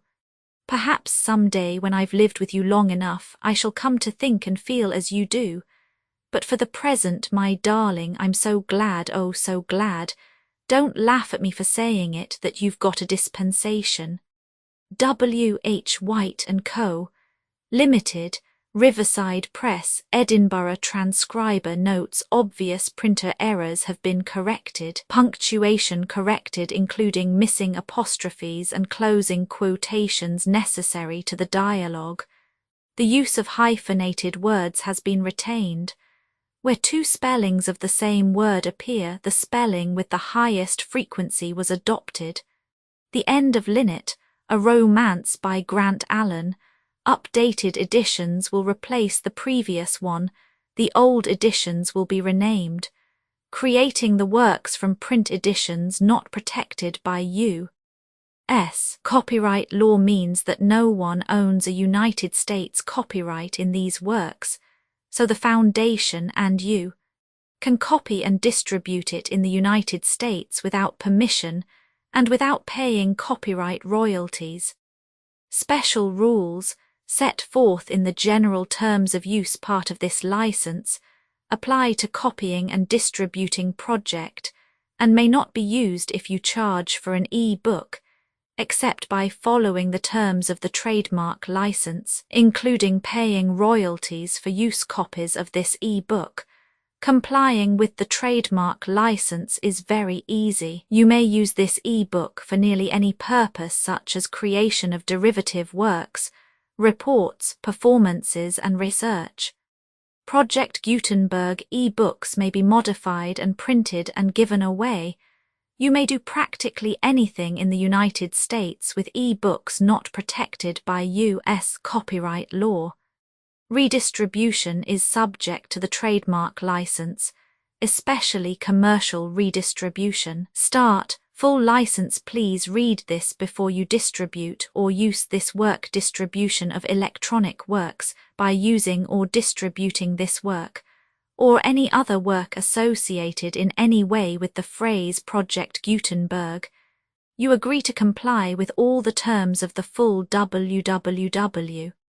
Gutenberg.org/license. Electronic works. Electronic work. You indicate that you have read, understand, agree to and accept all the terms of this license and intellectual property, trademark/copyright agreement.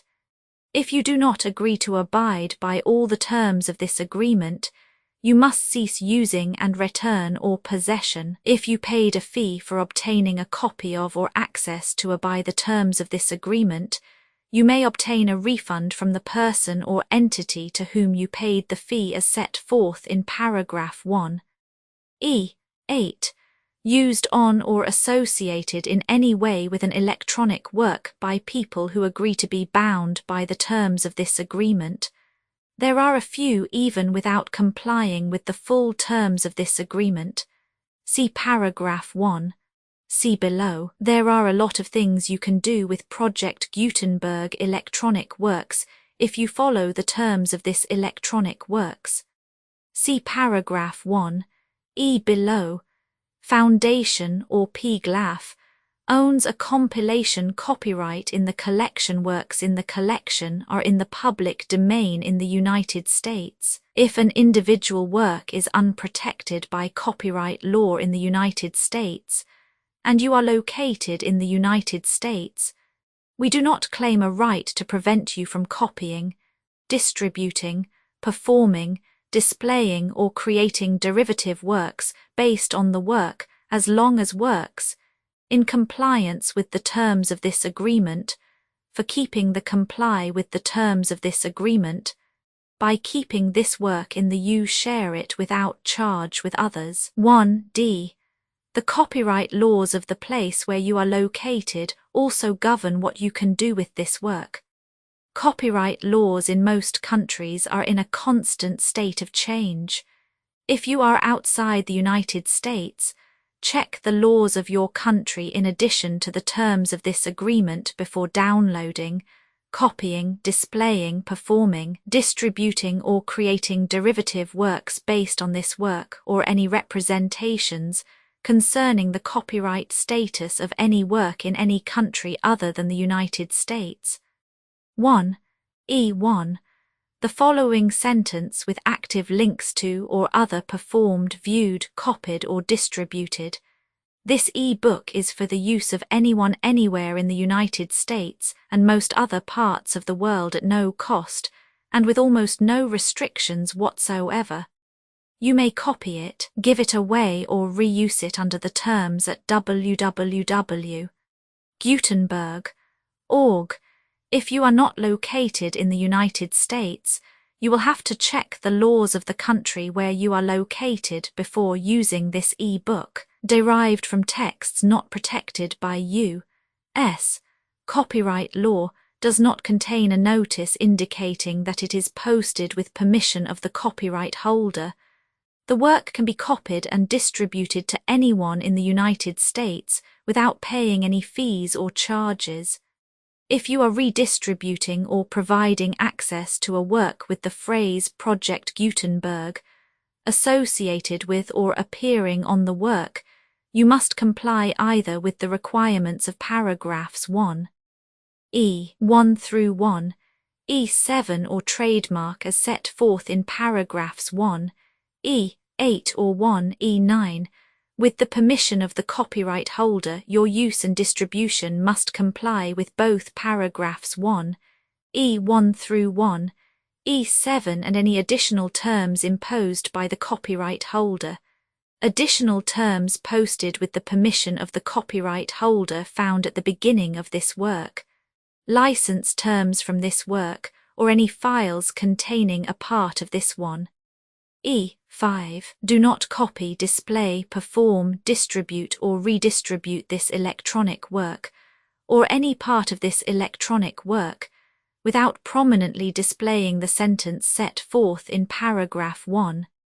E1 with active links or immediate access to the full terms of the Project Gutenberg license. 1. E6. You may convert to and distribute this work in any binary, compressed, marked up, non-proprietary or proprietary form, including any word processing or hypertext form. However, if you provide access other than plain vanilla ASCII or other format used in the official www. Gutenberg.org, you must at no additional cost, fee or expense to the user provide a copy, a means of exporting a copy, or a means of obtaining a copy upon request, of the work in its original plain vanilla ASCII or other form. Any alternate format must include the 1.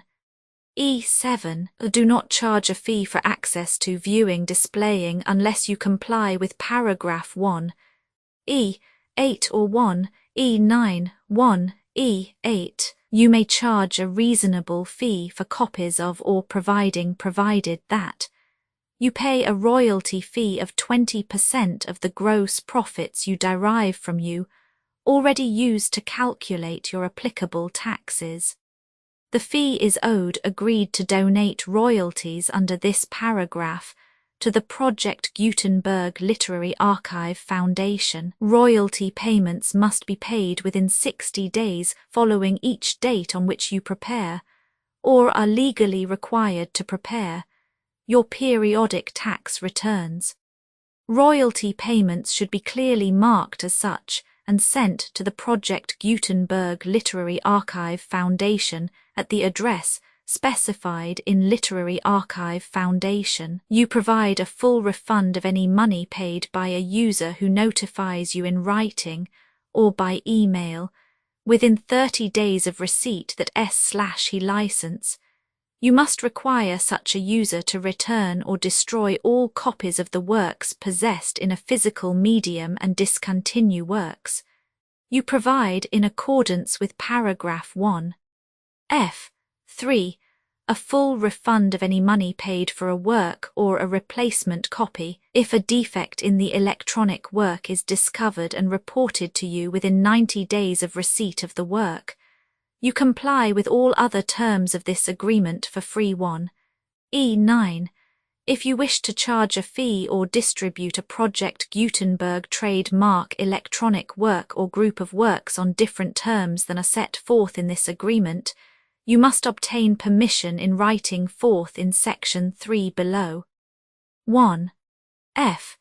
Effort to identify, do copyright research on, transcribe and proofread works not protected by U.S. copyright law in creating the project electronic works, and the medium on which they may be stored may contain defects, such as but not limited to incomplete, inaccurate or corrupt data, transcription errors, a copyright or other intellectual property infringement, a defective or damaged disk or other medium, a computer virus or computer codes that damage or cannot be read by your equipment.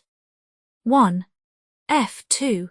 Limited warranty, disclaimer of damages except for the right of replacement or refund, described in paragraph 1. F3. The Project Gutenberg Literary Archive Foundation, the owner of the Project Gutenberg trademark, and any other party distributing a Project Gutenberg trademark electronic work under this agreement, disclaim all liability to you for damages, costs and expenses, including legal fees. You agree that you have no remedies for negligence, strict liability, breach of warranty or breach of contract, except those provided in paragraph 1.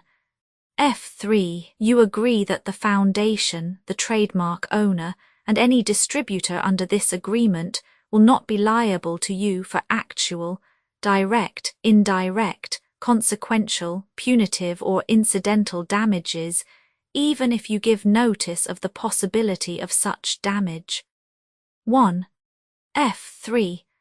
limited right of replacement or refund if you discover a defect in this electronic work within 90 days of receiving it. You can receive a refund of the money, if any, you paid for it by sending a written explanation to the person you received the work from. If you received the work on a physical medium, you must return the medium with your written explanation. The person or entity that provided you with the defective work may elect to provide a replacement copy in lieu of a refund. If you received the work electronically, the person or entity providing it to you may choose to give you a second opportunity to receive the work electronically in lieu of a refund. If the second copy is also defective, you may demand a refund in writing without further opportunities to fix the problem. 1. F4. Except for the limited right of replacement or refund set forth in paragraph 1. F3. This work is provided to you as is, with no other warranties of any kind, express or implied, including but not limited to warranties of merchantability or fitness for any purpose. 1. F5. Some states do not allow disclaimers of certain implied warranties or the exclusion or limitation of certain types of damages. If any disclaimer or limitation set forth in this agreement violates the law of the state applicable to this agreement, the agreement shall be interpreted to make the maximum disclaimer or limitation permitted by the applicable state law. The invalidity or unenforceability of any provision of this agreement shall not void the remaining provisions. 1. F6. Indemnity. You agree to indemnify and hold the foundation, the trademark owner, any agent or employee of the foundation, anyone accordance with this agreement, and any volunteers associated with the electronic works, harmless from all liability, costs and expenses, including legal fees, that arise directly or indirectly from any of the following which you do or cause to occur. A. Distribution of this defect you cause, electronic works in formats readable by the widest variety of computers, including obsolete, old, middle-aged and new computers. It exists because of the efforts of hundreds of volunteers and donations from people in all walks of life. Volunteers and financial support to provide volunteers with the remain freely available for generations to come. In 2001, the Project Gutenberg Literary Archive Foundation was created to provide a secure archive foundation, and how your efforts and donations can help. See sections 3 and 4 and the Foundation information page at www.gutenberg.org. 501 c.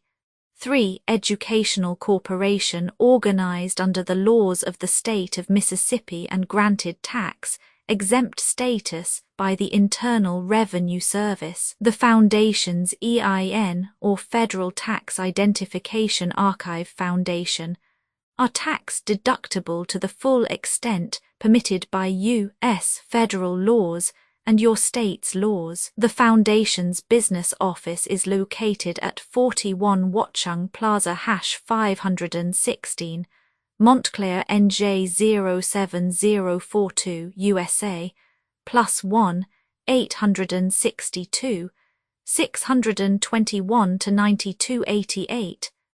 Email contact links and up-to-date contact information can be found at the Foundation's website and official page at www.gutenberg.org/contact Literary Archive Foundation public support and donations to carry out its mission of increasing the number of public domain and licensed works that can be freely distributed in machine-readable form accessible by the widest array of equipment, including outdated equipment.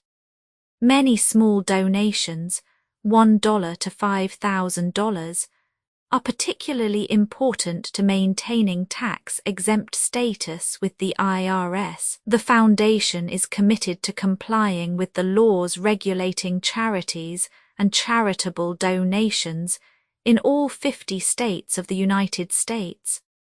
Compliance requirements are not uniform, and it takes a considerable effort, much paperwork and many fees to meet and keep up with these requirements. We do not solicit donations in locations where we have not received written confirmation of compliance. To send donations or determine the status of compliance for any particular state, visit www.gutenberg.org/donate. While we cannot and do not solicit contributions from states where we have not met the solicitation requirements, we know of no prohibition against accepting unsolicited donations from donors in such states who approach us with offers to donate. International donations are gratefully accepted, but we cannot make any statements concerning tax treatment of donations received from outside the United States. U.S. laws alone swamp our small staff. Methods and addresses. Donations are accepted in a number of other ways, including checks, online payments, and credit card donations. To donate, please visit www.gutenberg.org/donate. Professor Michael S. Hart was the originator of the Project Gutenberg concept of a library of electronic works that could be freely shared with anyone. For 40 years he produced and volunteer support editions, all of which are confirmed as not protected by copyright in the U.S. unless a copyright notice is included. Thus, we do not necessarily keep e-books in compliance with any particular paper edition. Most people start at our website, which has the main PG search facility, www.gutenberg.org, Archive Foundation, how to help produce our new e-books, and how to subscribe to our email newsletter to hear about new e-books.